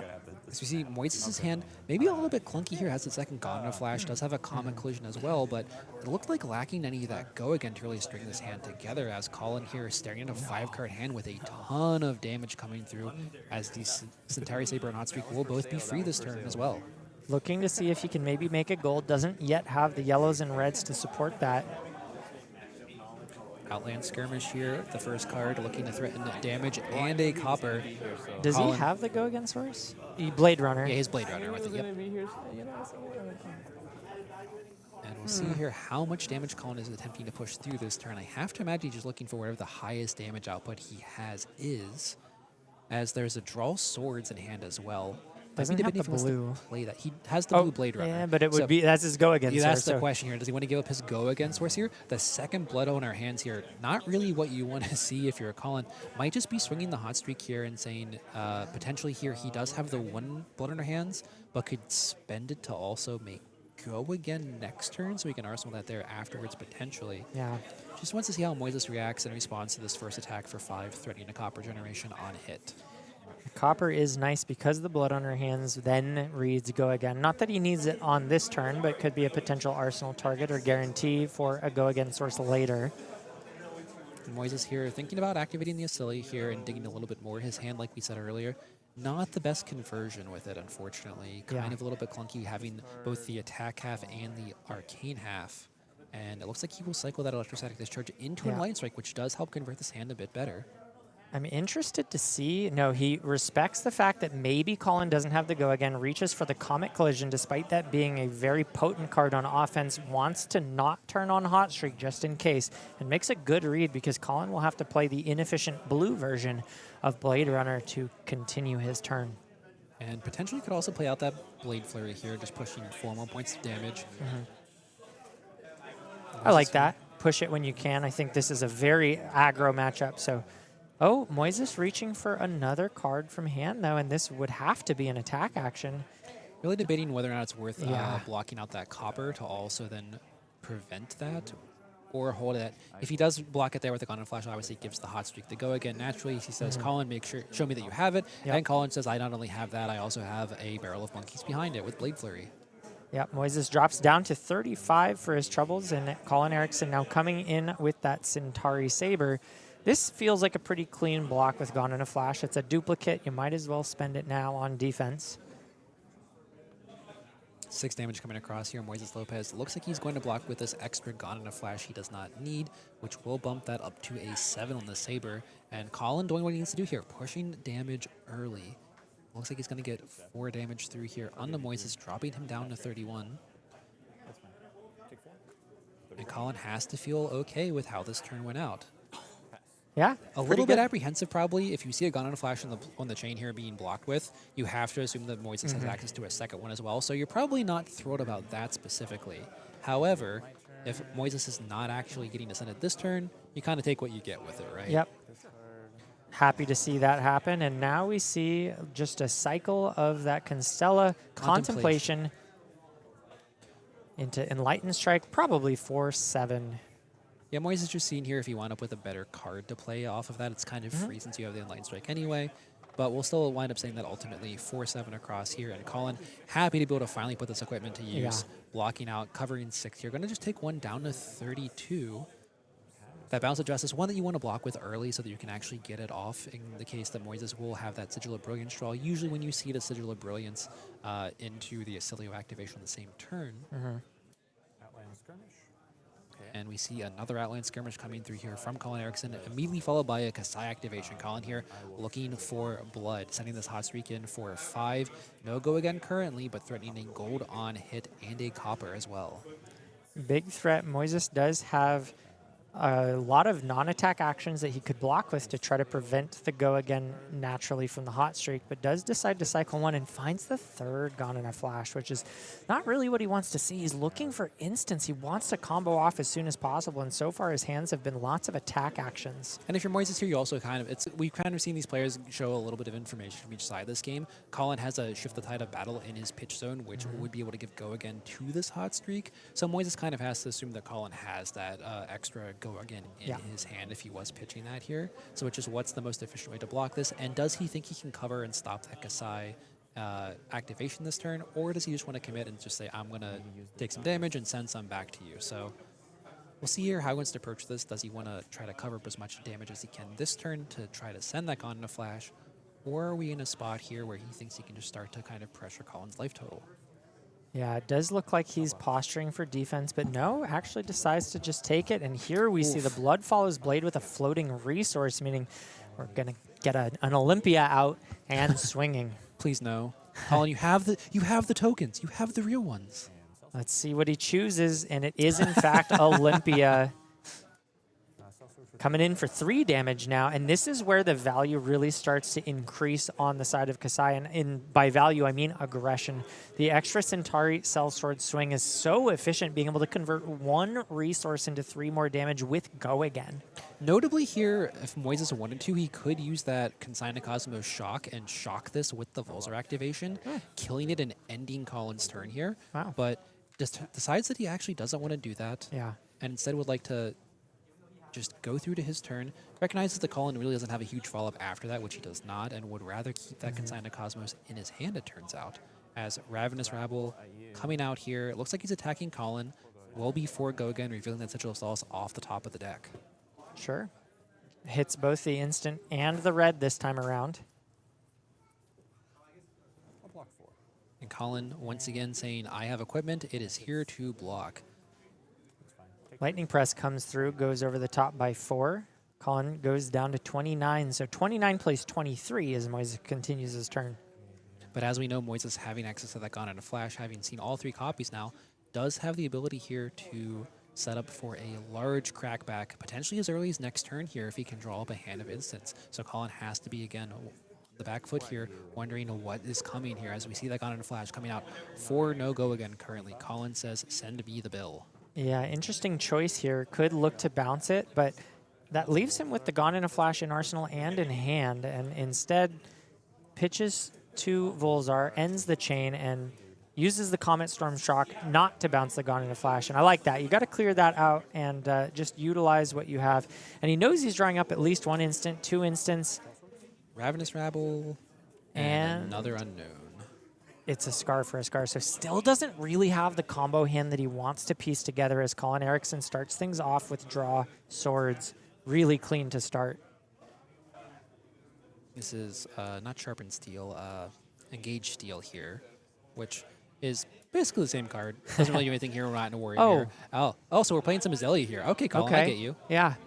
Let's see, 3, 6, 9, 10, 11, 12, 13 damage on the chain. Sure. Gold on hit, 2 copper on hit. This is a lot of threat coming out. Let's see if Moises is posturing defensively or offensively. We know he's got 2 instants and 2 attack actions in hand, and it looks like he's trying to clean things up using that Crown of Providence, very likely to bottom one of these attack actions so that he can fish for another instant. Michael, I'm confused. You told me there were no Olympias here. I see a warrior swinging 13 with a gold on the line. That's a good point, but is there a wager? The answer is no. Look, the gold's the payoff. The gold is the payoff. 13 damage is also the payoff, and Colin Eriksen swinging this cleanly has another floating resource to follow this up with Hot Streak as well. Moises here just with the 3, dropping all the way down to 13 here from this attack. Desperately in need of some kind of damage follow-up here on his side. Yeah. Needs Colin maybe to stumble just a little bit here as his hands have converted very, very well so far. Did we see him filter the attack? Yes, and he found a Fate Foreseen for his trouble, which is really not what he wants to see. He needs those instants. He's got the Gone in a Flash in the arsenal, but he needs to string it with some combo pieces. We'll be able to push decent damage here as a Scar for a Scar into the Electrostatic Discharge with Gone in a Flash for 7, so I'll swing 11 here and then Sigil of Solace back up a little bit. So his hand does convert very well here, but overall, Colin still able to push a ton of damage this turn cycle, has that D-React here as well to cover part of the damage. Currently has the life lead, but that could disappear in a flash the moment Moises pieces together a combo. So Collins needs to continue to do whatever juju he's been sending over towards Moises' deck to prevent that from lining up. There's the Discharge and the Gone in a Flash, 7 coming through.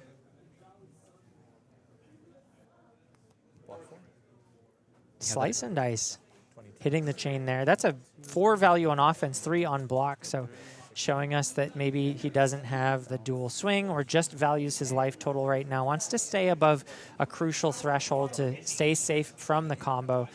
Draws off gold using the Seduce Secrets, and now swords are free and Sharpened Steel hits the deck.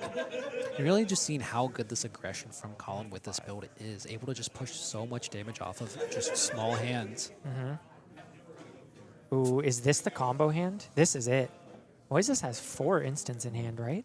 Oh, that is beautiful. We see Lightning Surge, Astral Bridge, I believe a Constella Contemplation or Uplift, and a Flittering Charge. So 1 non-instant here.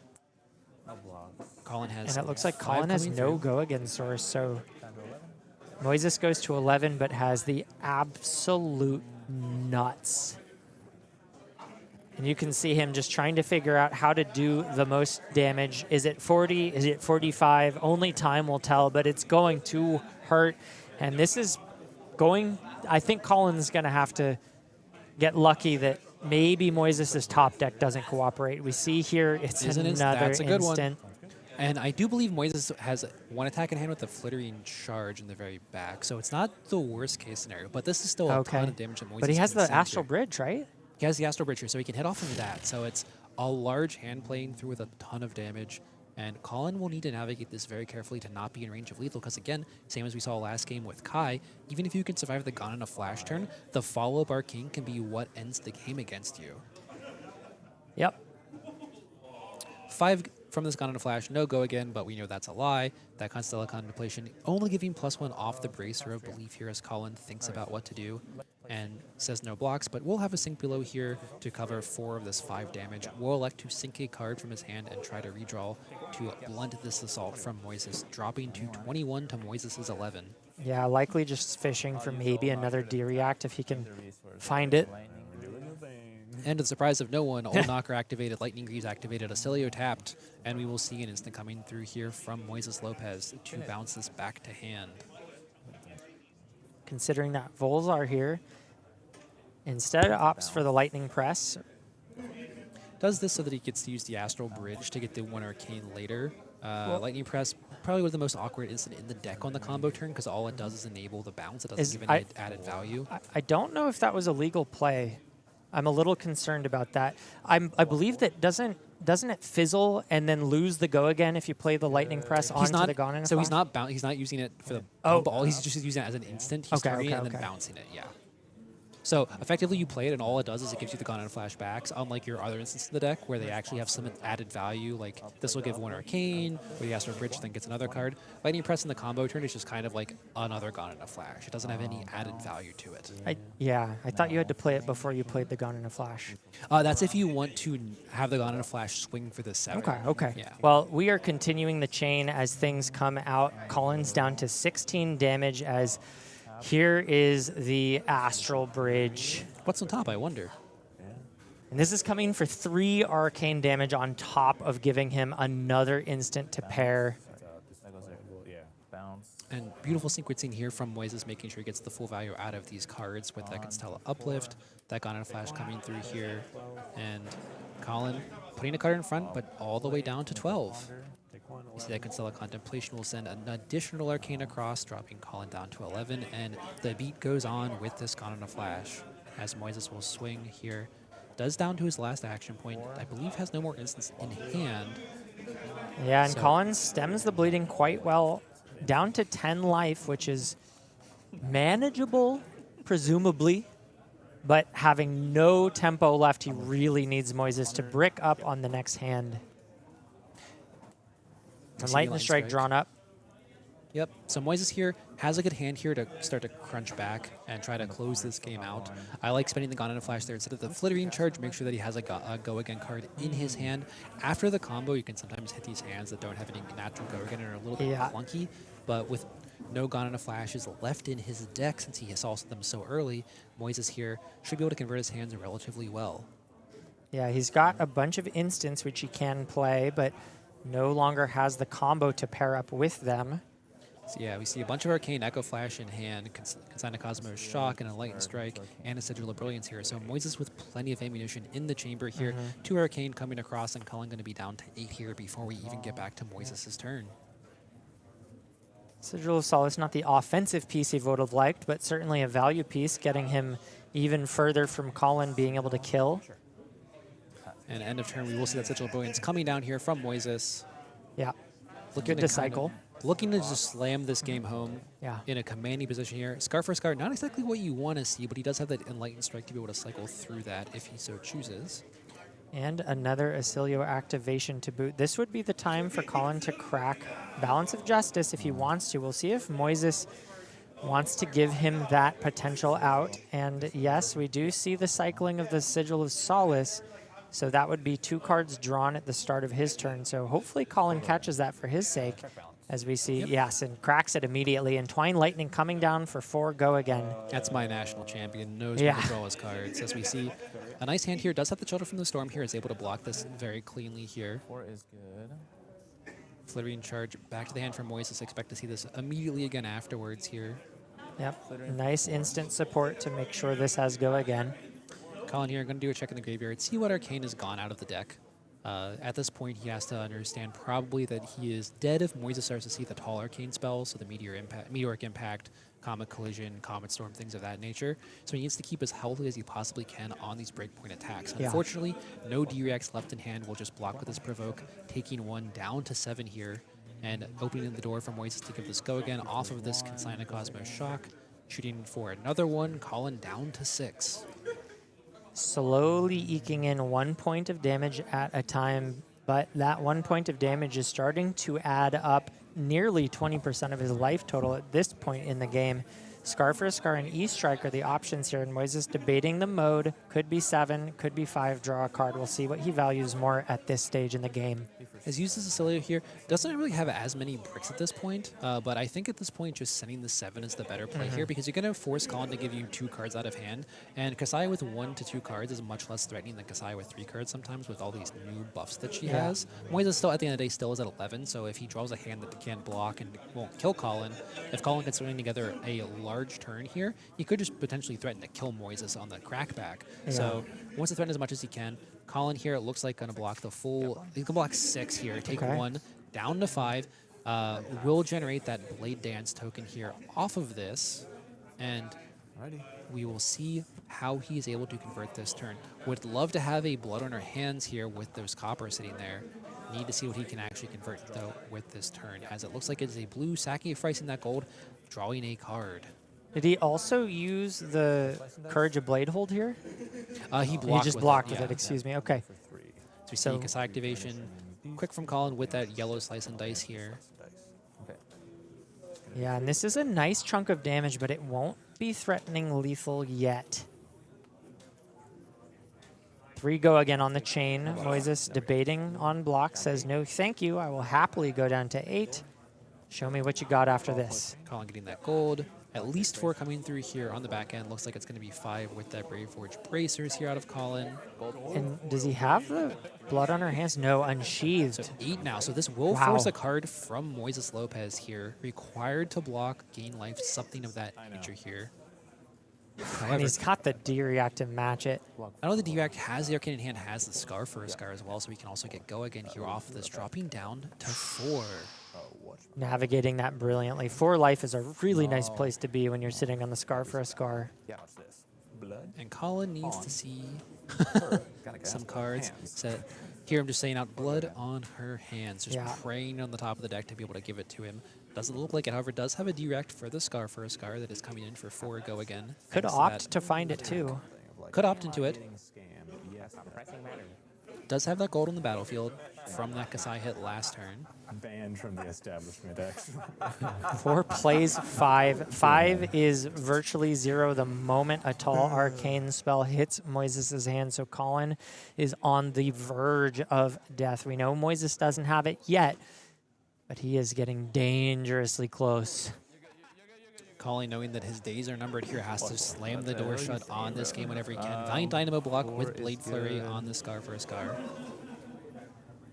Nice use of that Valiant Dynamo. And oh, I'm sorry, he did have it. And so if Colin doesn't have prevention, this will be the end of the game. It doesn't look like he does. Take the lead. And Colin Eriksen that's gone. The game. Congratulations to Moises Lopez for taking it all down. And despite that combo looking absolutely filthy, it still came down to a pretty close game. But Colin not quite able to cross the finish line. Moises finding that lethal. And that, as they say, is that.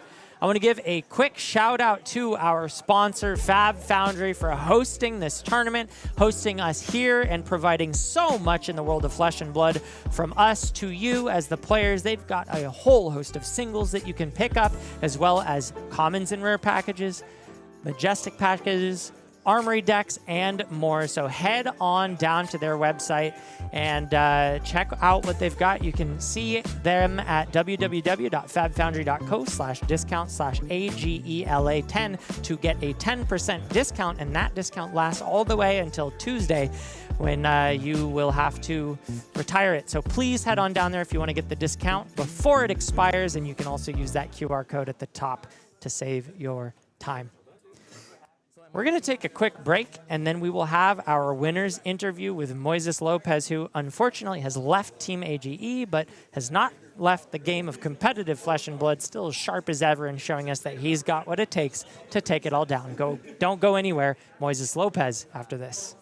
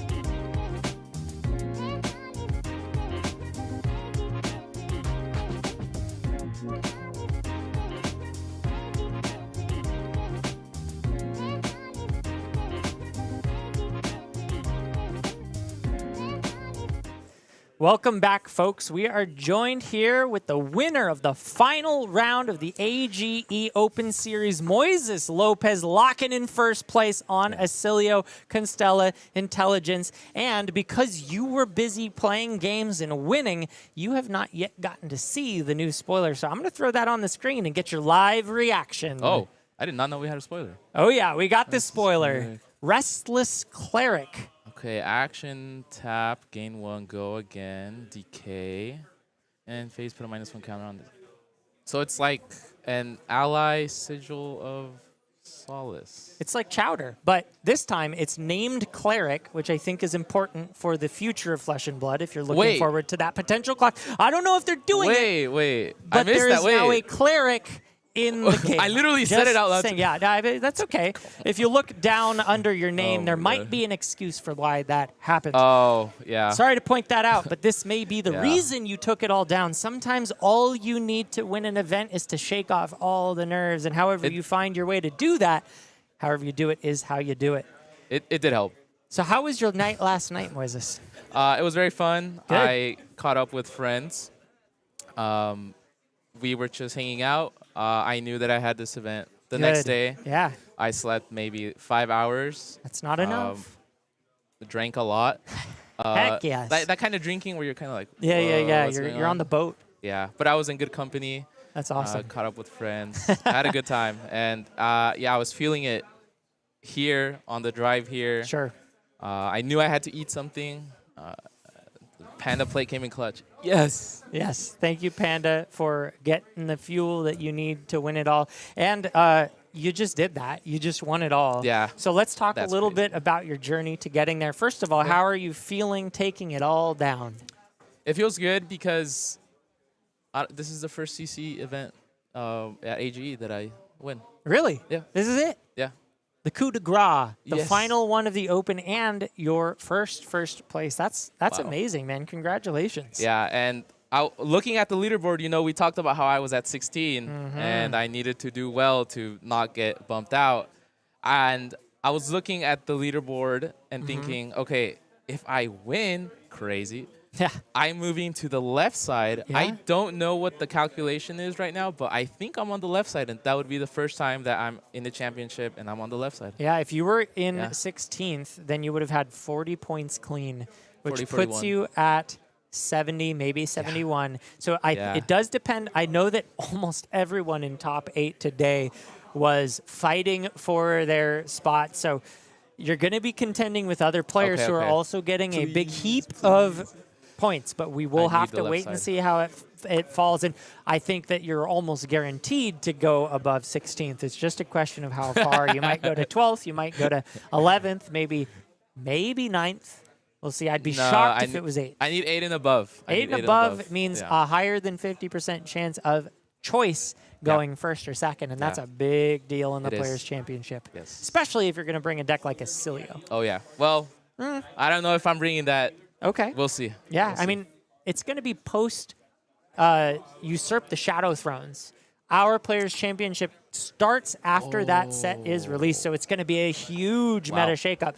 You might be on Malice, you might be on Oscilio, you might be on Viscerai. Any thoughts? Okay, I have to ask. Of the 3 heroes releasing in Usurp the Shadow Thrones, who are you? I guess the question is, who are you dabbling in, who are you maining, and who are you killing? I remember this question from last month. Yeah. Main Viscerai, just because he's cool. Come on, he's so cool. Super cool. Main Dabble Levia because the voice actress in the trailer, when she lets out that guttural roar, like the when she's roar on the plasma sold pit, you. oh my god, that Okay. that power, Yeah. that I could just feel the power coming from Leviathan. She's got she stands crackling chaos energy. It's super exciting to watch that unfold. And then kill Malice. That would explain your excitement or lack thereof on the reveal of the card. And while it wasn't the most exciting card on its face, I am excited to see Cleric in the text. It literally said Cleric, and I read it, and I'm like, Cleric, okay, I don't know. Yeah, it may be a hint. It may just be more hopes up to be dashed in the future, but I love getting these hints and speculating. So that's an exciting reveal for me. Well, you seem tired. Is there anything else that you want to talk about? Any other topics that you want to hit before you go celebrate one more time? Let's see. I think I'm going to celebrate not playing Ninja. Heck yeah. Yeah. I might bring Katsu to the championship, though. But Katsu? Maybe. That's kind of sick. Wait, hold up. Maybe. With Viscerai releasing, choosing to bring Katsu, one of the original heroes from the first set of Flesh and Blood, saying, screw the new releases, I'm going OG. That's a bold choice. I'm making Zen State tokens. Cool, man. And negating rune chants. Awesome. Well, congratulations once again. Thank you for joining us. And to the folks at home, thanks for sticking around for the finals interview. That's going to be it for AGE in the booth in LA for the Open Series. The only game left to play in LA is, of course, the Players' Championship. So this is Michael Murray, Moises Lopez signing out. Peace. Peace.